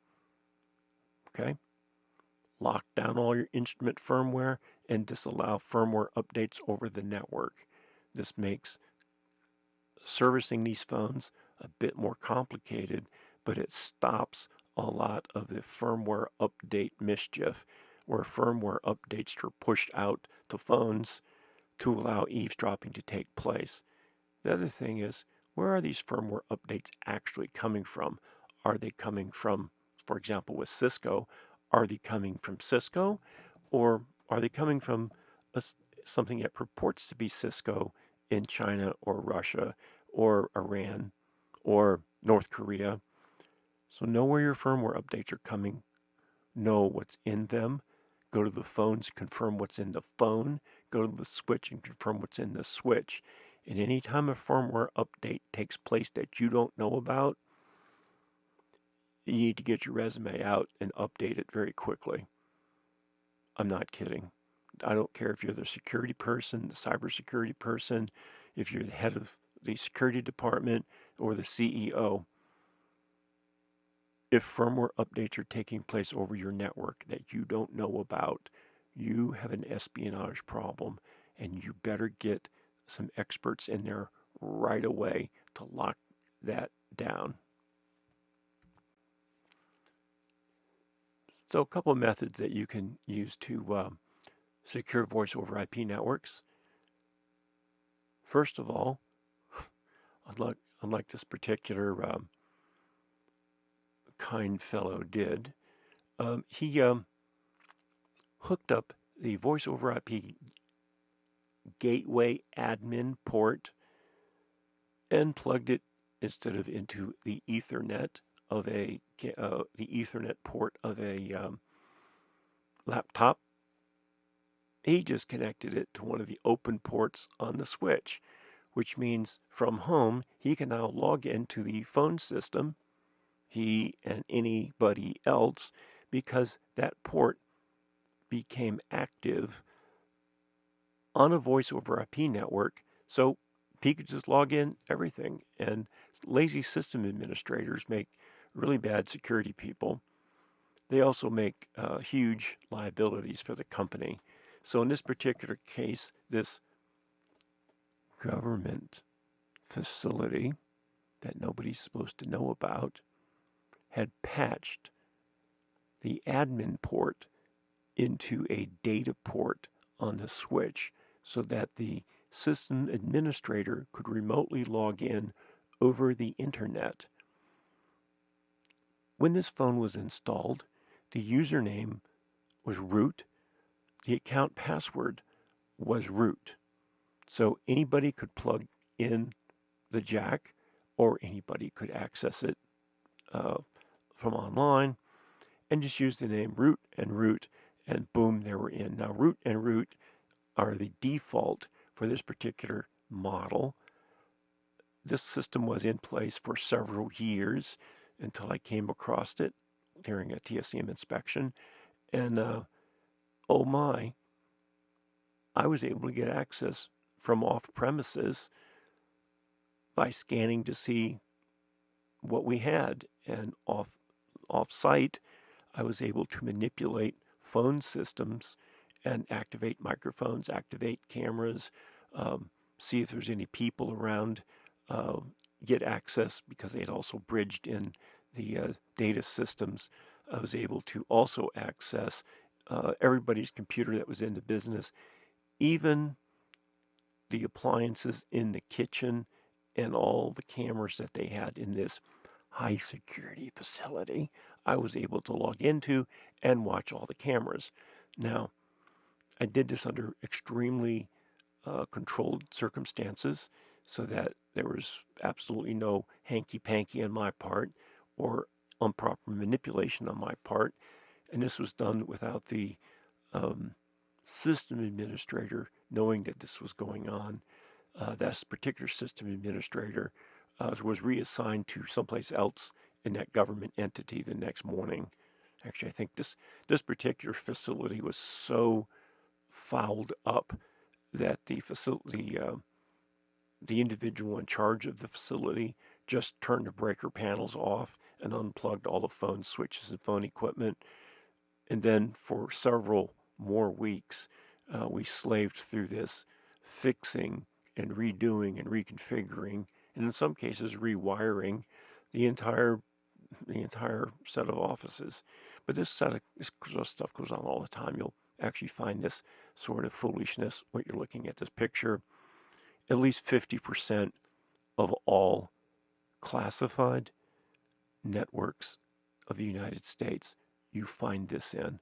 And it is endemic, it's horrible, and every cybersecurity person just hangs their head and cries when they see this, because there's absolutely no excuse for this taking place.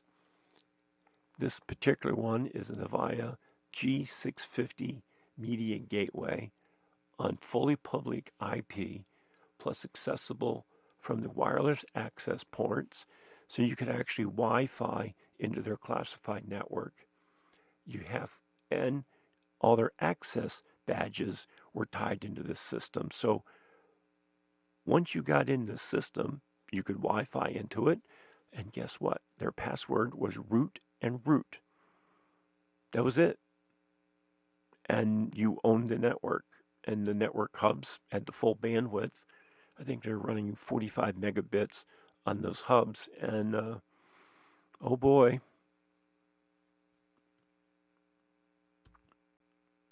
So please use the professionals when you have bug sweep concerns, problems, or you think there's some Mickey Mouse stuff going on.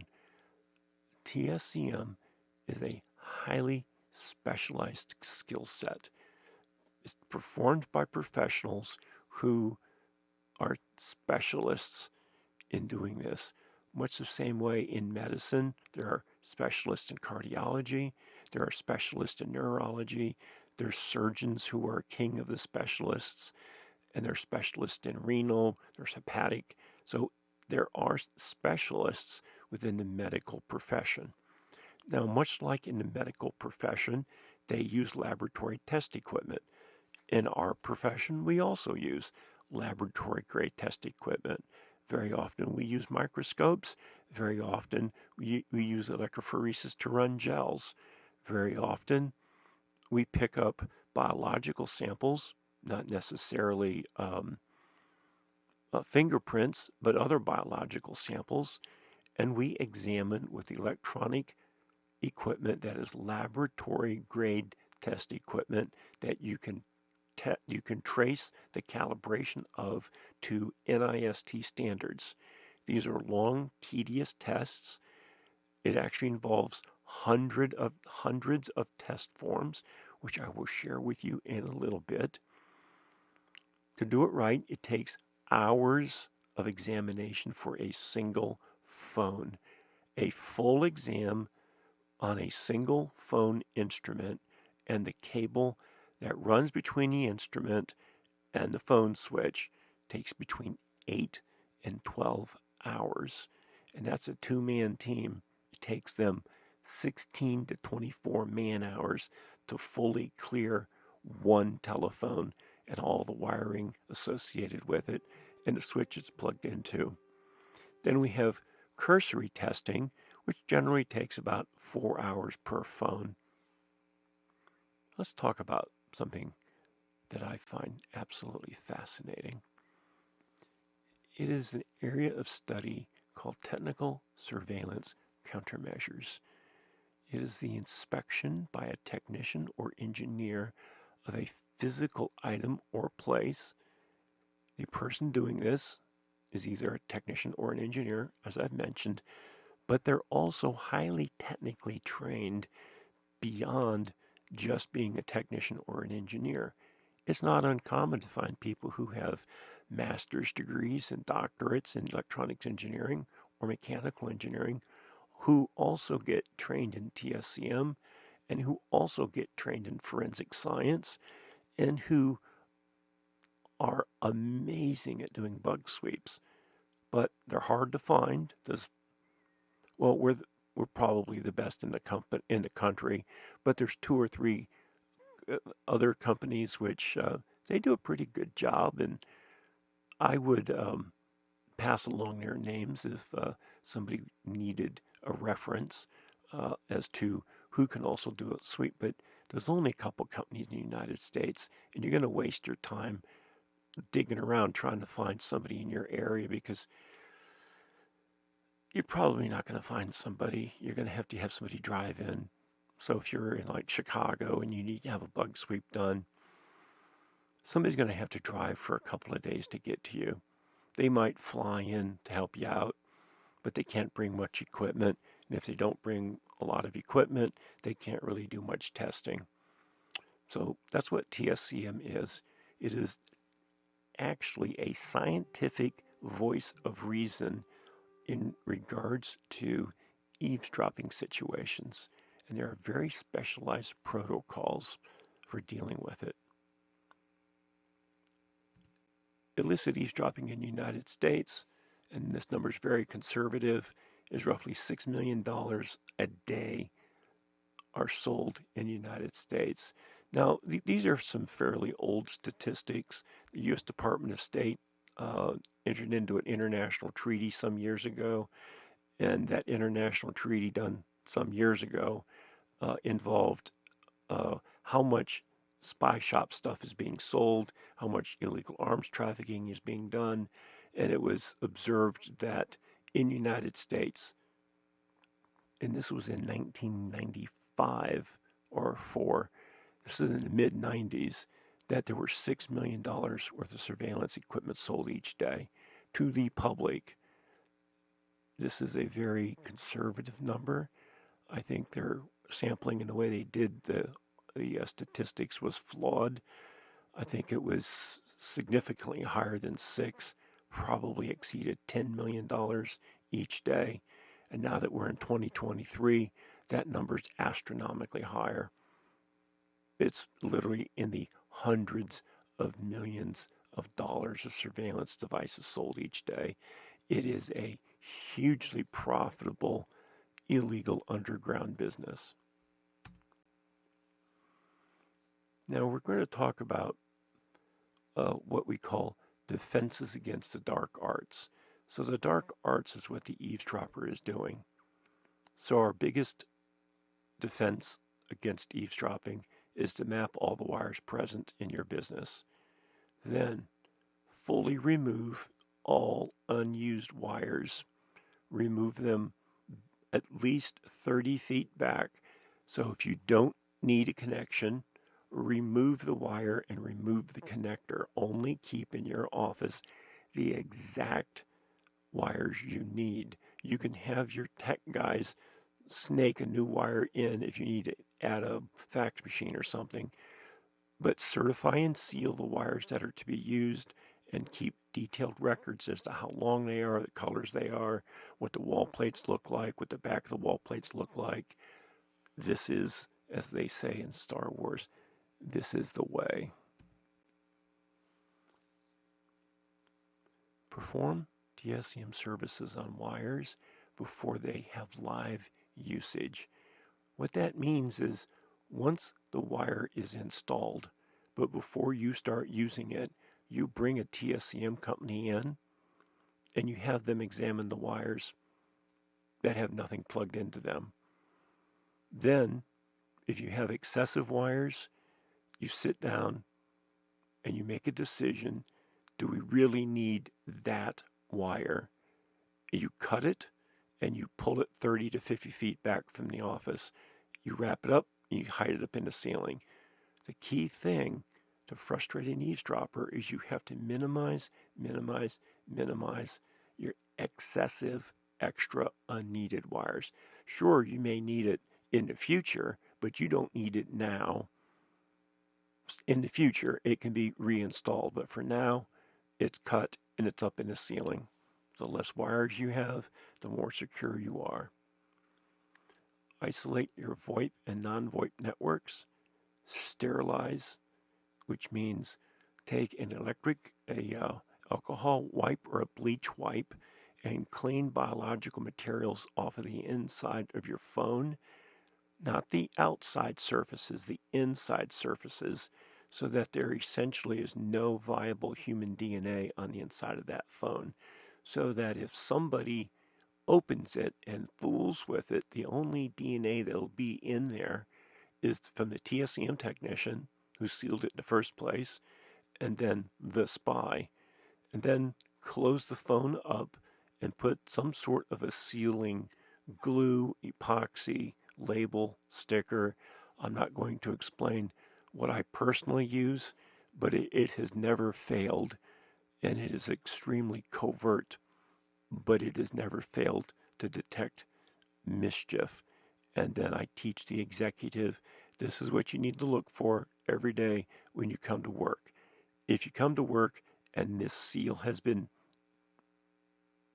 disrupted, I'm not going to say exactly what it is, but if it's been disrupted or moved, your phone has been tampered with, you need to get it, either the phone to a TSCM company, or you need to get the TSCM company to the phone.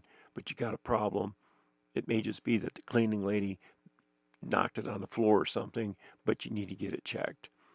Then there's inline analysis on the backbone, where you watch for traffic patterns, you log packet headers. My preference is to download this data on a 15-minute increments throughout the day, 24 hours a day, but you're looking for traffic patterns. You're not trying to eavesdrop on people.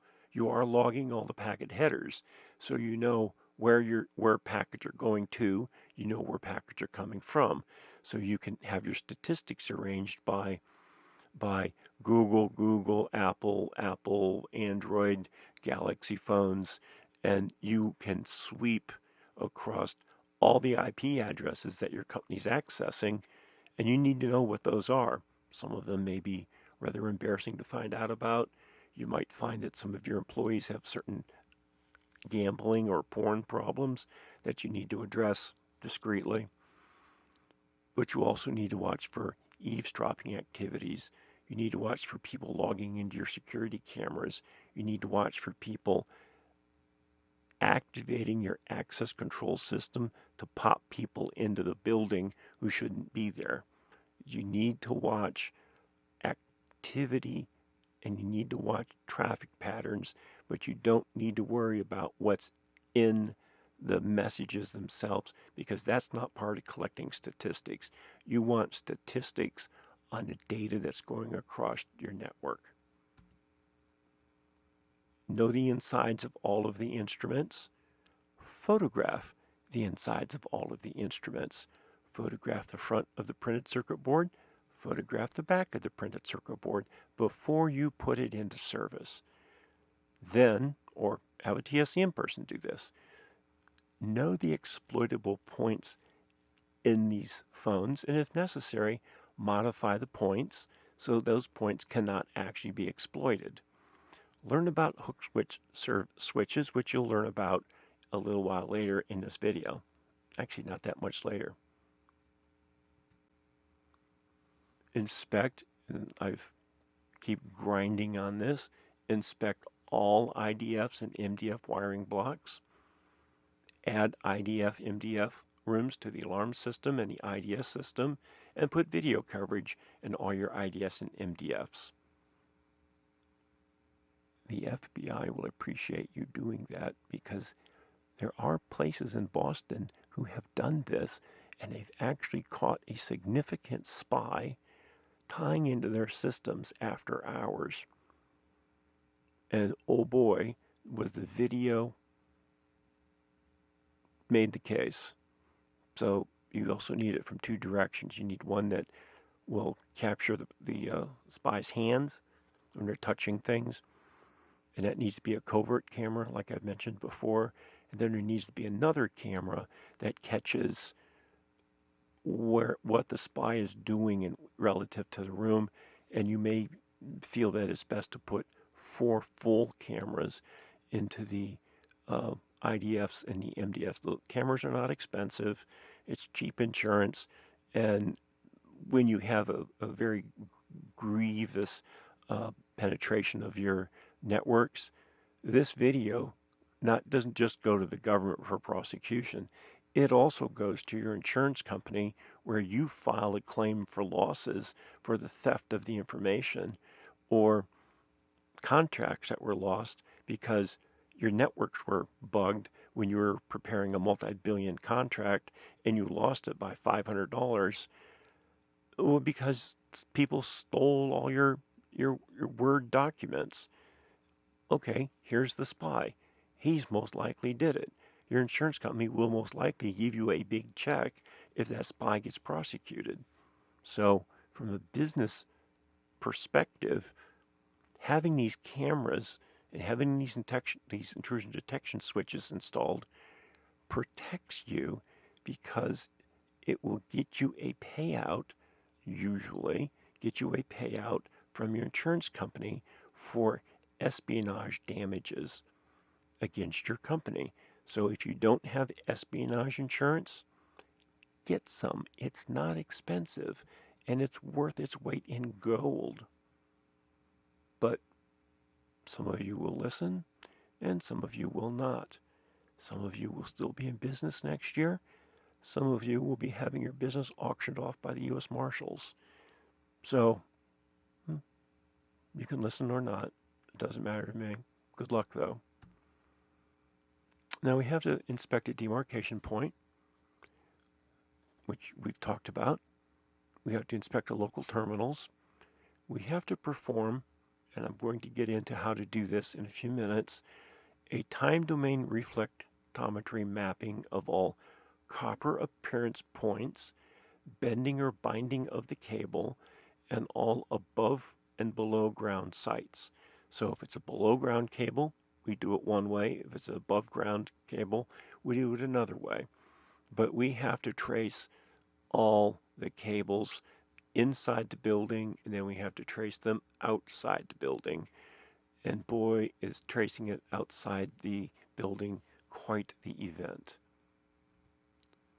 Now, what we do is we do the pole walk, which we've seen. We map out all the telephone poles back to the central office. We inventory the position of all the boots. This can involve miles and miles of documenting telephone poles.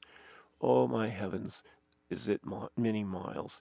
Modern technology, though, you just drive 15, 20 miles an hour and it just photographs everything. It measures everything. You might have to drive it twice. Sometimes you might have to drive it 3 times, but you will catch everything on every telephone pole, and then you can do your TDR shooting, which is a specialized piece of test equipment, which I'll explain in a few minutes.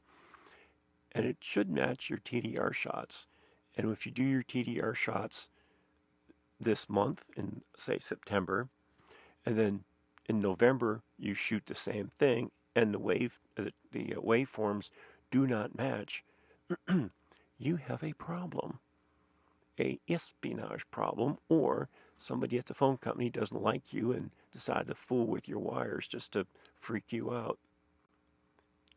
Now, I'm going to talk about some basic instrument and basic line testing so that you can see what some of the equipment is that gets used to do bug sweeps. We're going to talk about bug sweeping tools, bug sweeping test equipment, but we're going to focus mostly on test equipment that you would find in a common electronics shop, an electronics classroom, or in an electronics lab. I'm not going to show fancy schmancy customized stuff made by Rockwell or Watkin Johnson or Microtel or any host of other companies that is equipment specific for TSCM. So this is general test equipment, so we can have some simplistic examples. So these are 3 very simple meters that are used on telephone lines. The meter all the way to your left is just a kick box. The one in the center is a very old, it's actually one of my oldest voltometers. I got this when I went to a school at IBM. They gave all the students their own meters. Everybody was thrilled because these were the shiznits, as they say. The meter on the far right is a very, very modern Fluke digital voltmeter. These are outstanding units. They take extremely precise measurements because Fluke is very well known for their stability and their precision, and it incorporates many of the measurements that we need to do. For example, there's a setting on here that I can use to test for diodes and transmitters on a phone line, transistors on a phone line. So it will actually test capacitance of a line. It will test resistance of the line up to extremely high levels. So if there's a bridge tap on the line, it'll always detect that. And it can detect essentially just using the middle instrument and the instrument on the left.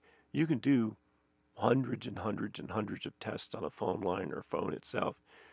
But it's a lot easier if you automate it so that you're not twisting dials and tapping on screens and stuff and writing down middle. You just computerize it. Have a multiplexer, plug everything in a multiplexer, push a button on the laptop, sit back, sip your coffee, and watch the data flow in. And oh boy, is it a lot of data. But if you're going to be doing a bug sweep, you got to have a decent analog voltometer. You got to have an extremely high quality digital voltmeter. This is a Fluke. I don't remember which model number this is, but it's a really good model. I think it's a 239 or something like that. It's good stuff. Buy it, use it, learn how to use it. So this is a digital oscilloscope. This is used for basic instrument and line testing of phones. It is absolutely critical to use this as a time domain reflectometer. And I'll talk about in a short bit how we do that. This is a Fluke unit, a very high bandwidth, color screen, makes it easier to read. All you really need is 2 inputs. You don't need 4, which will save you a great deal of money, but you want the highest bandwidth available, and you want it with 2 ports. Sometimes you can get 2 extra ports for free, but you need your basic 2 ports. You can do a limited amount of spectrum analysis with this, which is very handy because that spectrum analysis can go very high frequency. A spectrum analyzer itself should be used instead, but you'd be amazed what you can find with this meter. The waveforms that it has, you have to have a way to capture the waveforms. The ideal way is to save the waveform to a card or to a thumb drive or to the inside, but it's also important to photograph the screen with your camera phone or with a digital camera so that you can blow this up. If you need to, take it to court, you can blow this up and make the most amazing visual aids from the photographs that you took of your oscilloscopes and spectrum analyzers and stuff. I'm a big fan of plugging a printer into a spectrum analyzer and having it direct print. I'm also a real big fan of having backup in the form of a photograph of what the screen said, which also matches what got printed out. It goes a long way in proving that you actually did what you say you did. So when we're talking about these scopes for time domain reflectometry, what I've done to this piece of phone wire is I have introduced a pulse into the cable. That pulse interacts with the capacitance in the cable at various points. So where the cable is twisted, or it's got a kink in it, or it's got the end of the cable, or there's a bug in it, or something has happened to significantly change the capacitance. In this particular case, I have a 180 millivolt reflection that is coming at me from 524 nanoseconds, which means this is a 206-foot drop cable and a 7-foot patch cord. And if we take the velocity of propagation of electrons through this particular cable. We make some corrections for the velocity of propagation. We divide out the time of the reflection, and then that tells us how many feet it is between my two cursors. So if we look on the left-hand side of the screen, we see that the time from cursor 1 to cursor 2 is 524.2 nanoseconds. And what I've introduced into this is a picosecond pulse, one pulse. And then when we very carefully measure it, we can see it bouncing off the end of the cable and off of the bug that's at the end of the cable. Now, never use a TDR or an oscilloscope to tell you what's there. Use it to tell you where to go look. So if somebody said, "Oh, well, this is definitely a bug. It's definitely," and they get all excited and they can't breathe. If they don't get a ladder and go to 206 feet away, they don't know what's actually up there. They're actually speaking. They're probably speaking honestly, but they're also speaking out of ignorance. You clarify that ignorance by climbing that pole, or you find that 206-foot cable, and you find that 7-foot drop cord, which you will find. So, TDRs tell you where to go look. They will suggest what you will find, but you will only find what you find with a ladder and a flashlight. So, don't be lazy. As you can see, I've taken photographs of each of these screens. The one on the right is the 206-foot plus the 7-foot. The one on the right that shows 18.75 nanoseconds, that is the 7-foot patch cord. So you go from column A to column B, you look at the differences, you measure the time differences, and it's 104 millivolt reflection, but we're interested in the time, 18.75. We divide that by the velocity of propagation and the speed of light in this particular, the speed of light in a vacuum versus the dielectric constant, which is the capacitance of the cable that interferes with the cable's ability to travel down. And that tells us that, oh, we have a 206-foot cable drop, we have a 7-foot cable drop. It's a bit of black magic, but if you don't want to get your pocket calculator out and calculate the velocity of propagation in the cables, and I'm only concerned about the time because that tells me the distance. The distance tells me where to go look. When I go look, is there a bug there? Is it just a kink in the cable? Is the cable maybe broken? But we have to investigate these technical anomalies to find out. So here, we've got an issue 206 feet and then 7 feet away from that. And lo and behold, there was a 206-foot cable. There was indeed a 7-foot patch cord. And in the wall, there was a bugging device in the back of the wall plate that was causing this reflection. So let's move on. So this is the same shot. This is a commercial TDR. These are very handy, but they are actually very easy to use, but they lack details. So there's some details that we want, which this meter doesn't have, but these meters are very easy to use. They can also be inaccurate because you need to make them, you need to keep them at the proper temperature. You need to keep them at the proper humidity. They're a little bit cranky, but everybody has them. Everybody uses them. They are worth their weight in gold. However, you still have to use an oscilloscope. And you can actually use an oscilloscope on the line where you're shooting it with a TDR. And let me amaze you. This is the exact same cable. On the left, that's from a time domain reflectometer. On the right is from an oscilloscope, a 199C, 200 megahertz, 2.4 gigasamples per second. It's giving me the exact same information. But as you can see on a time domain reflectometer, we're missing some details. I'm actually looking at the exact same piece of wire with both instruments, and I'm allowing the TDR to make my ping, which I'm watching on the oscilloscope, and then I'm watching it reflect back. On the TDR, I'm not getting optimal results.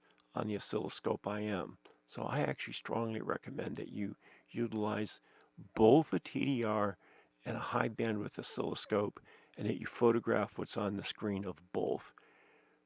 Both are telling you the truth, but the oscilloscope is telling you the truth with more precision. This is a different type of time domain reflectometer. This is from a Copper Pro 990 line analyzer.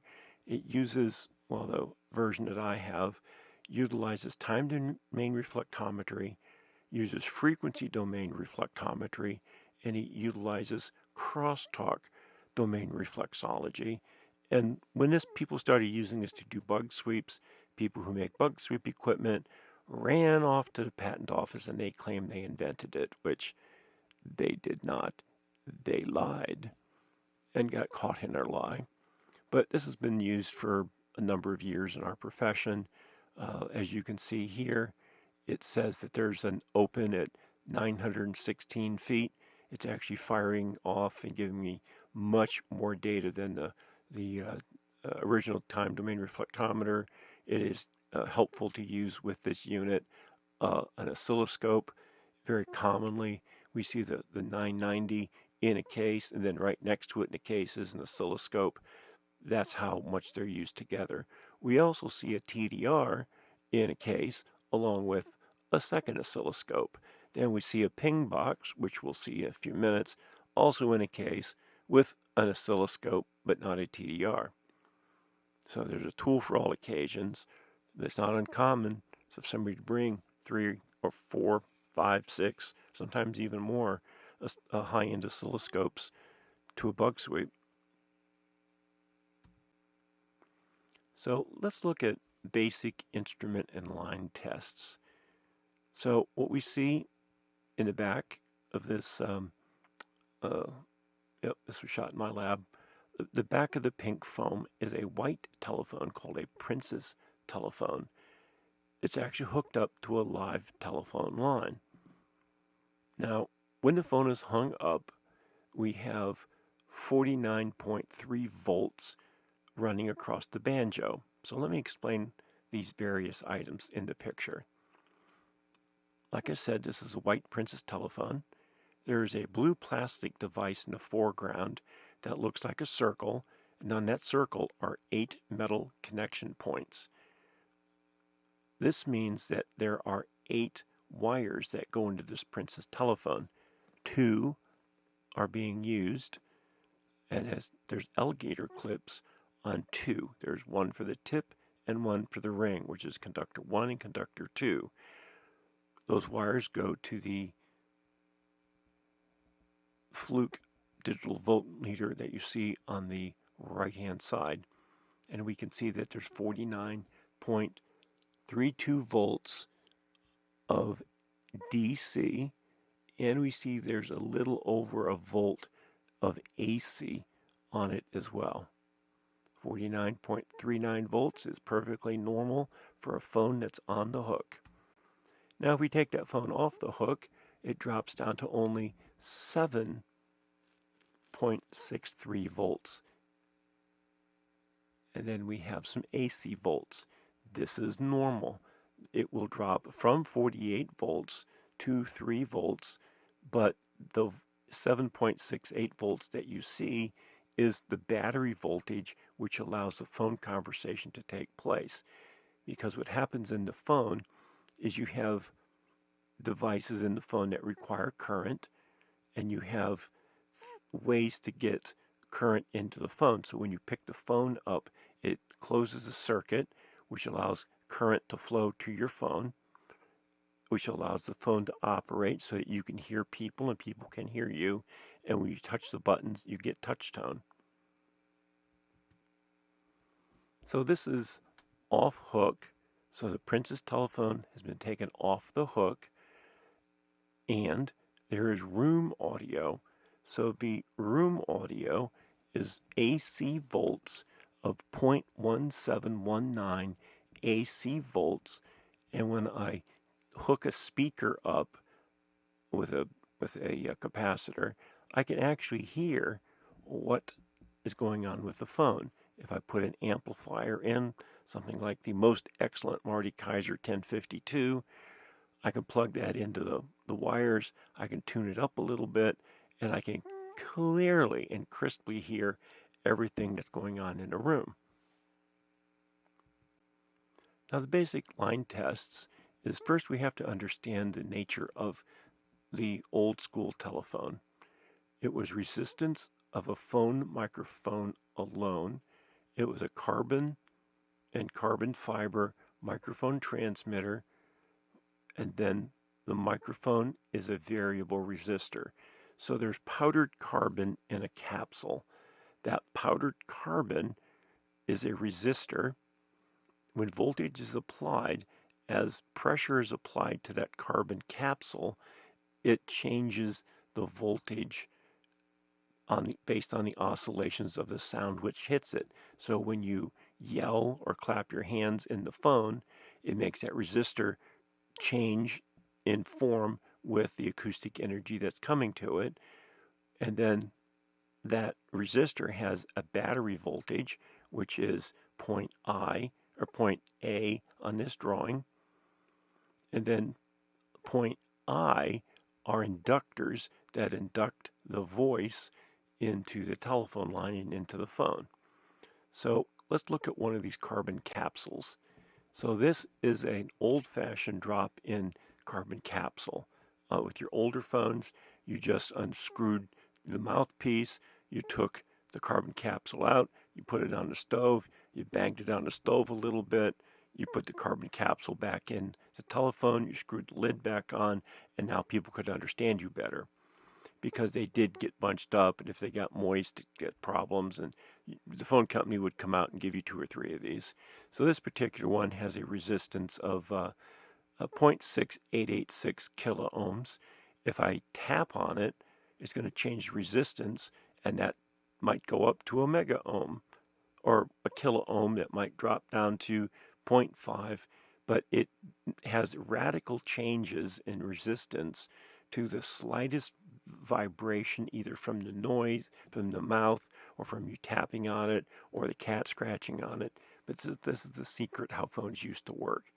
Modern phones don't do it this way, but it's very important to understand the historical basis and developments of the phone. Now, with basic instrument line tests, this is a CF microphone. It is one of the most dangerous bugs. All you have to do is hook up an amplifier with 0.3 to 1 volt of bias, and you can turn any of these into an eavesdropping device. And inside the phone, that we're going to get to in a few minutes, if you can bypass the privacy switch, you can tie this directly into wires and listen in remotely and turn this into a most excellent microphone where you can hear everything in the room. Now, let's do a diode breakdown test. We have bug biasing voltage for what we consider to be an invisible bug. So we can test by using the diode setting on this meter. If we have a diode out there, like some sort of an amplifier, or a diode for input protection, or a diode for isolation, you can also use nonlinear junction pings. Those also work really well. So this tells us that we have a diode out there that shouldn't be out there. And so now I'm going to get my TDR out. I'm going to shoot it with a TDR.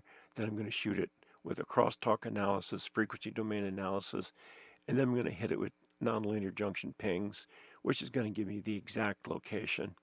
We've been doing this for about 25 years. It's a very straightforward procedure, very straightforward process.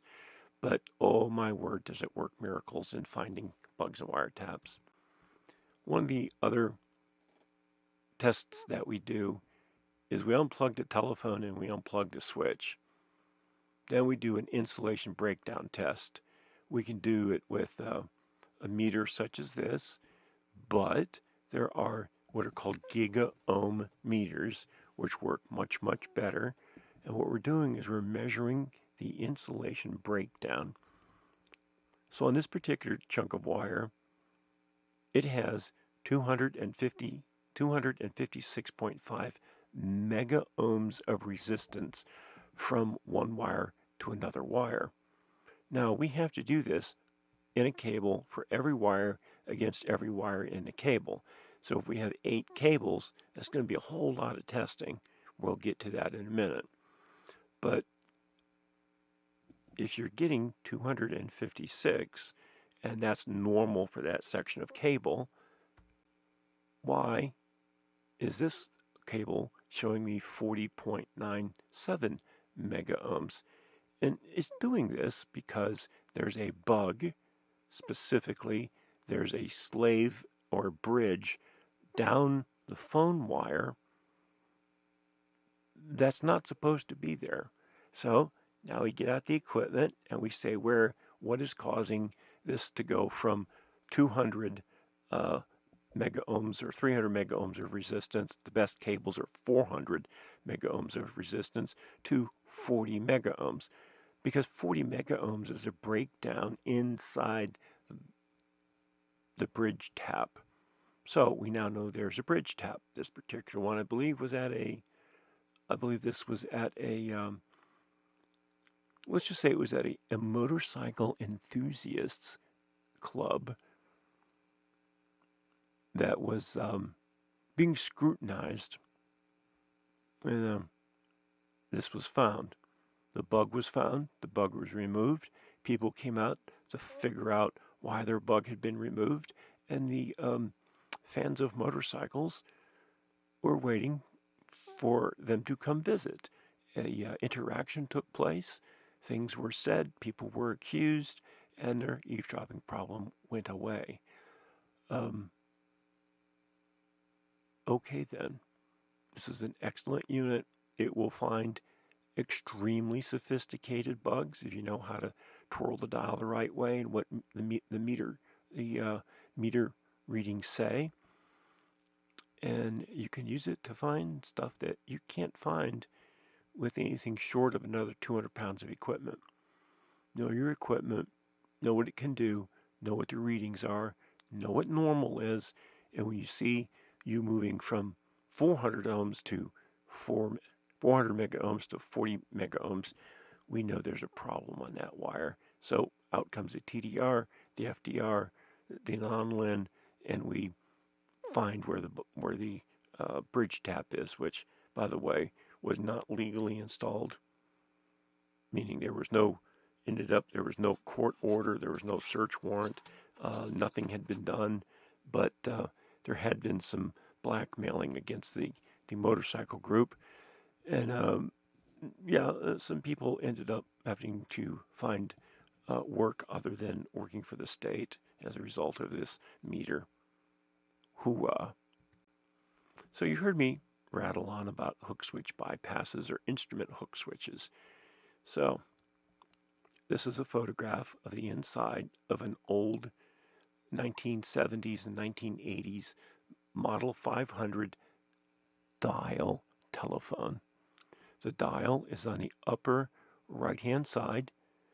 What my finger is touching is the hook switch on the far in the middle. On the far left-hand side, my finger is also touching the chimes. And you can see there's 2 bells there, and there's a hammer inside each bell. And when the bells clang, clang, clang, clang, clang, you knew that Aunt Phyllis was calling to see if she could stop by on Sunday after church. So if you look where my finger is, and follow the metal down to your right, you'll see that that metal curves in and then comes out on the other side, and that there's a spring. That spring would push those nubs up against two buttons in the chassis of the phone. So when you hung your phone up, it would compress these two arms. When these two arms were compressed, there is a device on your right-hand side that's under the bell, and the actual hook switch is inside that plastic housing, and we're going to dig into it. So, an essential telephone circuit, eavesdropper adds a capacitor to the bridge switch, and boom, now they can eavesdrop. They just added a capacitor to one point inside the phone, and the phone now transmits good line audio down the telephone line when the phone's on the hook or the phone's off the hook. Just adding a capacitor, which is like a 1 cent part, can make a telephone a bugging device. But that capacitor becomes a bugging device, and the phone has been manipulated, the phone's been bugged, and many of these capacitors have been presented in court as a bugging device, and they needed professionals to come in to explain why that capacitor does and how it impacts changing an ordinary phone into a bugging device. And people have done extended prison time for using a capacitor in this nature. And it's just a 3-cent capacitor from Radio Shack. So I've taken the housing off of the hook switch relay, or the hook switch. I've placed a piece of graph paper behind it so you can see the contact elements. Notice that the phone is off the hook, which means the arm that my finger was on is up. So the hook switch is oriented in one way with the phone off the hook. When the phone is hung up, you'll notice that the contacts have moved. So it's disconnected the microphone and the speaker inside the phone, and it is only, at this point, only connecting the chimes to the telephone line, and there's nothing that can be accessed on this phone other than the chimes until the hook switch is released and the hook switch changes from this position to the prior position. Now, the hook switch can be bent. The easiest way is to just install a cheap capacitor, which nobody will typically notice. But the key to this kind of a phone is a hook switch bypass. Now, when the phone's hooked up, audio should stop flowing through the phone, and the microphone should be shorted, and the speakers should be shorted together so that there's no way electrical activity is going to get into the receiver or from the receiver or to the speaker or from the microphone or any of those. Although there are things you can do to turn the chimes into bugs. I'm not going to get into those today, maybe some other time. But you can see that the hook switch has materially changed. Now, an interesting observation is I've been in a courtroom countless times as an expert witness. County courts, state courts, municipal courts, military courts, federal courts. And I've been asked, what does this hook switch do? Other experts have been asked to explain what a hook switch is, what it does, how it works. And the way that the trap works is this. You get a police officer on the stand who installed a bug on a phone. He claims to be an expert. He claims he knows about TSCM. He claims that he knows about hook switches, hook switch bypasses, capacitor bypasses, ringer bypasses, diodes. He knows everything there is to know about bugs and phone bugs and bypasses and so on. So the attorney asks a question. Explain a hook switch bypass. And the sheriff turned bright red. He almost cried because he realized that he has just stated he knows how they work, what they're involved in. He couldn't even explain where they are in the phone. This very phone was brought out of a box, brought to him, and he was told to point to the hook switch on the phone, and he could not do it.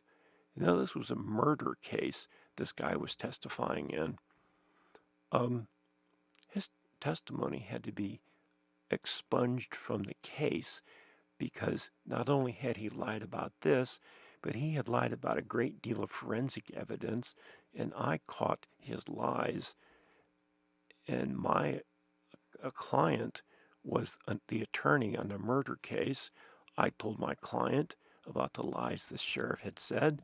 I proved to the attorney that the things he said were, in fact, a lie. And so we did some demonstrations for the judge. The judge was very displeased with the sheriff. Very displeased. And let's just say the sheriff was so upset with his conduct that he decided that he needed to do the ultimate retirement, and he did not come to work the next day or any other day or he converted oxygen into carbon dioxide for the last time that evening. Okay, so if you're going to say that you know what a hook switch bypass is, please know what it is. If you're a bug sweep guy, you got to know what it is. You got to be able to draw schematics of it. You got to be able to show this is the hook switch bypass of the phone. This is the ringer of the phone. This is the matrix of the phone. This is the blah, blah, blah, blah, blah, the phone. This is the dial of the phone. Oh, this is a touch tone phone. Ooh, this is a Model 500C phone. So you have to know these phones. And even though this is an old phone, this is what you have to teach people on. Now, I'm going to start getting into tools and test equipment. We're moving along pretty good here. This is just for hardcore technical folks only. I know there's a lot of nerds out there and geeks and people who just they're getting all excited as soon as I start talking about tools and test equipment. So here's some of the basics. This is my tool belt with a couple of fairly sophisticated items here. On the left side, you see a tool belt. This one actually has a strap on it, so I can either clip it to my belt or carry it over my shoulder, which is what I prefer to do because I'm old and have gray hair.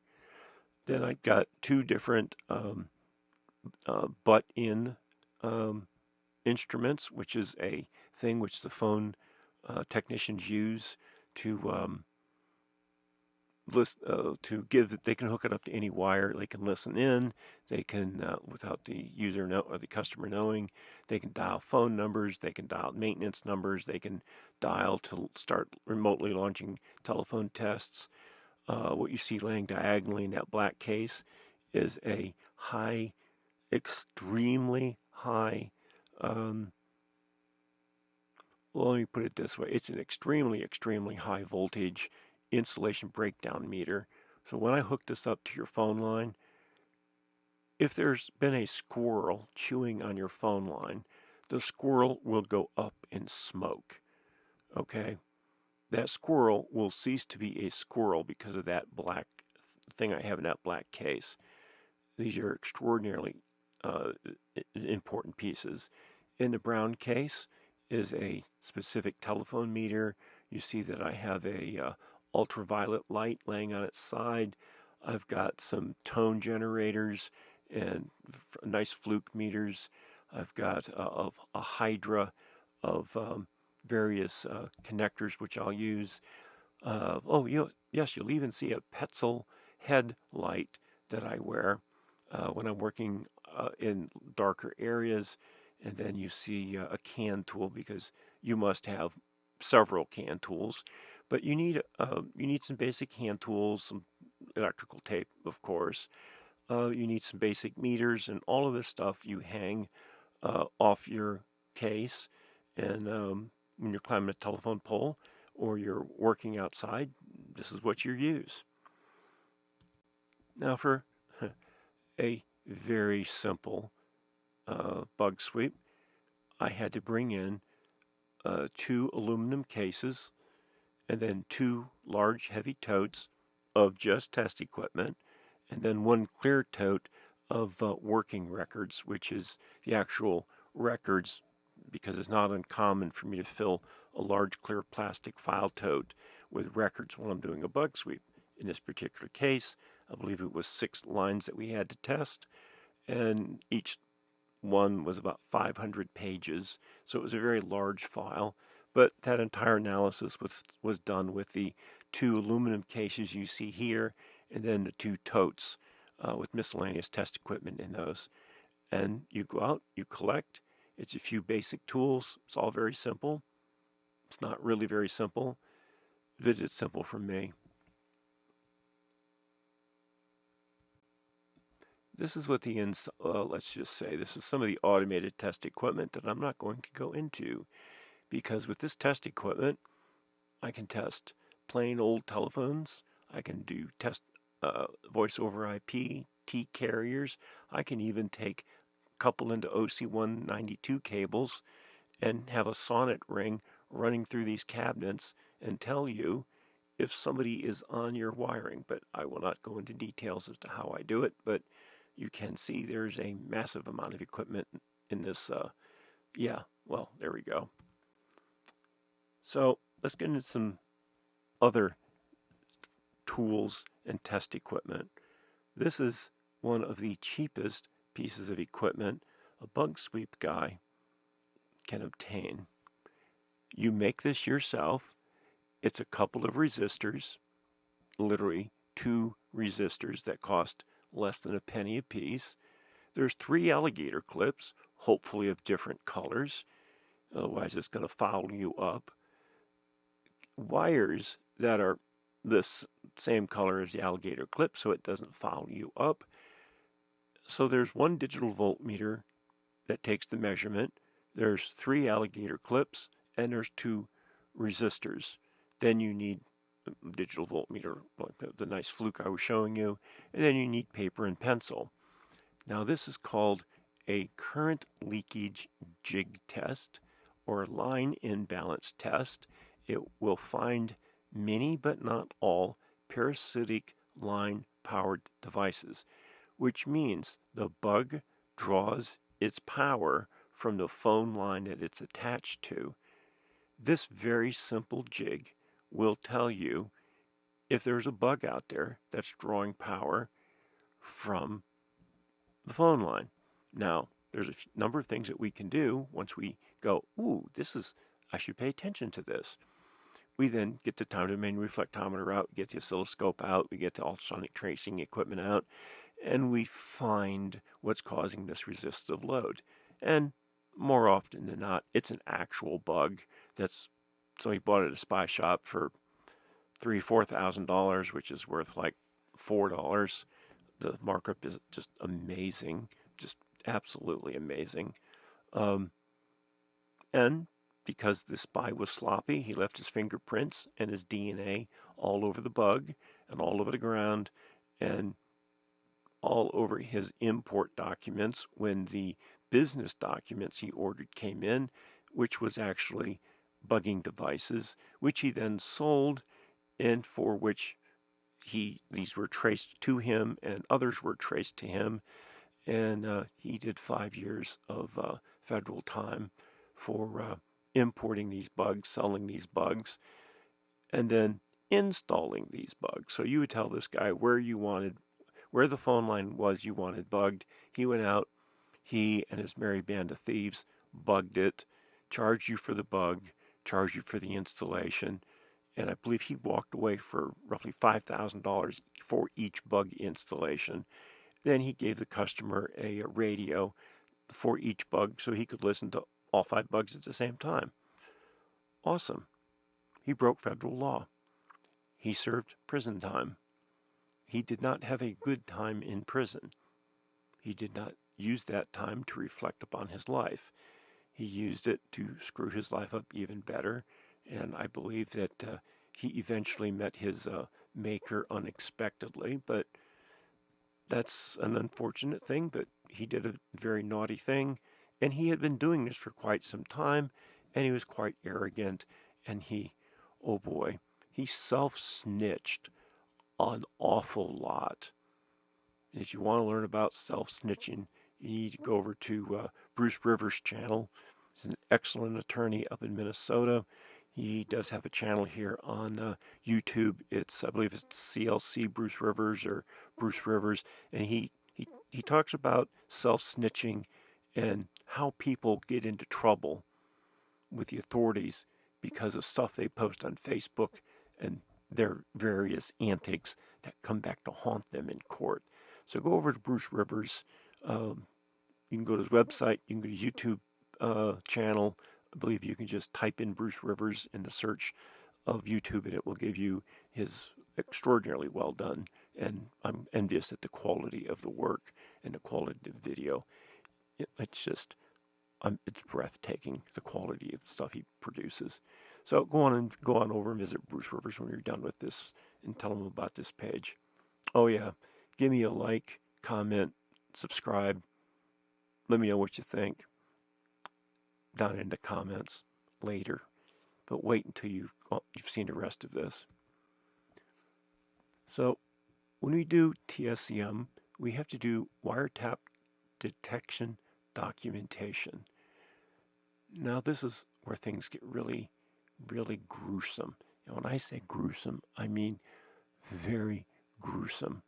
It doesn't take people long to get absolutely overwhelmed with what they have to do with these documentation.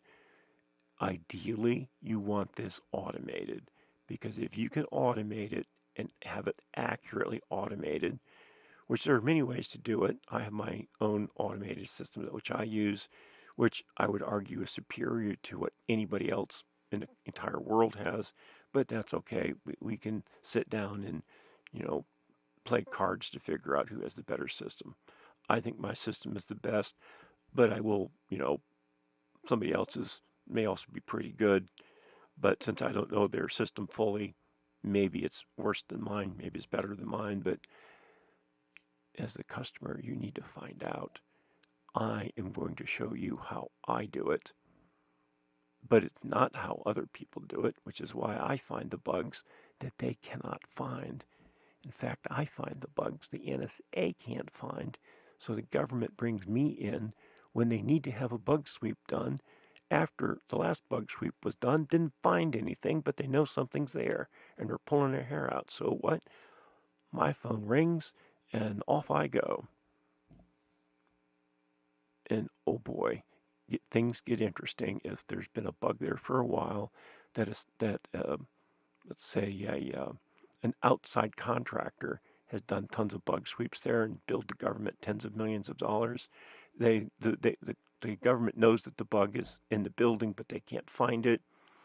Tens of millions of dollars get spent with somebody else, and then they go, this is not good. They're going to bring in the expert in the country. And so I take a trip. I show up. I've got a couple cartloads of equipment.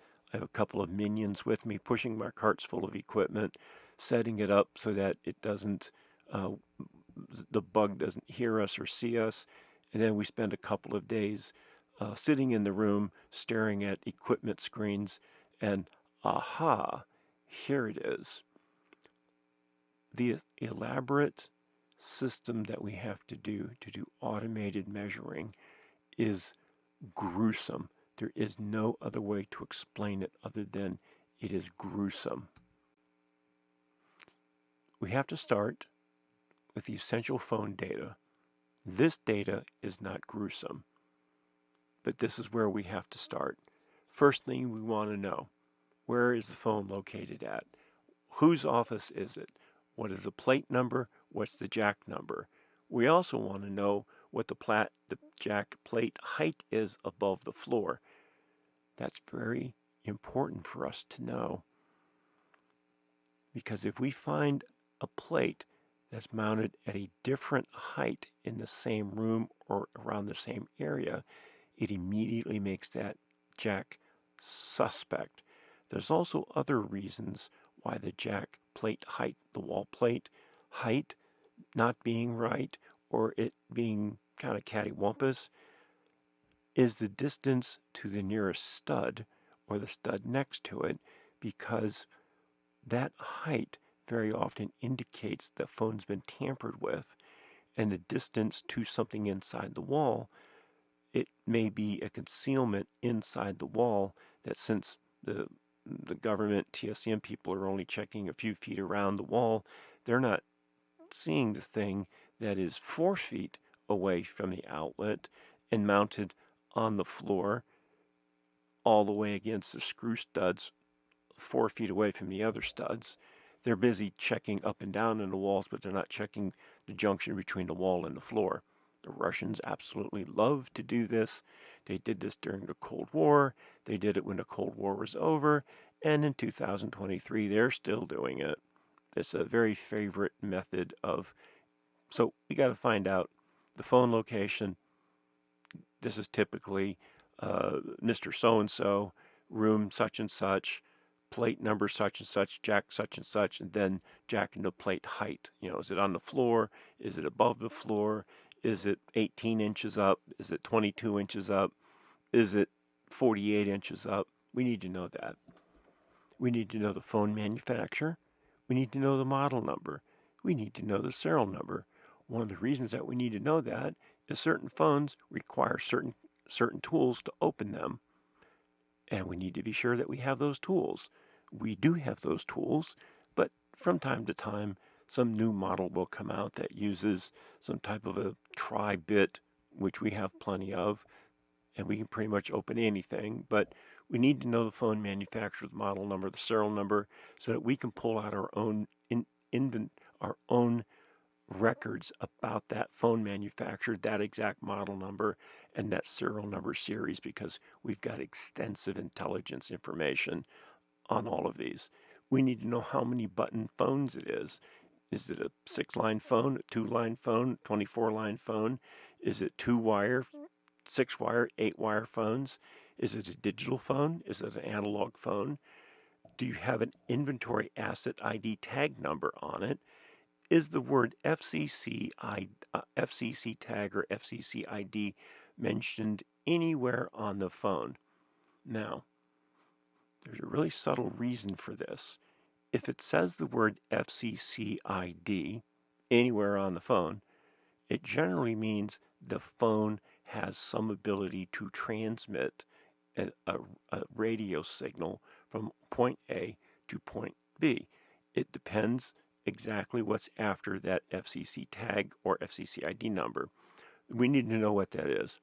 We need to know the date it was manufactured, so that if we get there, and ideally take some photographs of the front of the phone, the top of the phone, the back of the phone, underneath of the phone, but whatever you do, do not open the phone before we get there. You need to make note of the color of the phone. What kind of a phone is it? For example, is it not an AT&T phone? Is it an executive phone? Is it a secretarial phone? Is it a just run-of-the-mill generic phone?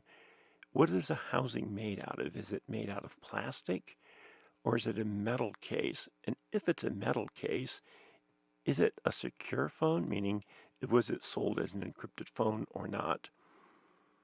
And then we need to look at the non-housing construction, meaning things that are attached to it that are not part of the original housing. This might be an adapter for conference headphones, or a headset, or a connector for a tape recorder or something like that. These things all need to be photographed. These all have to be written up, and these all have to be entered into inventory. Then we look for tool marks. For example, we look for new air holes. So on that model of phone, there's not supposed to be any holes on the left side. So on that model of phone, we see, oh, there's a hole there's not supposed to be a hole. Well, we'll open the phone up, we'll check it, and lo and behold, on the other side of that hole is a microphone and a little amplifier and a little transmitter. So just by looking at the outside of the phone and knowing what's supposed to be there by looking at other phones in the company, you can go, oh, well, voila, look at this. We look at the screws and the covers, and we look to see if there's marks on the screws and if the screws are too tight or they're too loose, because in the factory they put these in with a very exact amount of torque so that if something releases too quickly or it doesn't release very well at all, we become very suspicious of it. We also look for pry marks, which happens all the time, and we look for broken seals, either somebody else's seals, our own seals, the government seals, the factory seals. We're looking to see if anything's been tampered with. Is this still a pure phone? Has it been molested in some way? We also look for screwdriver damage. So we look down into the screw holes and we look to see if there are scratches from somebody sticking a screwdriver in there. And then we look for tool marks on the heads of the screws where somebody other than the factory screwed it in and didn't use the right kind of screwdriver, or they unscrewed it, screwed it back in, and back and forth and back and forth. And we very often find screwdriver damage is a key indicator that somebody's tampered with the phone and that we need to give that phone a lot of attention. Or the cords are mangled. So very often somebody will get a phone cord, it'll get what looks like a knot in it, and they just totally ignore it. Well, that knot may actually be a bug put in the cable itself. So when cords are mangled, like I said, photograph it, document it, touch as little as possible, put it off to the side and have us check it out when we come out. You don't want to touch it any more than you have to, because you don't need to put your fingerprints all over it, and handle it a little as possible and get it into a bag as soon as you can so that you stop contaminating it with your own DNA and other people's DNA. Then you can show it around to your board of directors and have us take a look at it and so forth. And if things are interesting and we have found ourselves an excellent eavesdropping situation, the FBI will get to play with that bag, and they'll be ever so appreciative that you did not contaminate it with the DNA of half your directors, your president, your CEO, and half your security team. So find it, identify it, bag it. So let us progress. So one of the initial things that we do in testing a phone, we call this the naked ear only test. You go up to the phone, you pick the headset up, you put it to your ear, and you listen to see if dial tone is present. Then you do a hook switch flash where you tap the hook switch to see if it hangs the phone up. Does the phone remain functional? Then we are concerned about how fast the hook releases, because if it releases too slowly, that tells us there's mischief on the line. And we listen to see if there's a slow line sees, and we see if there's any crosstalk on the line. Because if there's crosstalk, the Chinese like to do this. They'll take two wires and they'll wrap one around the other, so there's inductive coupling from one executive's phone to another executive's phone, which allows the other executive who had the wiretapping done listen in on the CEO. So they'll take the orange pair and the blue pair, they'll just twist it together to create a spiral inductor, so that you have an inductive coupling of the audio from one phone line to another phone line in a different office. When you find this, 99.9% of the time, it's the intelligence agencies of China that have done it. And when we focus on the Chinese within that company, almost always a confession comes out about that they did it, how they did it, when they did it, why they did it for, and oh, please, can you make me a U.S. citizen and don't put me in jail and don't send me back to China, because if you send me back to China, I'll be killed, which is what China does when their spies get caught. and then thrown out of the country. They execute them typically the same day, or they may wait for a few days so they can beat some more information out of them. But spies are not treated well when they get caught if they're from China. We also flip the phone over and we write down the ringer equivalence number, the jack type that's listed on the FCC label. On the FCC label, does it say made in? So where was it made in? If it was made in someplace other than the United States, you have a problem, because you shouldn't be using phones if those phones aren't made in the United States. Even if they're a United States manufacturer, the phones themselves should be made in the United States. And there's what's called the hack, which means it's hearing aid compatible, which means there's a magnetic loop that couples to a hearing aid and allows you to hear the phone through inductive coupling to your hearing aid as opposed to the microphone in the phone. It's very clever. But the hack can also be used for eavesdropping because it creates a very intense magnetic field that, if you have the right equipment, you can sit several rooms away and listen in to what that hearing aid compatible loop inside the phone is doing. And the phone is kind of self-snitching. It's actually talking about, or it's transmitting what the person's talking about, and you can hear both sides of the conversation. And it's disturbing when somebody gets caught eavesdropping using the hack receiver. So it's basically just a magnetic loop that's tuned to the frequency of human voice. They direct two antennas towards where the person's phone is, and then they back out a crosstalk. They do a phase correlation on it, and then they have perfectly good audio from several rooms away, or in the case of a house, several houses away.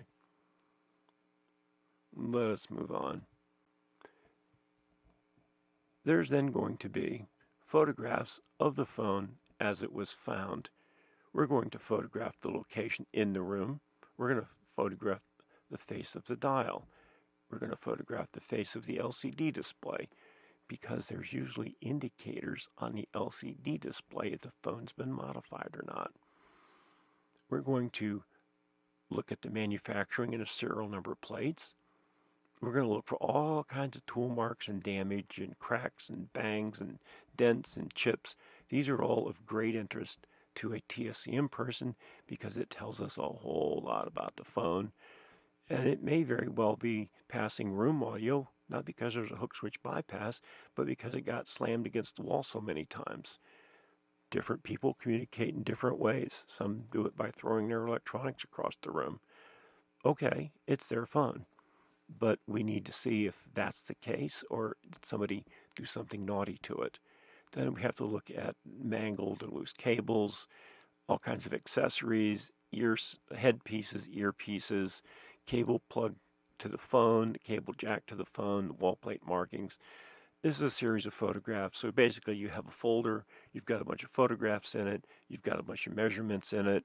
Eventually that turns into a 3-inch thick binder for just one phone, and you've got photographs in it, you've got records in it, you've got your laboratory notebooks where you've taken notes of, I did this, I did this, I did this, and I'm going to tell you a secret. In a few slides, I'm going to start giving you the forms that you need to do these things, so you can see what those forms look like.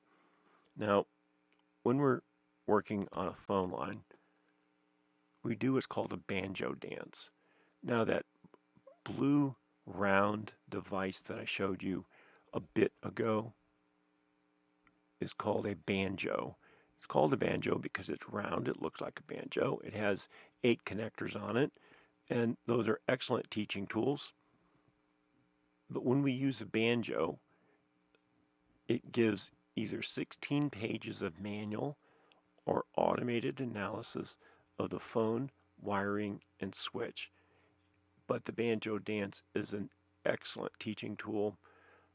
Minimal equipment is needed for it. If you do it manually, it's very time consuming. If you've got some automated equipment or multiplexed equipment, you can do it. You push the button, you sit back, you drink your coffee, you wait for about 7 to 10 minutes, and then you can print your report out. Or you can sit there for hours and hours and hours doing it manually. And after you've done it manually several hundred times, you will appreciate the automation. So if we do this manually, which we're going to do this particular one manually, we're going to use a digital voltmeter, specifically a Fluke 289 with an NIST calibration. We're going to use a Fluke handheld oscilloscope with an NIST calibration link. We're going to use a pulse generator, which generates a snappy pulse with a very fast attack time and then drop time, so we get a very sharp, very high frequency pulse. We're going to use a high impedance audio amp with a bias circuit. The particular product I use for this one is fairly primitive. There are some much better units out there. I prefer those. I personally have a preference for the products made by Martin L. Kaiser or Marty Kaiser. Some of the best stuff that's ever been made. Also a handheld spectrum analyzer. Then for the nonlinear junction pinging, I need a spectrum analyzer with a special modification, and that special modification detects awesomely. It awesomely detects bugs. And I've been using a spectrum analyzer as a nonlinear junction pinger for decades. I mean, probably 30 years, and it works awesome. I also use a TDR pinger built into the spectrum analyzer as well, because the spectrum analyzers are exceptionally strong computing instruments, and they're designed to look at things in frequency and time domains. So what I do is I use the TDR pinger on the spectrum analyzer as my gating, so that it gates the sweep up for the non-lin, which tells me exactly what the distance is, usually to a fraction of an inch, where the bugging device is. It's awesome. I can, in one 30-pound box, one 30-pound box that two people need to carry, I can do all kinds of cool things. And we're going to get into some of those. And I think people who are TSCM people, when they see these next few videos, they're going to scream at the screen a bit. But here goes. So this is the actual form which our company uses to do bug sweeps. This is the basic banjo layout data. What we do is we put a banjo into the customer's connection. We look at station data, jack data, wall plate data, drop, IDF locations, etc., the PBX type. And then we have conductors. Now, what we're looking at here is the top of the form. This is the bottom of the form. Now, this is an 8 by 8 matrix. So we've got 8 cables compared to each other and then reference to ground. So while we have what appears to be 64 columns, we're only really going to use about 30 of them. So there's a line. You write the DC, you put wire 1 and wire 2, and you read the DC volts with the phone connected to the switch, and you write that number down in that column. That's just the DC volts. Now you do the same thing for the AC volts.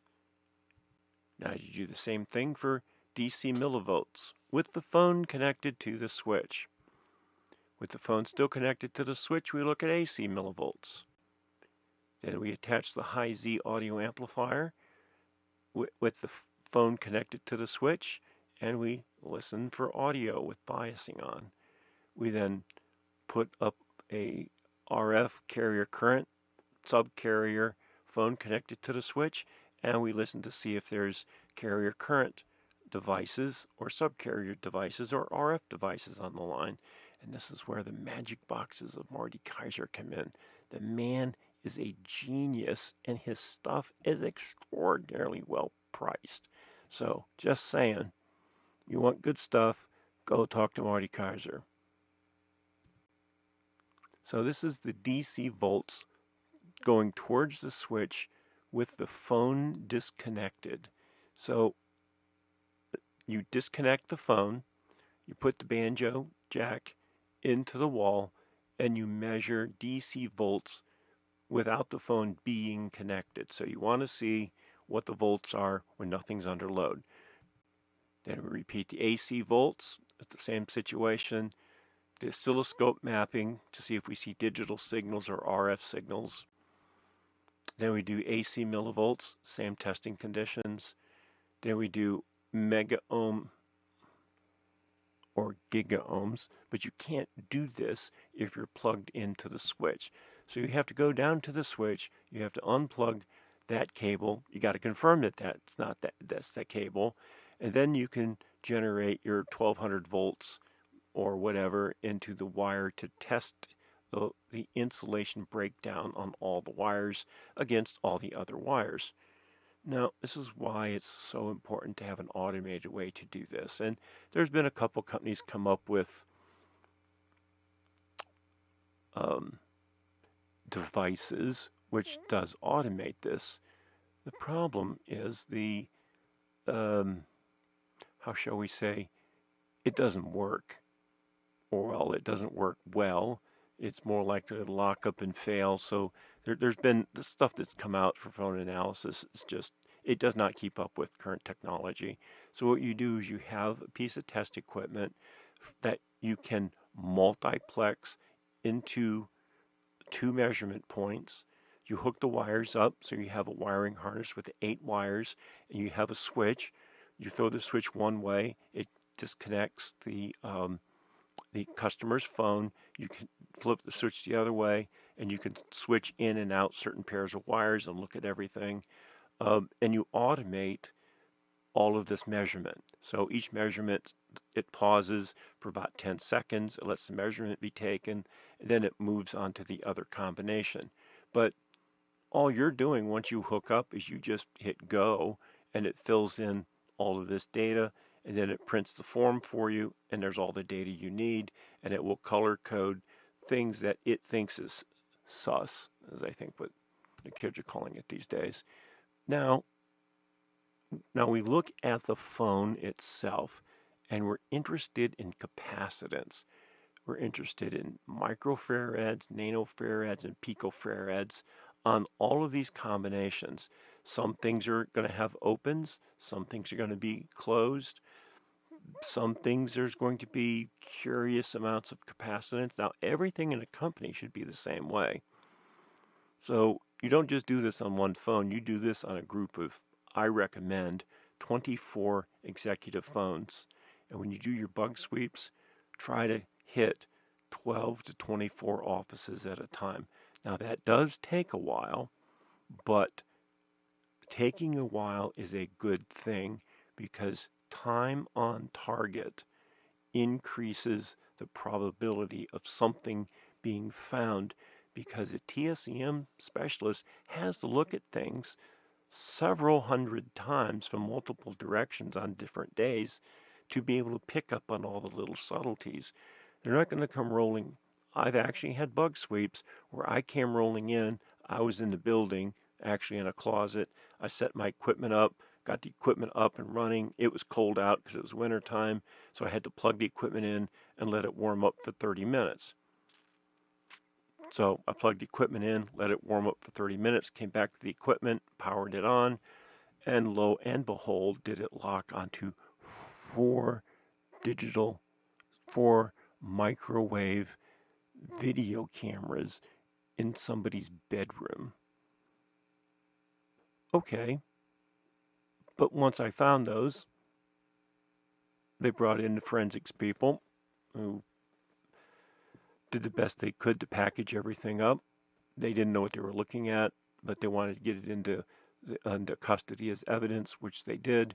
And then they had me come back a few weeks later with my forensics van and do a full forensic analysis of all the electronics, literally at the police station, with the victim's attorney, the victim's attorney, the chief of police, and 2 detectives, all videotaping and supervising my taking it apart, and then explaining to them exactly where it came from, who was involved. And I quite literally sat there at the police station, collected DNA, ran the DNA, printed it, and then from my print, with the equipment that I brought, they identified exactly whose DNA was on it and in it, so they knew who built it, who sold it. I was able to give them the approximate dates in which it took place, so they pulled up the American Express account with a court permission, of course, of that particular person, and both the account of the seller and of the buyer. And voila, we have a perfect match. Now, the seller had a penchant for selling spy gadgets over the internet and by phone, and he was very paranoid, so he audio retaped every single phone call. And he offered up that if the government would be kind to him, that he would provide audio records of the transaction, which he did. So he snitched, which is good because it made the case a little easier. Now, just because I found the 4 video cameras and things suddenly got very tense at this location with the victim, I had to continue because even though it was just supposed to be a quick check, and I found the bug in as soon as I basically came in and turned the equipment on, boom, there's a bug. Then I helped package and get everything out of there and into the hands of the evidence locker. I still had to continue to push through the other things, and there were other things. There were microphones. So if I had just focused on the microwave transmitters, I would have missed on the microphones. So I found the microphones, and I found some other technical surveillance things, and it was a very fascinating case. I really felt bad for the victim, but because of my findings, and that my findings were solid, and I brought the police in appropriately, and they handled the evidence, and tracings were done, and I explained to the officers, or the chief of police, what needed to be done in which order to trap the eavesdropper. They did it as I instructed them, getting the subpoena and everything from the court. When they brought the individual in to question him after he was taken into custody, he denied, but then in the interrogation he actually gave up where he got the devices, how much he paid for them, and he offered to snitch on the guy who sold them to him, which was funny because the snitch had already worked out a deal for leniency. Well, the court was not lenient. Well, the court was not as lenient as the snitch was hoping, nor was the court as lenient as the eavesdropper had kind of hoped. So they both got a criminal justice system gave them both a good beat down, and the victim was compensated many millions of dollars out of the property insurance of the person who did the bugging. So she went after his property, his liability insurance, and they paid out quite handsomely. The victim's attorney made a great deal of money, and the victim made a great deal of money. Let's move on. So when we're doing a bug sweep, we want to stimulate semiconductors that are on the phone lines, on the phone cables, and in the phone, but are not supposed to be connected to certain cables. So for example, a wire 4 and 5, you typically would not do this to, because cable 4 and 5 is your tip and ring for your telephone. But there's 28 other boxes here that we're going to throw a little signal down the wire. We're probably going to use a comb oscillator so that it repeats the signal. And we want the phone connected to the switch, but we don't want our non-len on our comb kicking out an overly powerful signal, because it may very well make the parts of the switch explode. So we have to know the equipment. We have to know makes, model, number. We have to test all the conductors to make sure that which ones are safe to zap a non-len signal or comb generator signal down. Then we continue with the phone disconnected, switch only, different type of stimulation, and then phone only with the switch disconnected. So it's just the phone plugged into the wall, but the switch, so you go to the phone office, you disconnect the switch down in the phone office downstairs.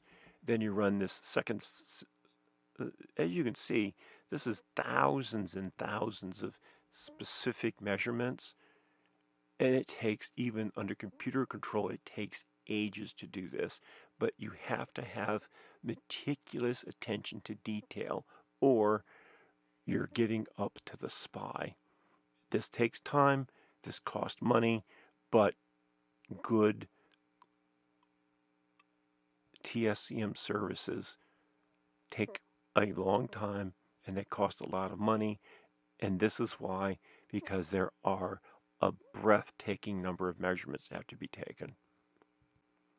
So this is the time frequency domain reflectometry. This is two different types. Time domain reflectometry is mainly affected by the capacitance that changes within a cable. Frequency domain reflectometry, on the other hand, is also called crosstalk reflectometry, is interested in the inductive coupling of wires to wires. So one is testing capacitance over distance. The other is testing frequency response or inductance over distance.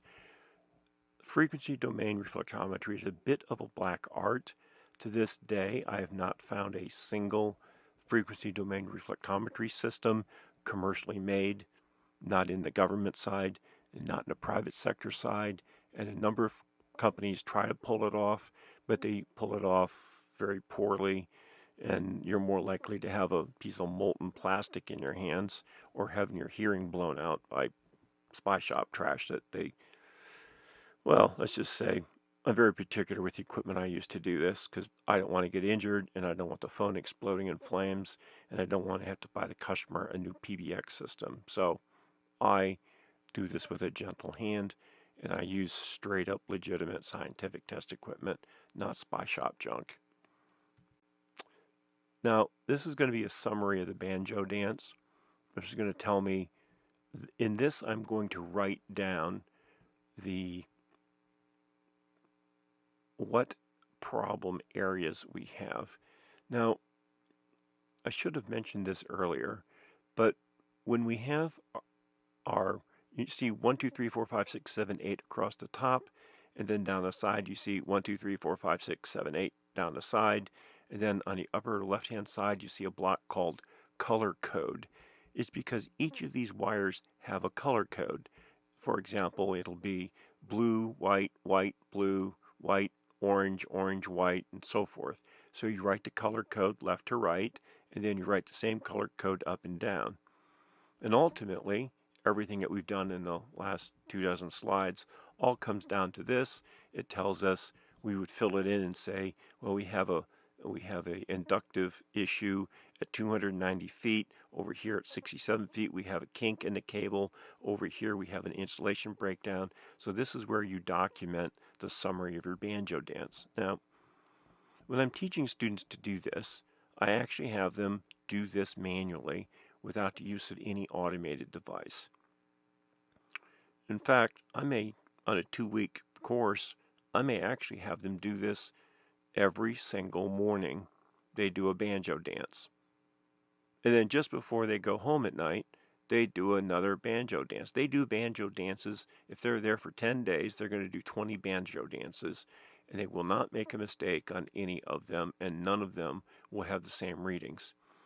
Now, I only teach people within our own company now, but I used to teach government people, and I used to teach in some private schools, and I used to teach outside the United States, but as I got older, I wanted to stay closer to home, as it were, and I really don't have any interest in traveling to Kuwait again to do any problems, and really have no interest in going to Dubai or Saudi Arabia or Italy would be nice. I have some friends in Italy I'd like to visit, maybe teach some classes there again, but not for a while at least. So this is the results in summary. I will be doing some videos later in time going through the banjo dance so you can actually see the whole thing being done from scratch, which you will be thoroughly bored, but when you get to this last sheet, you will be thoroughly excited by what comes next. So this is the banjo dance with 8 conductors. So when you go into the phone room, we have various types of blocks. Now this particular sheet, I'm only showing 14 rows on. So this is for a 66M block mapping. So this is usually 50 row longs, and it's one sheet per 66M block. So those are the punch-down blocks with the hundreds and hundreds and hundreds of connections. If it's a 110 block or it's a Crone block or something like that, different sheet. But this sheet is for 66M blocks, which have 50 connectors on them. First thing I do, and I teach others to do, is write down the wire colors, all 50 wire colors. And you don't have to touch anything to do that. You then look for service tags on wires and service tags on punch blocks, and you write those down. You look for then keep-offs, which are usually a plastic cap that's put on digital lines, which means don't mess with this line or the customer's going to lose their internet connection for a few seconds, and that could be grievous. Then you look for binding clips, which is how you cross one column to another column to continue a circuit. You then get in fairly close. I use a magnifying glass, but younger people could just use their regular eyes. I look for scratches on the metal. I look for scratches on the plastic, and I mark it with an X or a dot or a code in the block. Then I look for foreign wires. I look for wire spore, where there were wires before, but the wires have been pulled out and there's some spore left, which always interests me. Then I look for punch marks, so it tells me if somebody's used an impact tool to make the punch. Then I look for tool marks, which somebody may have used a screwdriver to push the wire into the prongs. Then I look for markings on the blocks. I need to know the telephone number. I need to know the room or plate if it's labeled. If it's not, that's fine too. I need to know the jack positions. Now, this is only information that I get off the markings on the block. If I know what the room number is, I don't assume the data on the block, that the data I have is correct. So I'm looking at a 66M block. I'm only recording the data on the 66M block. Once I've recorded that, I have referred to as a shoe, which I place on the 66M block, which goes to an automated piece of test equipment, which then, with the digital voltmeter with extremely high precision, it measures the DC volts present on that wire. Then it looks to see what we use as an audio amp, and it analyzes to see if we have data on that wire. So, for example, in wire number 1 and 2, we assume that is the pair. It might not be the pair. The pair might be 1 and 3. So the shoe determines what is and what is not related to anything else. It later will cross-check all 50 wires against all 50 wires, and then all 50 wires in reference to ground, both a good ground and the given ground, which are sometimes totally different grounds. They're supposed to be electrically the same, but often they're off by a bit. So the audio amp system, which I use, is automated.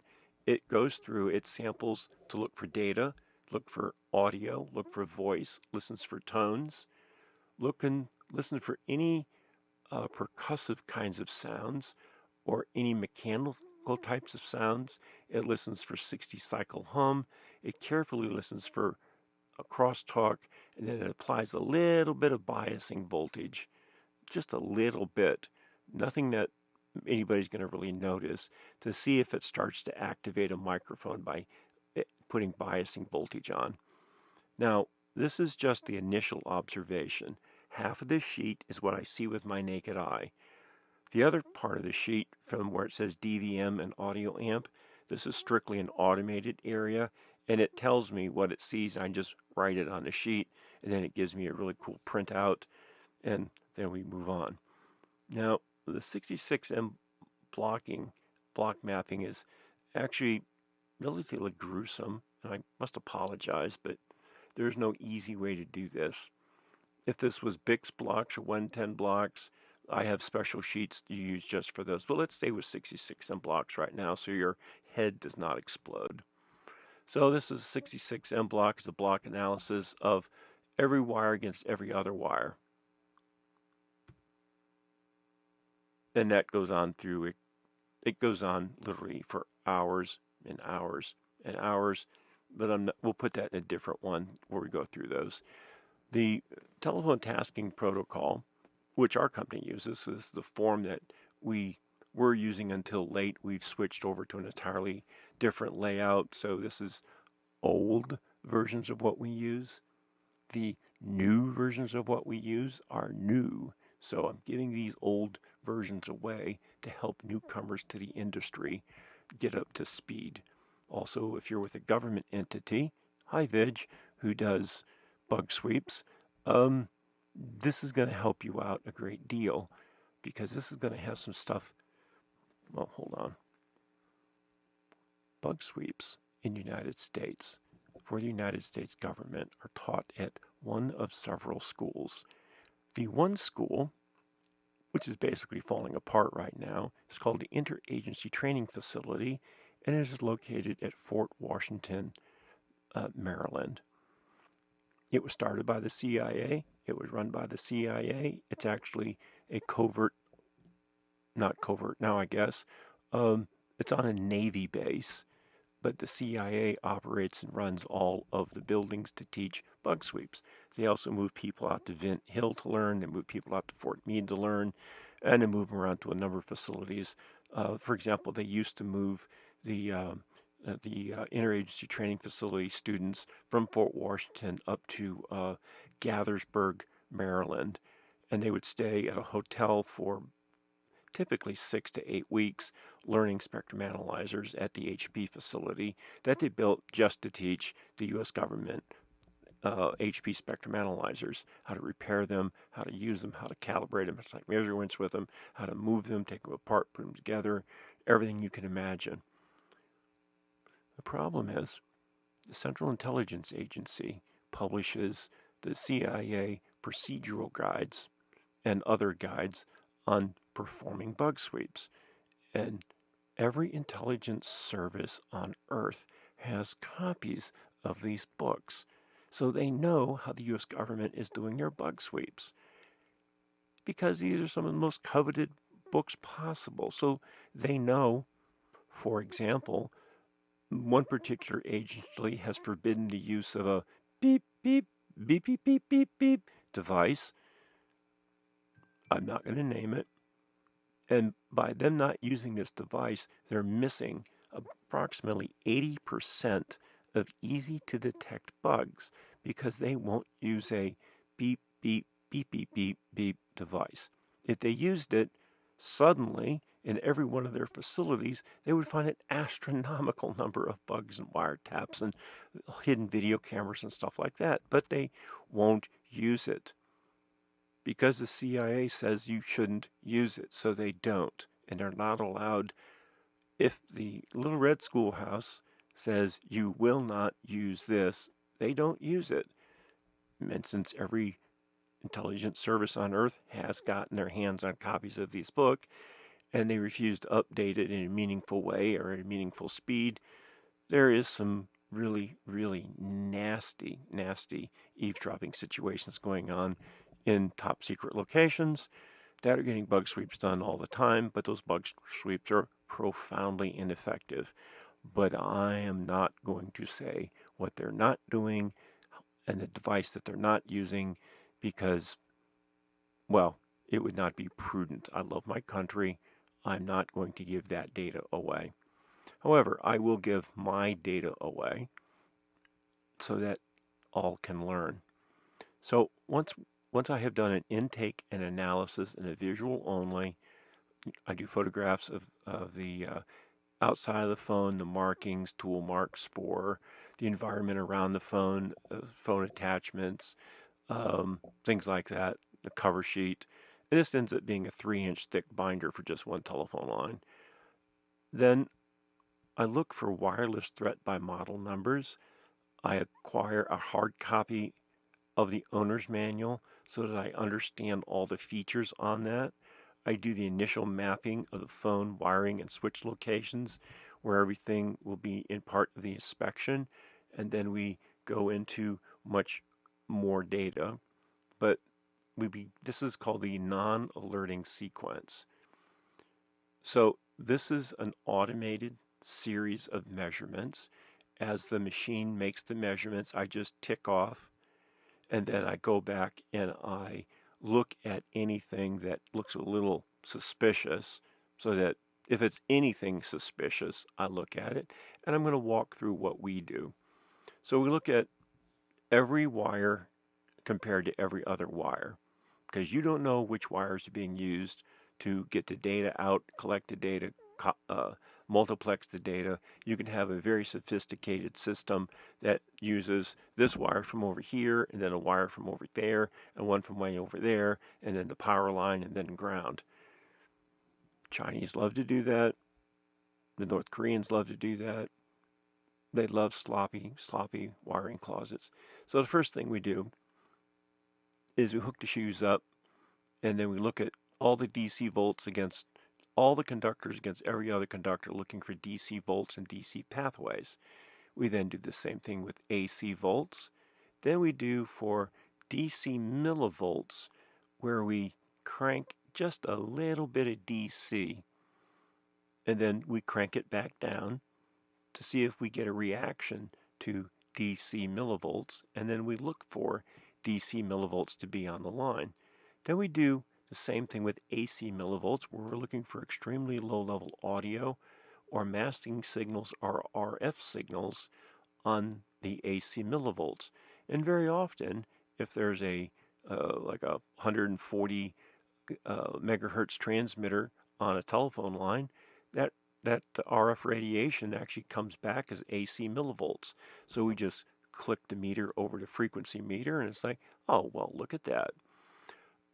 Then we look for what we call raw anomalies. So we hook an oscilloscope up. And on that oscilloscope, we do a 1 gigahertz fast Fourier transform trace, and we look at the data waveforms. Do we have data on the line where we shouldn't have data on the line? Do we have an RF signal on the line that we need to be interested in? And are we picking up stuff that we shouldn't be? Then we use nonlinear junction mapping on the wires to see if there's any semiconductors out on the wires, which shouldn't be there. Are they diodes? Are they capacitors? Are they something more sophisticated? We then do inductive milliamps so that we know what the DC draw is. Then we do inductive milliamps AC. Now, the AC milliamps can be very troublesome, because if we're in an area where there shouldn't be classified information flowing, and we hook up to wires that are close to a communications rooms that have top secret encryption equipment inside, the inductive milliamps very often will reveal the timing sequences on the internal the token stages of the cryptographic equipment just by inductive milliamps. But you have to couple it a certain way. But when you do it and you go for AC milliamps, you very often can listen to the key generators spinning through their ciphers. This is very troubling, and it's usually due to somebody not properly isolating the encryption equipment or not properly isolating the grounds or having a poor ground. It's basically a type of leakage.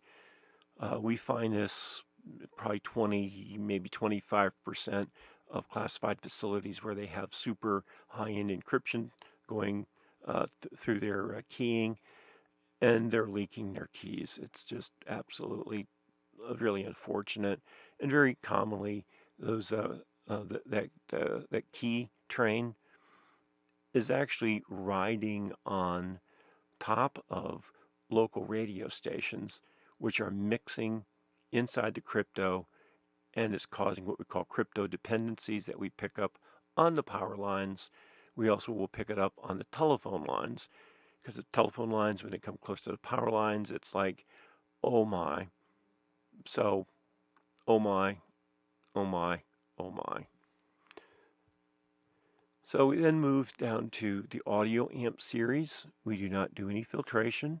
We have an automated system that will automatically step from 5 dB of amplification to 150 dB of amplification, but once it detects a signal, it automatically kicks in filtering and then will increase it at certain frequencies but not other frequencies, so we can kind of tickle things. So we first go with no bias, so no DC bias. Then we apply 1.5 volts and we swing it from minus 1.5 volts to positive 9.5 volts. We call that a low bias test, and we're looking to see if any microphones activate that shouldn't be activating. We then do the same thing at 3 volts plus or minus, then 6 volt plus or minus, and then we consider it to be high volts as plus or minus 9 volts of DC. Now, when you get above 9 volts, you start getting into an area called hybrid biasing, where you can have little neon bulbs that will only trigger at 24 volts. So the Audit system used neon bulbs that operated at 24 volts. Now, typically, a neon bulb is biased at 90 volts and it will light up at 90 volts. But for the Audit system, they had 24 volts. So you would actually see these during the Cold War, very commonly used to do hook switch bypasses and 24 volt biasing in wiretaps. Now the 51 volts is normal loop voltage. We're good to go on that. And then we will apply 90 volts, which is at 20 hertz, which will make the neon, the higher voltage neon bias, which will allow the phone to ring, and the phone rings. Now we do the same thing, but now we do it with similar types of biasing, but we apply with the audio amp a C message bandpass filter. So we're only looking at what is typically transmitted down the telephone lines or through the pathway for your switch. And we go through the same series of plus minus 1.5, none, 3, and so on. But we're only looking at what the human ear typically hears or is transmitted or processed. And we're interested not just what is in the C message band, but we're interested in what is not in the C message band. So we're interested in both of those. So we do a C message band pass filtration with the filter on, and then we look inside the filter, and then we rerun it, and it looks outside the filter to see if we have any fuzzy, funny business going on. Then we, if data is coming off the phone in a digital format, we do a data payload capture, and we demodulate to see exactly where that payload is going, and we look at the packet headers to see if that call. So the executive is in, let's say, Waltham, Massachusetts, and he's trying to call somebody else in Waltham, Massachusetts, and he's using a voice over IP, and the other person he's calling is also using voice over IP. Now, if we look at that packet And we see that that packet goes from Waltham to the internet, to the internet, to the other place in Waltham, and up to this guy's office. We're happy. We know everything's clean. But if we see that his packets are being routed to China, and then to the internet, and then across the internet, then back to China, and then back to the guy in Waltham, we have a problem because those packet headers should not be moving the data to China. He's talking to somebody half a mile away. There's no reason to send his packets all the way around the world, and when that happens, we know we have a spy afoot. This makes for a very difficult project, but we can find the spy and burn the spy, which ultimately in the espionage business, you don't just want to catch the spy. You want to catch the spy and then turn the spy on their masters. You want to make that spy your spy so you can feed them misinformation, which they give to their lords and masters, and they make bad decisions. The problem with a Chinese spy, if they get caught in the United States, they call it if they get burned, you go back to China, you will end up in a prison camp and most likely end up donating your organs for a transplant or donating your corneas to other people, or large amounts of skin to burn centers. You will have a miserable life that assumes that you're still alive after the 3-week torture session that happened. So let me let you in on a little secret. If you're a Chinese spy and you're in the United States and you're spying and you get caught, be grateful that you got caught. Seek to go to prison and seek U.S. citizenship, and whatever you do, don't go back to China when you get out of jail. You will not survive in China once they get their hands on you. If you fail on your mission in the United States, your family will pay dearly. You will pay dearly. They will make an example out of you as they've made examples out of thousands of others. The only way to save yourself is to be very candid, open, and honest with the FBI when they catch you, because they are the only people who can assure that you're still going to be alive in 2 years. So, just saying, if you want to be a spy in the United States and you get caught, throw yourself on the mercy of the court and hope and pray that they don't send you back to China. If the faster they send you back to China, the sooner you will no longer be on this earth. So, good luck, because I'm hunting you, and when I find you, you're going back to China after you serve time in prison. So this is our Spectrum Analyzer series. This is all completely automated. This is hardwired to the telephone line itself with the telephone plugged in. So we look at baseband audio, which of course we're going to see. Then we look at C-message audio bandwidth, which is from 300 hertz to 3,000 hertz. And we use a special WECO filter. It goes right into the Spectrum Analyzer. Then we look at low frequency VLF from 9 kilohertz up to 150 kilohertz. Then we actually explore below 9, but I'm not going to put that in something I'm letting out, but we definitely check from 10 hertz all the way up to 500 kilohertz in great detail. We then look for low frequency, which is the AM broadcast band, which it's not very common to find stuff there of bugging. Then we look at the area just above that, which that's not really a good place to be bugging, because the ham radio guys and the marine radio and people are going to complain. We then walk up certain frequencies. We do the same thing on power lines, which I have a different video presentation on power lines.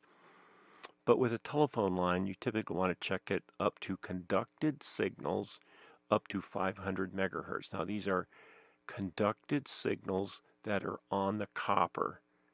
This is not with an antenna. This is with a direct connect to a spectrum analyzer. So you're checking from 10 hertz to 500 megahertz, and you're paying extraordinarily close attention to some very specific frequencies that are not on this list. I wonder what.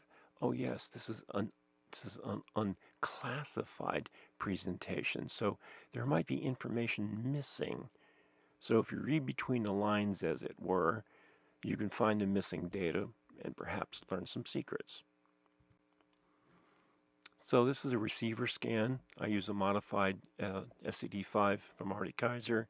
I actually have a computer controller that changes the frequency of the SCD5, and I use this as a backup to the spectrum analyzer because at times the spectrum analyzer won't pick things up.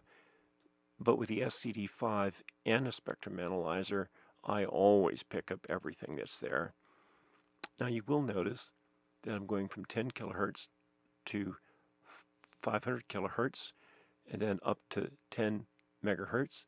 I've made some minor modifications so I can actually apply a voltage to the tuning circuit from my automatic scanner, and then the automatic scanner samples the audio that it picks up. It also fires off biasing voltage, and the FCD5 is one of the most amazing pieces of equipment that you can possibly find. I absolutely love them. I can't tell you just how much I love them because I love them just that much. Now, at this point, we're going to start doing some things that we call this the alerting phase. Now, the alerting phase, the eavesdropper may have picked up on what we were doing earlier in the project, especially towards the end of what we were just talking about, where we were firing nonlinear junction pulses in. That very often they go, oh, wait, something funny's going on, but they don't know for sure what's actually going on. In the alerting sequence, they usually know what's going on. So, we disconnect the phone, and we look at the drop cable towards the wall. Now, these, oh, wait a minute, I left two things in here I probably should have deleted. Oh, well. All right, so if we go down to high impedance ohms, you can see that I'm testing for over 1 mega ohms on the wire, the raw wire itself. And I'm looking for cabling that is 40 giga ohms or higher. And I actually, I'm not kidding. This is not 40 mega ohms. I'm looking for 40 giga ohms ideal, and I can measure it. So most cables, you're going to find 400 mega ohms of insulation breakdown. I can go higher than that, but I'm throwing out some pretty heavy voltages. And I look at if there's any kind of data, then I do the non-lin mapping. Then I use a 25 picosecond pulse. It starts there. I use a precision, I think a PPSL pulsar that gives me the pulse, high energy pulses I need. And I throw that up as high as 300 picoseconds because I'm mapping out everything that's on the wire that is a capacitive or resistive thing. Then I do the same thing with the frequency domain reflectometry, where I go to at least 1 gigahertz. Please keep in mind that the telephone tasking protocol is normally done through automated means. I have it laid out here in sections so you can get a good idea as to the type of measurements that have to be made. However, this is automated measurements. They can be done manually, but it's a waste of time and energy to do them manually. In fact, doing them manually is only appropriate in emergency situations or in situations where you don't have 600 pounds of automated scanning equipment with you. And I literally mean 600 pounds. It's 10 cases, 60 pounds apiece. You have to assemble the unit in the customer's phone room or in their office. It ain't pretty, but it does all these measurements fully automated. And there's only one company on earth who has this system. And I'll give you a clue as to who they might be. Have you figured it out yet? So, I was the first TSCM person to automate this over 30 years ago. This isn't a phone analyzer. This is a comprehensive wiring analyzer, phone analyzer, switch analyzer, and it compares every conductor to every other conductor. I made a mistake back about 2005 by letting somebody who I did not trust see how this was used. Then they went out and they got funding from the FBI to build a handheld version of it.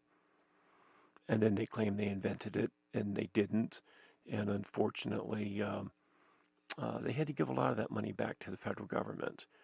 And then ultimately their product didn't work, and the government returned all of them that the FBI had bought, and there was huge investigations, and there was literal hell to pay. But they ripped off my design. They tried to take photographs and borrow the equipment, which I wouldn't let happen.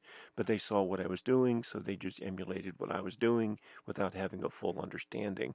What you're seeing right now is what they needed back in 2005, in which they struggled with for approximately 5 years until they finally delivered to the FBI, and everything exploded because it was blowing people's hearing out and shocking people and catching fire and things like that. But the FBI does a lot of stuff like that. They buy crap. They come up with a dream of, ooh, we want one of these. But that thing does not exist, so they fund it being built, and then millions of dollars get diverted into private pockets and payoffs and kickbacks, and the bribery and kickbacks and payoffs at the FBI is just endemic. It's just, you would think it was all in the Department of Defense. Oh no, it's in the FBI, and their corruption is spectacular. I mean, spectacular, with fireworks and sparklers. And I love that we've got an FBI, but they're more of a political police than the United States, and they require lots of bugs and lots of wiretaps and lots of eavesdropping stuff, but they actually execute very small number of court-ordered buggings, but they have an awful lot of equipment they go through. The secret is only a minuscule amount of the bugging that the FBI does is actually legal. It's off the books. There's no search warrant in advance. If they do find something that they should have gotten a search warrant for and they can't get it introduced, then they backdate a search warrant. And they've got, well, for example, in the Boston area, there are 6 federal judges, to include magistrate judges, who the FBI can go to with a backdated search warrant, and a judge will sign off on the backdated search warrant. Now, the general public is not supposed to know this, but if you're a spy and you specialize in eavesdropping and you know what goes on, you do the research to find who, what, where, when, and why. And there's a reason why the mob ran the Boston FBI office for decades. Just Google the word Whitey Bulger and be blown away. There's a vast amount of more information about that Whitey Bulger case. There's a lot of people who never got charged, but who had to retire early. There's a lot of people with huge boats and giant trophy homes and trophy wives and big Rolex watches, who were on a civil servant's paycheck, but they were raking in the serious dough. I mean, literally garden rakes to rake in all the money that they were making on the side. They've partially cleaned up the Boston FBI, but it was so despicable that they actually had to close the building the FBI was in and move them to their gated compound they now have in Chelsea, which is absolutely ridiculous because, well, given that I do bug sweeps for a living, I prowl the streets of Boston and Chelsea and Charlestown, and I have automated systems that measure RF energy from whatever source it comes from. Doesn't matter where it comes from, what it does. It can be a point-to-point microwave. It can be a satellite downlink. It can be a walkie-talkie, or it can be radio in a taxi or a police car. I'm on it. My equipment direction finds it. It samples it. It determines what it is, the point of origin. And I can do this driving 50 miles an hour down the highway. Well, technically 55, maybe 65 if the road is posted for that. And if I just happen to drive near the FBI building in Chelsea, just being peaceful, of course, my equipment will pick up a unfortunate profile of that building. There are some things that they weren't paying attention to when they put that building in. Oh boy, oh boy, oh boy. If their senior supervising agent knew of these problems, they would be very upset. They would lose a great deal of sleep. They would most likely have to, they'd have to do some official reports about, oh, we've been doing bug sweeps and we didn't notice this, and this other thing. Oh, well, whose fault is that? Well, okay, there you go. Now, this is the problem. The FBI used to be integrated into civil offices and mixed in. And since 9/11, they've been building these fortresses, we call them the fortresses, and lining it with a large parking lot with a heavy iron gate. But they screwed some stuff up. Just, oh my heavens. So I'm not going to cover them on this channel because it's not the proper place or time. But, if they wish to cut me a purchase order, I'd happily go point these fuck-ups out to them. Oh, excuse me, I used French. Didn't mean to do that. Forgive me.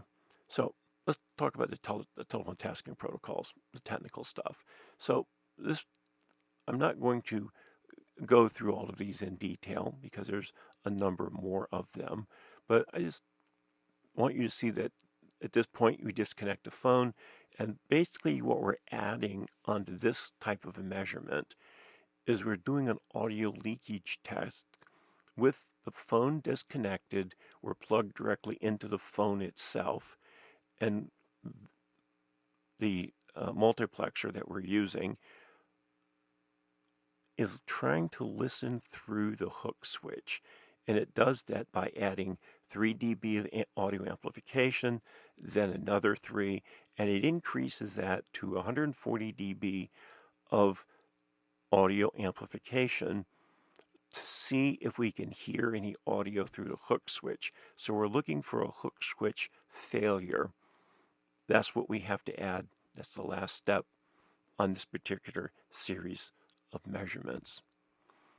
Same type of thing, automated measurements. The phone's connected, the PBX blocks towards the instrument, DC volts, AC volts, millivolts, etc. We've seen with other stuff. There's a lot of repetitive things that we must do, but we must check the wires, the wiring, the phone, the switch in every possible configuration. If we were doing this manually, it would take an astronomical amount of time. But if we do this through automated means, we can zip through the test relatively quickly, and these tests have overlapping tests within them. So it's not one test, yay or nay. It's a whole group of tests under a whole group of different phone on the hook, phone off the hook, phone plugged in, phone unplugged, wire unplugged, wire plugged back in, not connected to the switch, connected to the switch. So there's a variety of things that have to be done so that these measurements can be made. And thank heaven for automated means of doing this. Then we move into the PBX alone, meaning this is directly into the PBX. We're looking for, the most important thing that we're looking for is we're looking on the lower part of this list. You see oscilloscope raw data, raw signals, meaning we're looking for any data coming off the phone ports any data, and then specifically we're gating for PCM data leakage. So what we do is we hook an amplifier up to the PCM timing. So we go to the master timing board or circuit. So it has the timing for all the PCM signals on the backplane. We then use that to trigger the oscilloscope, and we use that to trigger the spectrum analyzer. So it's only going to look for the signal when the PCM signal is rising and falling and then ringing. This is very similar to what we do with tempest testing. We find something, it gives us a timing, we take that timing, we use that timing to gate our oscilloscopes, spectrum analyzers, and other test equipment by triggering a sweep or triggering a measurement. That allows us to catch things that are really glitchy or things that are leaking. So we're very interested in any raw data leaking. We're very interested in any element of the PCM backplane leaking, because when somebody tampers with that PCM backplane, they own the entire phone system. They own every telephone, every circuit, every voicemail box, everything. They can falsify phone calls, they can plant call records, they can get into voicemail and put false voicemail messages in, because that PCM backplane is what everything works on. And if you've ever studied the field of telephony, which is the science of how telephones work and communicate, you know that PCM is where it's at. So let's move on. So this gets a little more tricky. To do this measurement, we have to disconnect the phone switch itself. We have to disconnect the phone from the wiring, because if we do this test and the phone is plugged in or the switch is plugged in, we're going to start blowing stuff up. And I mean, we're talking tens of thousands of dollars of damage, smoke, fire department, the whole thing. So we have to make sure that we are clean at this point. We know for certain that nothing is plugged in. We're reasonably certain that there's no bugs on the line. But this being one of the final tests that we do on the line, you'll notice if you read down, we do a low voltage insulation test. We look at data waveforms. Do we have anything leaking? We're basically using that wire as its sort of antenna to see if we can inductively couple or capacitively couple into signals on other wires. So we kind of want to know if we can hear them, then we know our signal is leaking over there. So we do all conductor crosstalk analysis. We go through the splits, resplits, we generate Smith charts, because essentially we're using this wire as a more or less as an antenna. Then we certify it as either Cat 5, Cat 7, Cat 4, whatever category it is, because very often the company pays for Cat 5 wiring, and that's not what they actually get. So we drive down through that. We do very high voltage insulation breakdown, which we test quite literally into the giga-ohm range, and then we do active sonic and ultrasonic and digital tracing. Now, of course, the phone can't be used while we're doing this, but when we're all finished with this, we can plug the phone back in, plug the PBX jack back in, and everything works wonderfully. Now, the instrument physical inspection, we haven't done yet, not the internal inspection. Now, this is a lot like going to your doctor and remaining fully clothed during your entire visit there, which I recommend that you not do. When you go to see your doctor, if you want to get the optimal medical opinion, treatment, etc., you put on a hospital Johnny and you sit there with your rear end exposed on the paper that they put on the exam. You speak very clearly and succinctly to your physician. You say, I need you to look at this mole. My stomach hurts here. My privates itch. Can you look at my hemorrhoids? Can you da da da da da? You can't do that fully clothed. Two things. a life hack here. Never lie to your doctor, ever, and never go see your doctor fully clothed. You should wear a smock, which is the slang phrase is a Johnny, and yes, it is open in the back, but who cares? It's a doctor's office. It's not, you're not going to church like that, although it would be interesting if people did. And you need to be honest, forthcoming, and you need to let your doctor poke and prod and jab and thump on your knee and take your temperature and check your piles and so on. Never lie to your doctor, and never hide any medical problem from your doctor. If you're constipated, tell your doctor. If you've got hemorrhoids, have your doctor look at them. If your intimate areas itch, tell your doctor, have your doctor look at them. In Europe, when a doctor comes, well, when I was a paramedic there, when the doctor came into the room with the patient was supposed to have a robe on. The patient was supposed to stand up, step out of the robe, put the robe on a chair nearby, and sit there fully naked in front of the doctor. That's how it was done. If you wanted to see the doctor had to see you, or they couldn't see what the whole problem is. So don't lie to your doctor. Don't be afraid to be naked in front of your doctor. It's not the first naked body they've seen. The reason I mention this is at this point in the phone physical inspection, we have to make the phone naked. We actually have to open the phone. We have to take out the printed circuit boards. We have to disassemble the handset. We have to disassemble the power supply. We have to disassemble the speakers and the microphones and the conference system. We got to pull the raw chassis out. We got to pull the power supplies apart. And I'll get to that in a moment, which is really going to make the CIA angry, but I don't care.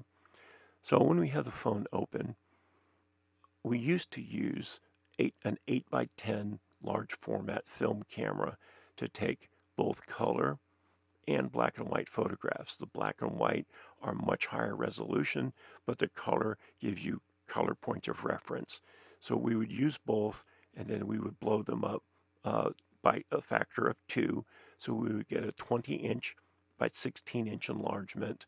And with that enlargement, we would then study that photograph. And it actually does not take very much time to make these photographic copies. We would establish a dark room back at the hotel, and we would shoot the film on site, give it to one of our guys. They'd run it back to the hotel. They would run it through the dark room, develop the film, print the 8x10 contact sheets, and then do by 16x20 enlargements. And then an hour later, the 16x20 enlargements were back at the job site. Didn't really take that long. Now, with digital cameras, we get better resolution from a digital camera, such as some of the Nikons are quite nice. Some of the newer ones are 60 megapixels. So you can do something with a Nikon and a macro lens. So you won't get any distortion at all of the board. It's awesome. I personally, I prefer the 60 millimeter lens, which when you put on like a D90, it turns it into a 90 dB, so you have very little distortion. Or some of the other much nicer units, the last couple of years units, use those couple of lenses, very inexpensive way, and you can maintain your the front of the board. So the component side is called the front of the board. Then there's the solder side of the board. That's the back of the board. So you have two sides of every board you have to photograph. Then you want to go close up to the transducers. These are the speakers. This is where the speaker is wired into the circuit board and where the microphone is wired in. So those are called transducers. We want to do close-ups of those and see if we can find any place on the circuit board that looks like it was disturbed after it was manufactured. Now what happens is solder oxidizes. So when a board is soldered together at the factory, there will be a tone of the metal, which is the lead-tin combination that they use to solder the components together, will have a certain look to it. And after many decades of experience, somebody skilled in our profession can actually look at the printed circuit board and see that it's not, there's something here that's not like everything else. So the sheen or the patina of the metal on certain components will look abnormal. Further investigation will usually turn up that that is the point where it was modified, and it takes a skilled eye. The ideal thing is to use an extremely strong white light flashlight, and to inspect with a strong, very strong, like 3,000 lumen or better, but it's got to be a white light flashlight. The LED flashlights don't do this. And these get hot, but that's okay. I have 12 of them. And you'll inspect it with this strong light because that light allows you to see the differences in the metal patina. Then we can use alternative lighting sources and do something else with other frequencies of light that will make that patina change pop out. It almost glows where everything else does not. So there's a variety of lights that we use. We also have to carefully check the external connection port, which is typically an RJ11 or RJ45, and intensely look at those. We intensely look at the speakers and the microphones. Are they original to the phone? Were they installed secondarily? Is there some sort of a connection between that? Is there like a wire that goes from the speaker to the RJ45 jack to the unused pair? And we see stuff like that all the time. It's quite amusing. What's really amusing is going to Great Britain and looking at phones in official government facilities where they're doing joint operations with the Americans, and open the phones up, and literally all the phones had the speakers hooked to a secondary pair, an unused pair, and there was not a phone found in the secure area that had not been modified and that could not be listened to outside the controlled space. This is not good. Now, once we remove all the printed circuit boards from the raw chassis, we take a photograph of just the empty chassis, which should just be plastic. There might be a little piece of hardware here and there, but we have to fully dismantle that phone. Now, this next little bit is a little bit touchy, and I'm hoping that somebody doesn't send a hitman out for me. There's a secure communications device called a STU, which is one type, and a STI is another type. Now, STIs and STUs have external power supplies. The STU itself is extremely robust in its security, anti-tampering points. If you try to open it or tamper with it, it's going to erase its memory and just be a paperweight. Not so with the power supplies.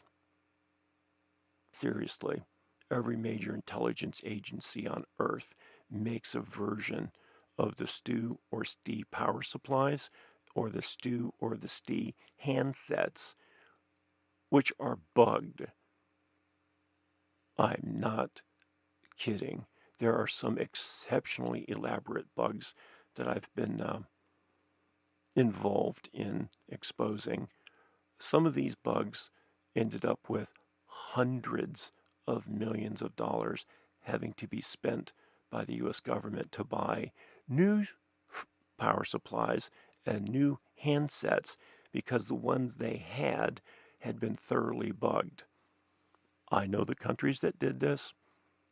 There's been huge hullabaloo about this, and there were many during the Gulf War that started in 2001, many STUs and STIs were found to be totally intact and not tampered with, but the power supplies have been tampered with, the handsets have been tampered with, the wire that goes between the handset and the phone had been tampered with. The wire that goes from the secure phone to the wall had been tampered with. Unfortunately, the NSA was not thinking outside the box when they developed these and when they deployed these. And unfortunately, tens of thousands of these had to go into dumpsters and be crushed because they so could not be trusted, because every single Stu 3 power supply in the building had been bugged. And for years, that was the way that several countries, foreign intelligence services, bugged the U.S. government, the Canadian government, the English government, the government of Australia, the new government of New Zealand, and a few of our other partners. And oh boy, it was quite the nightmare. Now, let's get down into this a little bit further.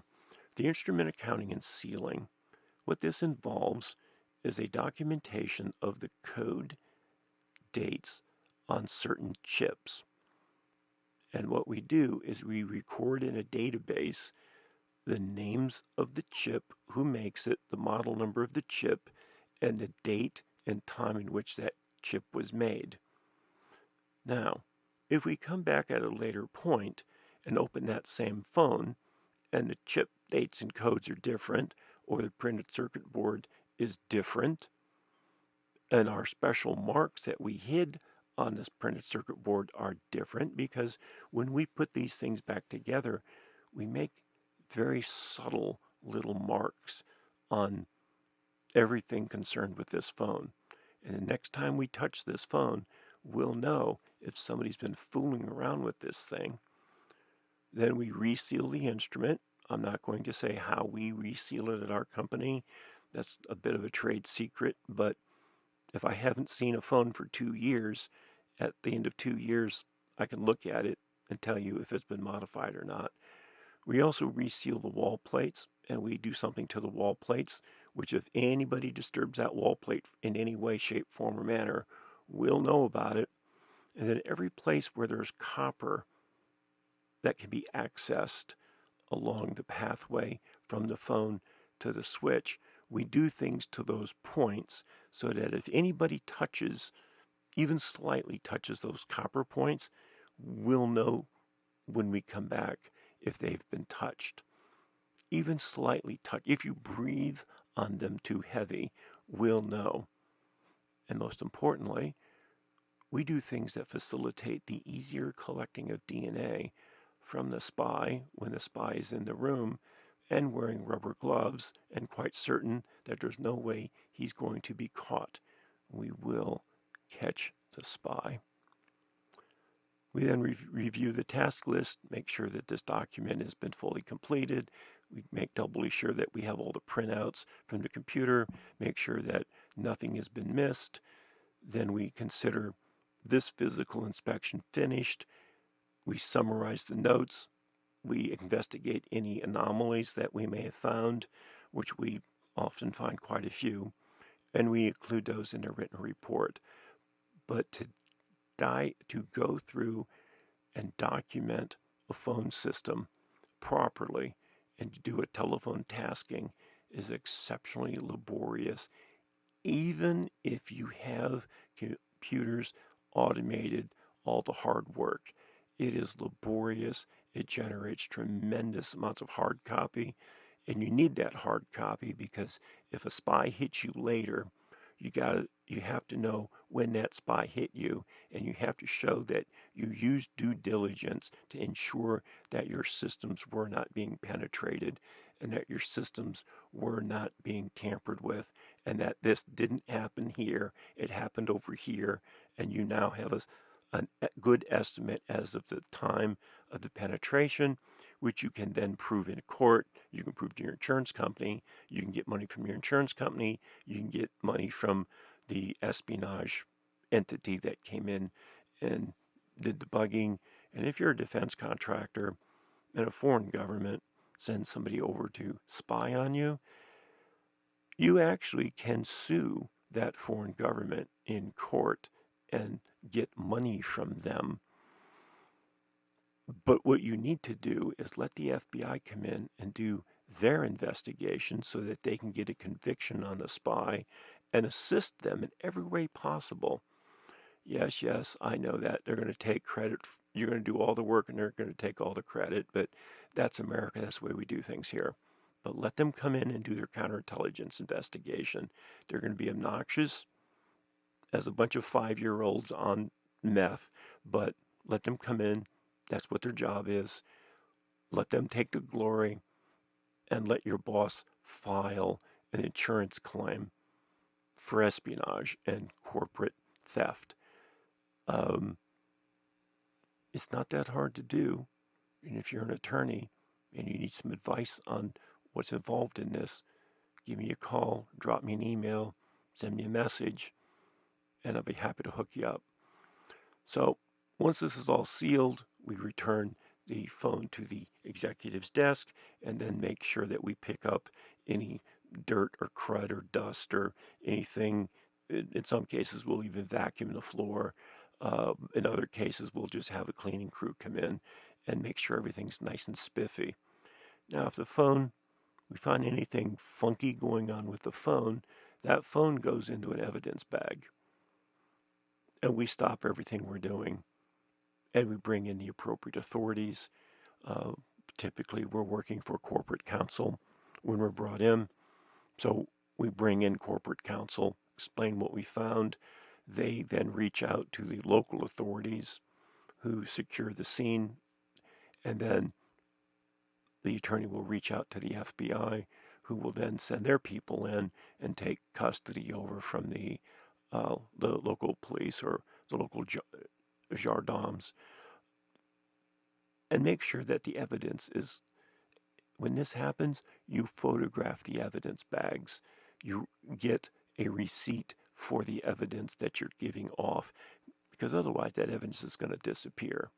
Make sure that when you hand this evidence off, that you hand it to the attorney and that the attorney hands it over to law enforcement or over to the FBI, and you enthusiastically assist the FBI in this investigation.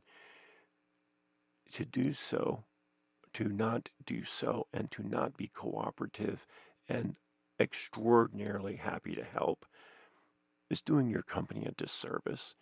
Because if you help the FBI do their business, you're going to help your company burn this spy, and your company is going to get some sort of compensation. It may not happen right away, but it will happen eventually, and you mitigate the damage that this causes. So keep good records. When you have somebody come in and do a sweep, ensure they keep good records. And if something is found, there's only one way to handle it, and it's give it to corporate counsel and let corporate counsel decide. Now, corporate counsel may refuse to go to the FBI, so it's not your call. Corporate counsel's call. It's the call of the CEO, but this call needs to go through corporate counsel, never directly. So when they don't want to call in law enforcement, you need to talk to corporate counsel and get them to talk to your president and explain that there's a situation here. That's technically called misprision of a felony. So you know that a crime has been committed.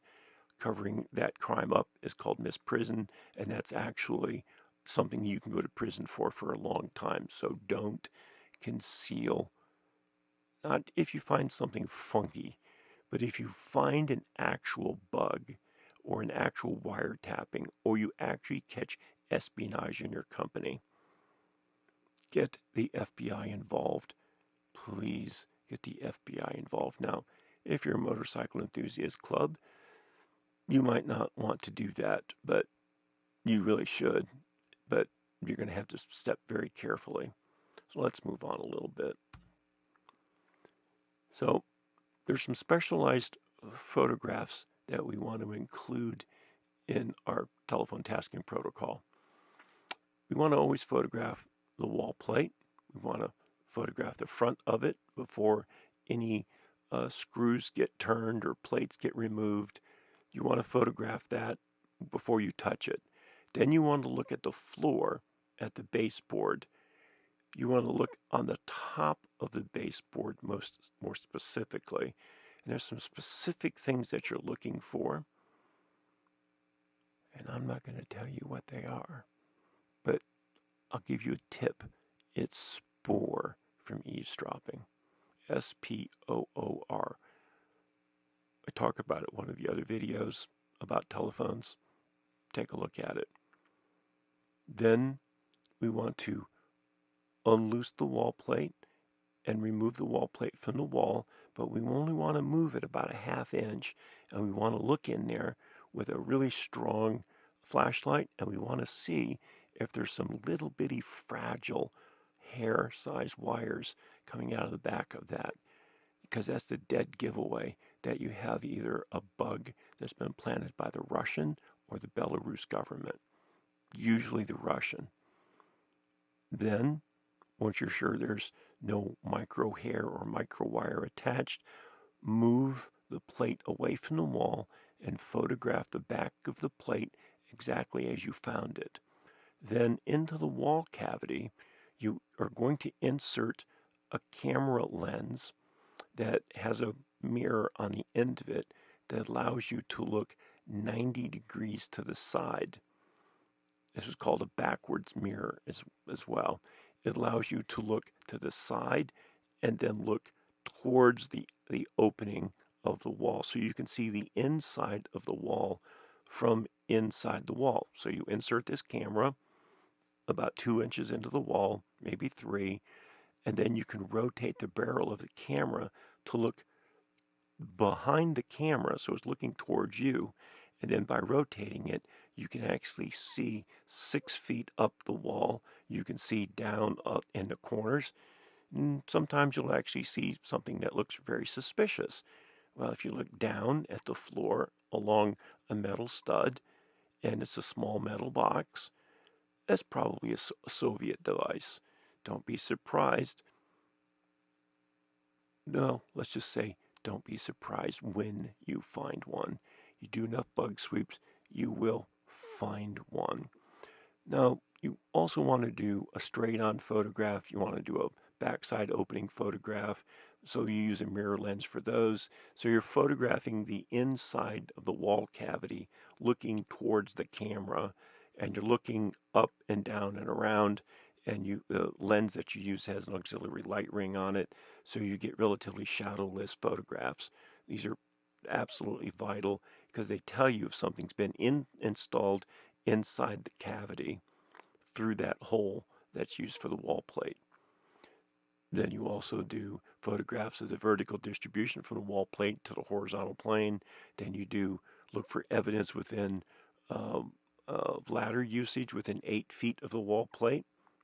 You'll know by the dust on the floor and how the nap of the carpet lays, because when you come in and you set up a ladder a few days before the bug sweep takes place, so you can take your bugs out. I've seen this happen a number of times. Somebody gets wind that the bug sweep guy's going to come in, and the bug sweep guy comes in and he's looking around and he goes, we need to step outside and have a little talk. It seems that somebody was in your office with a ladder very near where a wall plate was. Now, I'm reasonably certain that you didn't need any repair work because none of the ceiling tiles appear to be replaced. And while they cleaned up their dirt and their mess, they left footprints from the ladder on the floor. Because when you take a 200-pound human and you put all of their weight on 4 small feet of a ladder, and then you jiggy the ladder back and forth or side to side and climb up and climb down, it actually drives the feet of that ladder into the carpet.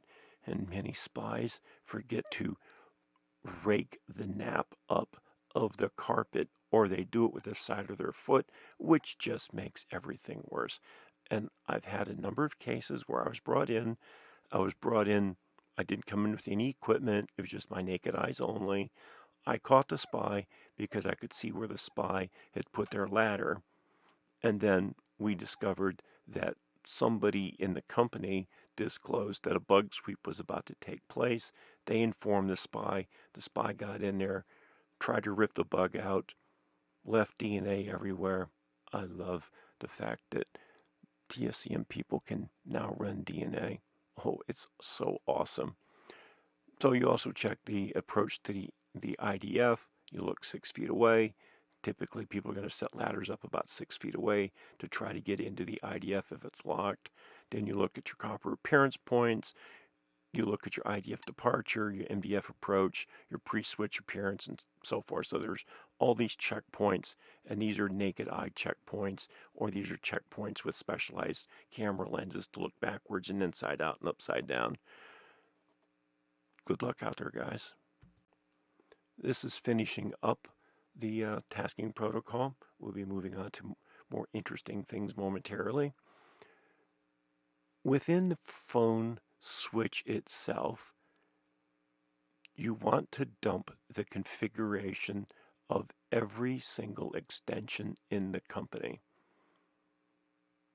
So we want the generic settings of the switch, then we want the translation, very under the old AT&T system. You just issued the command continuation all-L to hard copy. You would dump configuration all-L, which is the long format, to hard copy, preferably using a laser printer, and it would dump hundreds and hundreds of pages.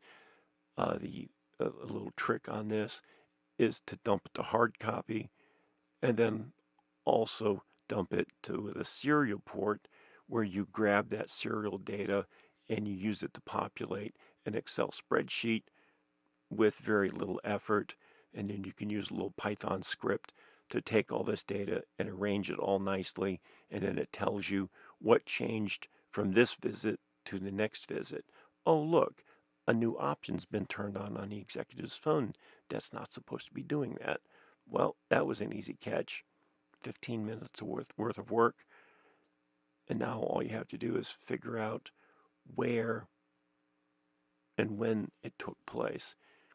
Then there's some other specialized analysis that we can do. This is typically done at the central office. Sometimes if somebody has a big enough company, they'll have a central office size data center where we'll have to check this. So we'll have to check the backplane to the MDF blocks, the backplane to the instrument. These are very long, laborious testings that we have to do.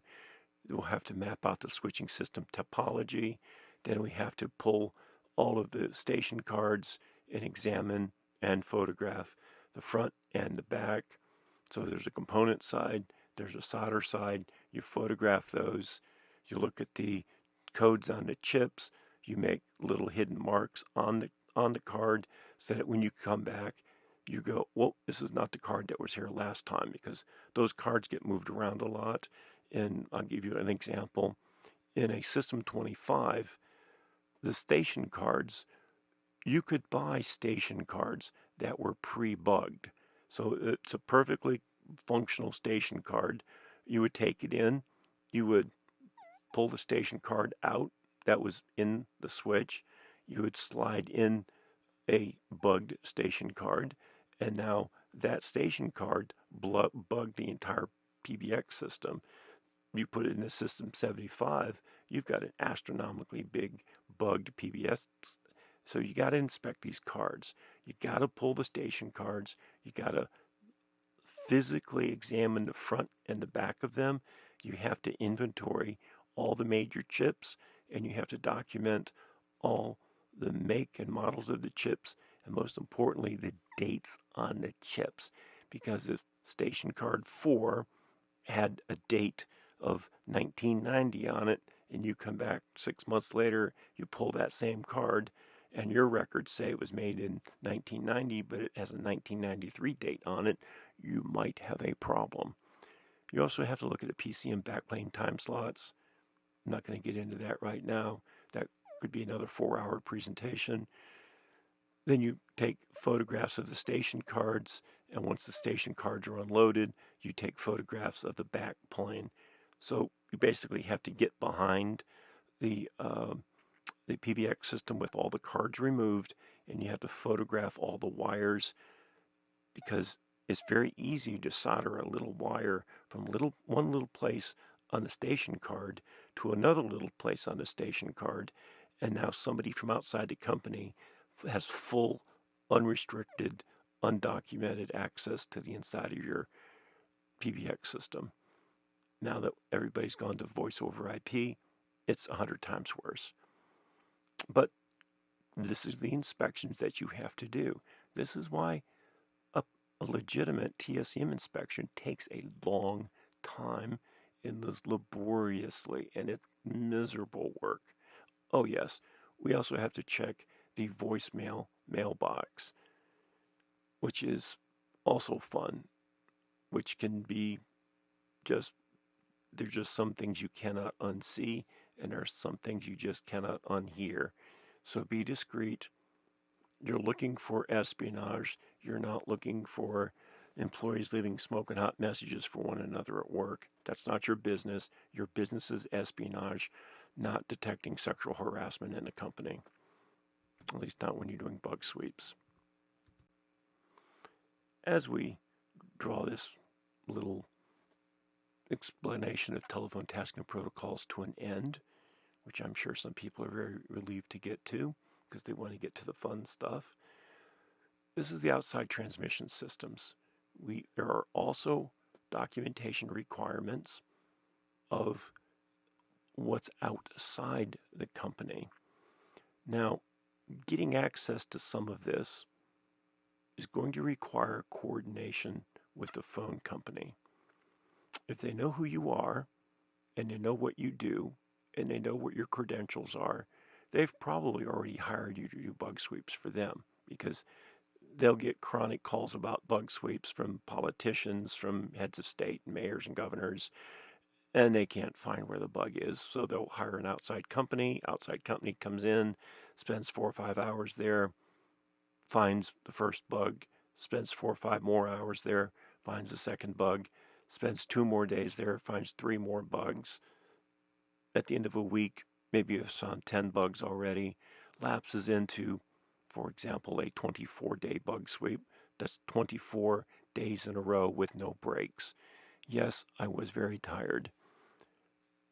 There were so many bugs found that they ran out of evidence bags and evidence boxes, and we had to get Ziploc baggies to put stuff in. That's how many bugs was found. So sometimes the phone company has to bring us in. So they know who we are. They know who I am. I should mention that I've been doing bug sweeps for over 49 years now. I just hit this last May. I hit my 49th year. So I'm approaching my jubilee year of doing bug sweeps in May of 2024. And there's a big event that's going to happen then. More news at 11. So I've been doing this for a very long time, and everybody who works for the phone company knows me. My very first job as a kid was working at AT&T Bell Labs, and it was the AT&T Bell Labs that made all the fiber optic and all the transmission equipment for the entire world was made at that factory. And my job was to write computer programs that did bug sweeps with automated spectrum analyzers running on a Hewlett-Packard 2116 mini computer. Mini is an understatement. It was the size of 2 refrigerators if you included the tape deck.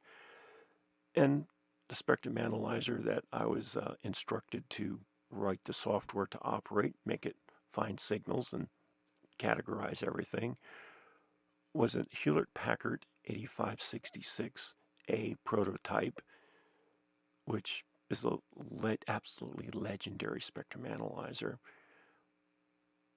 But the analyzer works best if it's under the control of an outside computer, not like a desktop computer, but a big computer that has analog inputs and outputs, so we can interface those analog inputs and outputs to the analog inputs and outputs of the spectrum analyzer. Then connect purpose-built specialty radios. Keep in mind, this is back in the 70s, not even the late 70s. This is the mid-70s. to connect various black boxes to this same system. So you could switch antennas, so you could activate multiplexers, you could have multiple antennas, and you could make multiple measurements, and you had amplifiers and transient limiters and specialized. Oh man, I went nuts on this thing. By the time I actually got old enough to go in the military, I already had a security clearance. That's what I was doing as a kid. So AT&T knows me. They love me sometimes, but because of my prior heritage with them, when AT&T Bell Labs had their laboratories all over the United States, it was not uncommon for me to spend half the year traveling like a gypsy from school to school and loading up on massive piles of courses at AT&T. If there was an AT&T facility, I had all their training catalogs, and I would spend, in some years, I would spend $100,000 just on tuition alone to AT&T Bell Labs, going to especially the classes about emerging technology. Long before Sonnet and ATM came out, years before, I was attending classes for AT&T people to teach them about Sonnet and ATM before the public knew about it. Before flat screen TVs came out, I was AT&T Bell Labs studying how they work, what it was going to do, how it was going to be 15 years before they actually became cost effective, and how AT&T Bell Labs was selling the patent to Samsung and so on. So I got the whole inside scoop, and I was in tight with AT&T Bell Labs from the mid 70s up until the I would say the mid 90s, when they essentially shut down Homedale, Middleton, uh, North Andover, and many other labs, which just destroyed a massive intellectual base in this country, which was really sad to see. But let's get back to this. I digress. I apologize. So we need to know about the cable vault. Getting access to the cable vault, getting inside the central office is exceptionally difficult, and you only want to do this on the most rarest of occasions. And the most rarest of occasions is when the FBI contacts the phone company and goes, "We have a problem," and they use the uppercase "we" when they talk to the phone company about the central office. I will then be brought in either by the government or by the phone company to act as a independent third party to do an analysis, a forensic analysis on the circuit card in the cable vault. By the way, cable vaults all stink. And if you ever have to go to a cable vault, bring your boots because you'll probably be standing in water. The PCM backboard, the multiplexers, the actual switch proper, which tremendous care must be taken on the switch because you have to dump the software and a translation for the specific phone line of interest. Not the whole, like a 5ESS, not everything in it, just the ports of interest. And you can't ask the software to dump it. You have to capture the software and dump the translation and make a forensic copy of it. And you have to act, in the legal community, they refer to it as a special master. In our profession of hunting spies, we refer to it as a Chinese firewall, where an independent, competent third party is brought in to fool with the phone company's equipment, who is specialized as a counterintelligence person. They will give you access, but that access will be very conditional. There'll be proprietary non-disclosure agreements between all parties. But if they have a live spy, they're going to find a spy hunter who knows their way around the switching systems the phone company uses, and the phone company will normally have already consented in writing as to what conditions it will be to bring in a computer forensics expert on software translations and the concentrators, the multiplexers, and everything inside the phone company's central office. They're not going to give you a key to the building, and you're going to be tightly supervised, but I've done this countless times, and I'm very good at it. So you work for a phone company, and you need to bring somebody in to act as a third party, neutral third party, because I only do this from a point of neutrality, who can collect everything, who's fully qualified, who's actually been trained on the systems by AT&T Bell Labs, and who has spent months and months and months in Lima learning every variation of everything that every product that AT&T has ever made, dating from stuff back in the 50s to stuff they were still making when they shut the factory down. I'm it. I've got stacks and stacks and stacks of diplomas, and I've done stacks and stacks and stacks of these projects. If you need it, call. It's expensive, but if it's a concern, you can afford it. So, the end result of this is going to be a minimum of 168 pages on just the phone itself. Think about that for a minute. One telephone sitting on an executive's desk cranks out over 168 pages through automated testing. It's usually fully automated. If it's not, there's going to be some very frustrated engineers because they're going to have to do all these measurements manually, which they can do. But if they do it manually, there's a risk that they're going to make a mistake. If you automate it, you can tell the software, run it 3 times and let me know if you come up with any differences. And it will just sit there and happily clatter and click away, run all your analysis, and then give you 3 reports or 1 report with 3 columns. It's just absolutely awesome. Now, most of this has been about how business telephones work. I'm going to slide you a little helpful hint. This is what we use for residential telephones. I call this my secret demarcation NID worksheet. It's the same as the banjo dance, but it's already filled out with what the colors should be. So your copper should be ground, blue pair will be white blue, blue white, etc.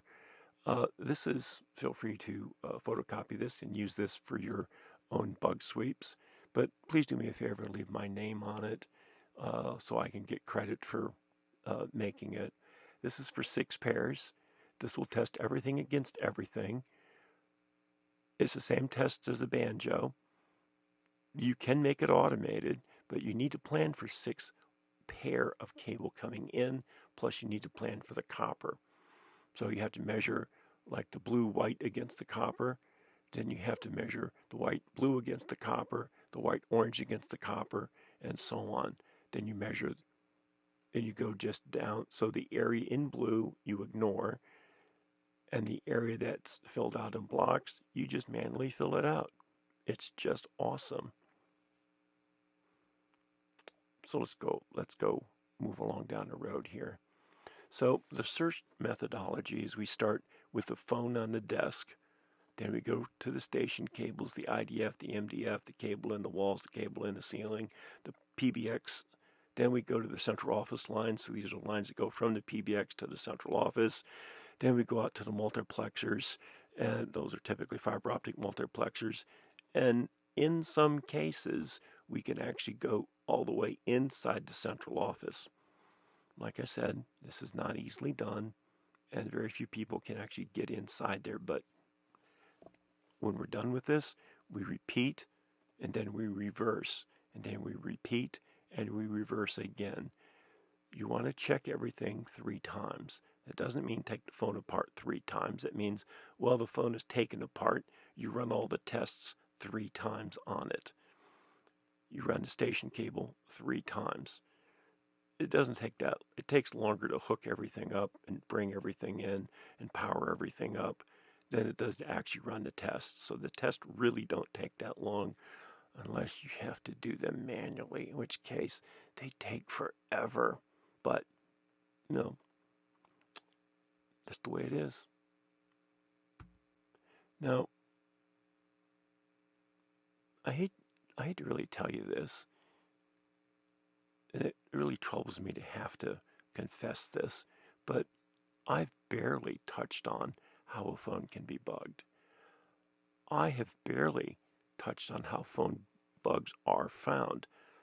There are many other methods, but the method that works the best is you must always pay close attention to detail.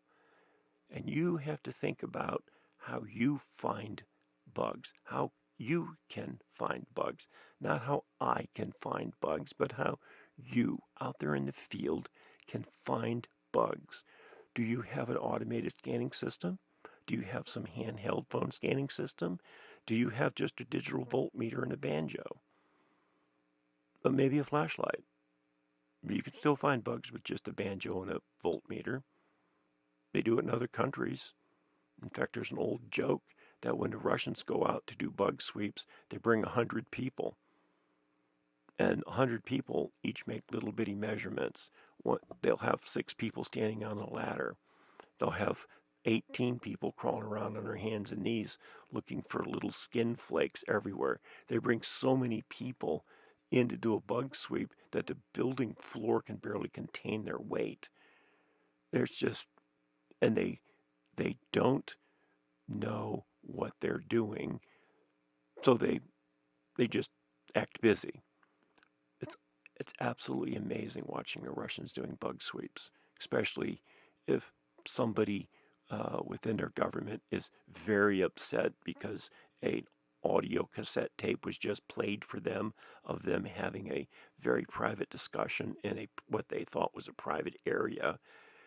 If those people come in and they do a bug sweep, 100 people, and they don't find the bug because it's not their fault, they don't have the right equipment, none of those people will ever see their family again, and all those people will disappear off the face of the earth.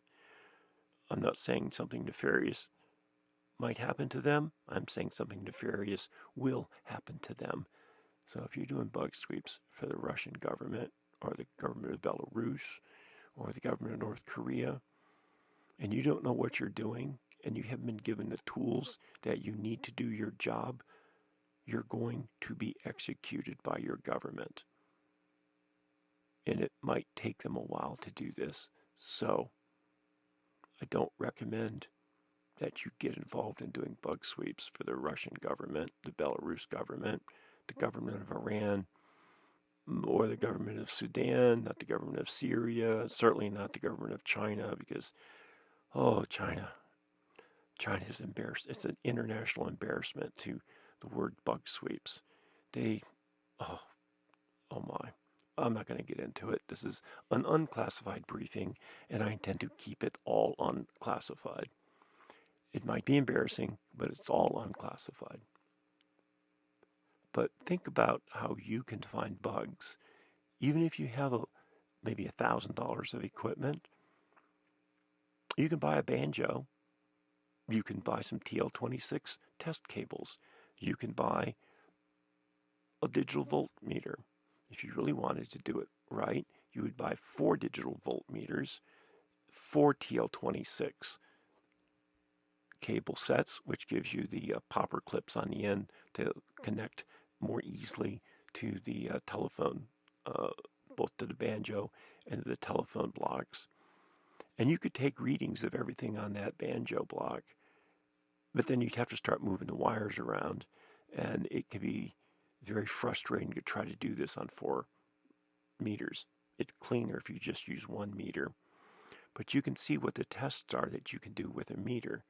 Then you can buy an oscilloscope, a good handheld digital oscilloscope from Fluke.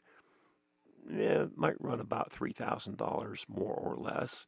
So you get a good Fluke digital voltmeter, you get a handheld, you get a good digital oscilloscope. You buy a few, like a Copper Pro or their modern equivalent of the Copper Pro. You buy that, a couple of grand. You spend maybe another $1,500 on some basic hand tools from Fluke or from Jensen Tools to be able to get canned tools and things like that. and maybe buy yourself a small handheld spectrum analyzer, but not the trash that typically is found out there. Buy like a Road Shores or a Tektronix, but be careful with what you're buying because there's a lot of trash out there, and you got to have stuff that really works good. To fully equip entry-level TSCM, it's about $50,000, and none of it is equipment that you use for bug sweeps. That money is spent on equipment that any college student who is working on a degree in electronics engineering would also have. So all the college students who are EEs, they all want to have a handheld oscilloscope. They all want to have a good handheld meter. They want to have a good capacitance meter that's different. They want, and so on and so on and so on. So this suite of equipment, you can put all of it into a book bag, and people will think you're just carrying some books around, when in fact you've got a really killer TSCM kit stashed in that bag. But you got to learn how to use all that equipment, and you got to know what to look for. Now, I'm going to give you a parting TSCM mantra.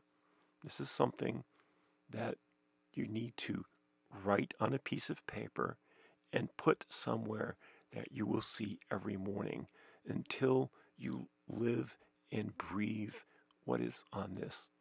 You must always assume that the phone is bugged until you can scientifically prove otherwise. Let that sink in for a minute. This is an exceptionally profound thing that you must constantly focus on. Always assume the phone is bugged. Do not assume the phone is free of bugs until you can scientifically prove otherwise. Always assume that the phone is bugged until you can prove scientifically otherwise. All right. So let's talk about equipment. This is a Fluke 289. This is a premium handheld digital voltmeter made just outside of Seattle, Washington.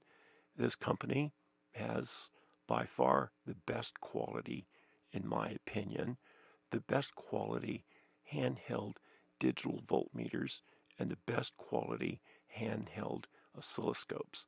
I own many models of their products, from some of the early voltmeters to stuff that hasn't even come out yet, and they make the best quality. This is the meter which I strongly recommend. I recommend those cables that you see plugged in. Those are TL26 cables. That's Tango Lima 26. They plug in to the meter or oscilloscope, and they have popper clips on the end, which allows you to clip them directly onto telephone wiring blocks to banjo dances and things like that. This is actually an older oscilloscope. So this is the Fluke 199 CS. This has its color, which is actually very important for you to have. You'll pick up more detail on a color display, and you'll see on a monochrome display, there are things that you often will not see because of the color differences. So you got to get a premium handheld oscilloscope. If you decide not to do bug sweeps and you decide to go into electronics, you're going to have one of these anyways. You're going to have one of these to work on a computer, to work on cell phones. You're going to have this. You're also going to have some sort of a spectrum analyzer. That is a discussion for a different day. This is the Fluke 199 CS. They do have some more modern units than this, but this is an awesome unit. But get the fastest bandwidth that they have in color, and you only need 2 ports, 2 inputs. Now, you can get them with 4 inputs, and if you got a little extra money you don't mind burning, get the 4 inputs. You won't regret it later on, but for bug sweeps, you only need to have 2 inputs. This is what's called a brown meter. Anybody who works for the phone company hates these. but anybody who does bug sweeps probably has both of these models. These are excellent for doing hook switch bypass tests and doing leakage tests. They're an exceptionally primitive design, but they work awesomely. They'll also give you a nice jolt if you're not careful, but they actually come in a nice brown case, a zipper case actually. These are difficult to find. You may have to check eBay to find them, but I used to be able to buy these new from Teledata. They were excellent. I bought the 40,010s and the 40,011s for years, but I'm not interested in selling the ones we have. Next type of device you're actually going to need two different kinds. First of all, this is called a craft set. This craft set on the upper right-hand side is a Fluke 44. When this photograph was taken, it was top of the line. So you can probably see this is some older photographs. There are more up-to-date units that are much fancier. If you look in the center photograph, you'll see the popper clips I was referring to earlier. Normally, you will buy your line set, or your craft set is the proper name, or people also call it the butt set because it allows you to butt into other people's phone calls. Also, they call that because you clip it on your belt and it's constantly banging on your butt when you're climbing up and down telephone poles. So, with this cable harness you see in the middle, those are TL26, those are popper clips. You need those on your butt set. You might have to buy it separately and install it yourself. It's not that big of a deal. You also want to have an RJ45 on the end of that so you can plug it into an outlet without having to take outlets apart. Now, when I said that you need to have two of these, you need to have something like the TS25. Now, the TS25 was absolutely legendary. It's a relatively primitive butt set, but it does have very stable voltage measurements, and it's with anything with TSCM, if you need one, you better get two, and if you only have two, you're going to have one pretty soon, so you're going to end up getting three. I know people who've been doing bug sweeps for years. They have 3 high-end premium craft sets. They have 3 things like the TS25. They'll have 6 butt sets everywhere they go. All 6 of them work all the time. Anytime one of them dies, croaks, or gets dropped, they immediately replace it with an identical model because they're absolutely obsessed on having the right equipment, the right tools at the right place, and they don't need to drop something, break it, and then they're out of business for 3 days. When you're doing bug sweeps, we have to trace wires. Oh, we endlessly have to trace wires. Fluke, as far as I'm concerned, makes the best there is. I've bought everything that everybody makes. Fluke has given me the greatest happiness over the decades. You need a high-end inductive probe. You need a high-end tone generator. So on the upper right-hand side, we have an analog tone generator that has popper clips on it, and it has an RJ45 plug on it, which means you can just plug it in the wall or you can clamp it to wherever. You're going to need to have typically 8 of these tone generators. If you don't, you're going to get a lot of exercise running around. Then you're going to need at least 4 of the matching tone monitor. Now, that is not a steel tip on the end of it. It is a magnetic coupling probe, so you can actually touch the copper part of the wiring blocks and pick up where the tone is appearing and then trace it down to a specific wire out of 10,000 wires.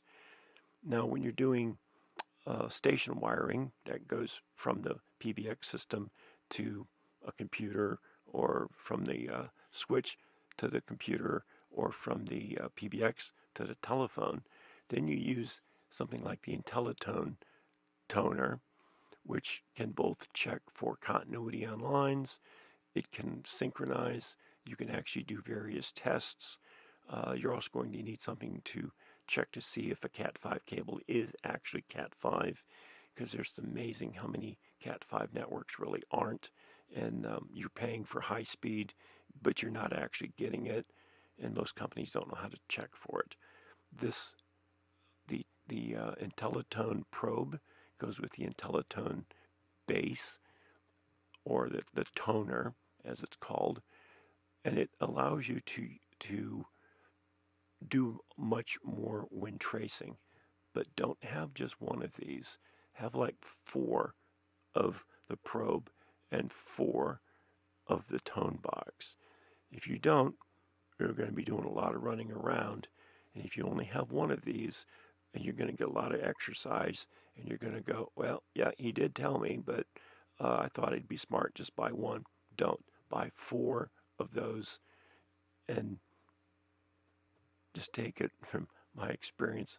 I learned by running back and forth, running back and forth, running back and forth, until I smartened up and bought enough equipment to do the job right, so I didn't have to sweat from running back and forth. Now this is a Fluke numeric TDR. So you turn this on, you plug it in the line, and it tells you how far away a fault is, an open, a short.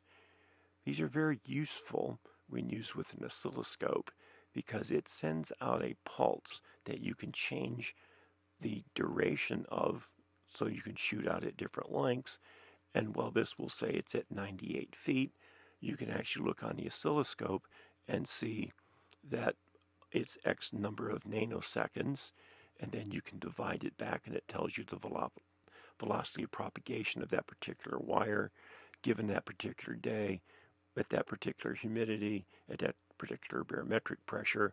And by the way, when you do bug sweeps, you need to be taking note of what the temperature is, what the humidity inside the building is, what the barometric pressure is it pressure rising or is it falling? Because that's going to change all your numbers. So you come back a year later and it's much lower humidity, none of your measurements are going to match. So you've got to be able to know how to make adjustments for humidity. Buy at least 2 of these numeric TDRs and buy the harnesses necessary to use them with your oscilloscopes, which are called TL26, by the way. You're also going to need a plethora of these adapters. You're going to need 66M adapters. You're going to need Crone block connectors. You're going to need BX adapters. You're going to need 110 adapters. You will have probably, after you've been doing this for 10 years, 100 pounds or more of adapters. You're going to wear these adapters out too because they're very mechanically intense. So on the top we see 66M block adapters. On the far left, that's 1 pair. Next over is 4 pair, 6 pair, 8 pair, so forth. So we need to be able to look at 2 wires, 4 wires, 6 wires, and 8 wires. And then on the back of these adapters, there's an RG45 connector, so you can plug. Technically, you can go in the phone room with a phone from outside the phone room, plug it into one of these blocks, and plug that block into the what should be a live phone circuit, and you get access real easy without moving a bunch of wires around. But you're going to go through a ton of these if you're using these on a daily basis, and you do, say, 100 bug sweeps a year, or you're doing a good number is 260 days per year of bug sweeps. It takes a little effort to line those up, but once you get, it's called the wheel rolling with your customers, you'll have 260 sweep days per year, and you're going to wear this equipment out fast. So never buy one of any of these. So for the white connectors, I would start with 8 of each of those. For the black connectors, I'd start with 8 of each of those.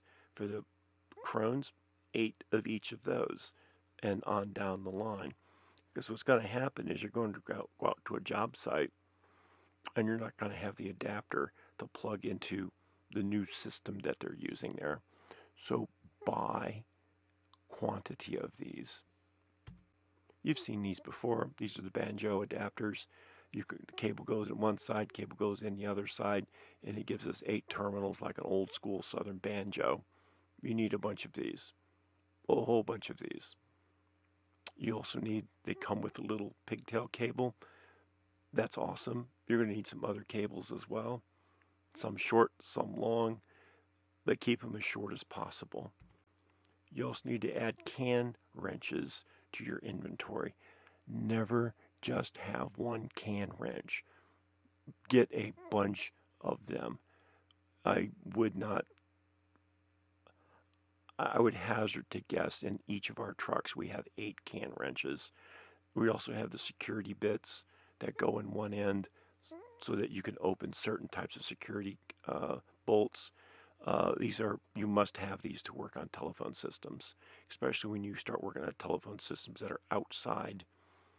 These are going to be vital, or you start working on residential telephone wires. You're going to need this can wrench. And no matter what you do, if you have just one, you're going to misplace it. If you have 2, you're going to misplace 1. If you have 3 of these on you, well, then you're going to have 1 when you need it, because the other 2 are going to get lost or stolen. So just buy 3, buy 4, put 3 in your tool bag, keep a 4th one lined up in your emergency kit in your van, so that when you lose the other 3, you still have number 4. This is a relatively primitive audio amplifier. There are better products out there.